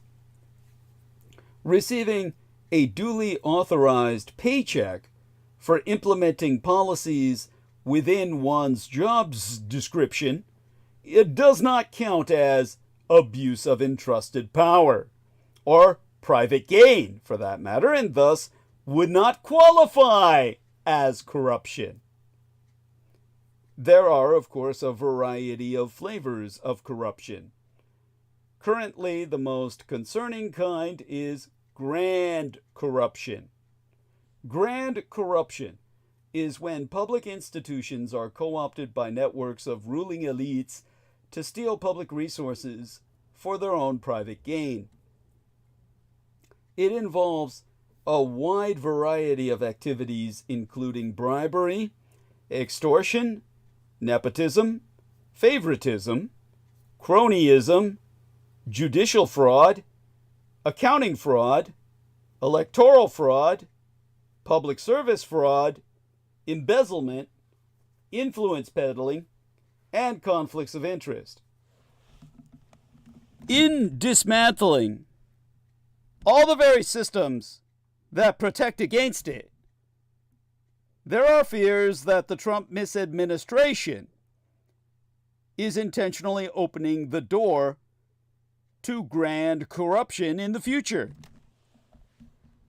Republican Mark Pocan has criticized Musk's situation as a special government employee with federal contracts. At least 52, over half 100 are ongoing, with 7 government agencies, no less, that Musk is contracted to, as ripe for corruption, and plans to introduce a bill aimed at banning special government employees like Musk, who gave at least $277 million to support Donald Trump and other Republicans in last year's election, from obtaining such contracts. Now, I see the numbers are down. I think I can call it a night. We can get back to the lesson I've taught my blood boys about this sort of thing on Sunday night. And with that, join us on Sunday. So I turned in 7 hours. That would be like a typical work day with a lunch hour. I did my bit. I need your help so that I can do this for longer periods, my usual 12 hours, before Sunday. I'll need contributions. $100 contribution, $200 if you can help it. And with that, we'll move on, and I'll be back on Sunday night. All right, let's end stream. My love to all my supporters, and damnation on my enemies, and to all of Team Dietrich. This couldn't be done without you. All right then. Best wishes unto all. Love to the ladies. Hugs to the gentlemen out there. And join us again on Sunday night. Let's take a look at the date that will be. Consider it a date on Sunday, the 27th of April. All right, then. We'll be in code black by then if I don't get any contributions. So let's try and get some money in there. The PayPal is right up there on screen. There's no way you can miss it. So you have no excuse. Support at paypal.me/Douglas D. Dietrich. All right then. Bye for now.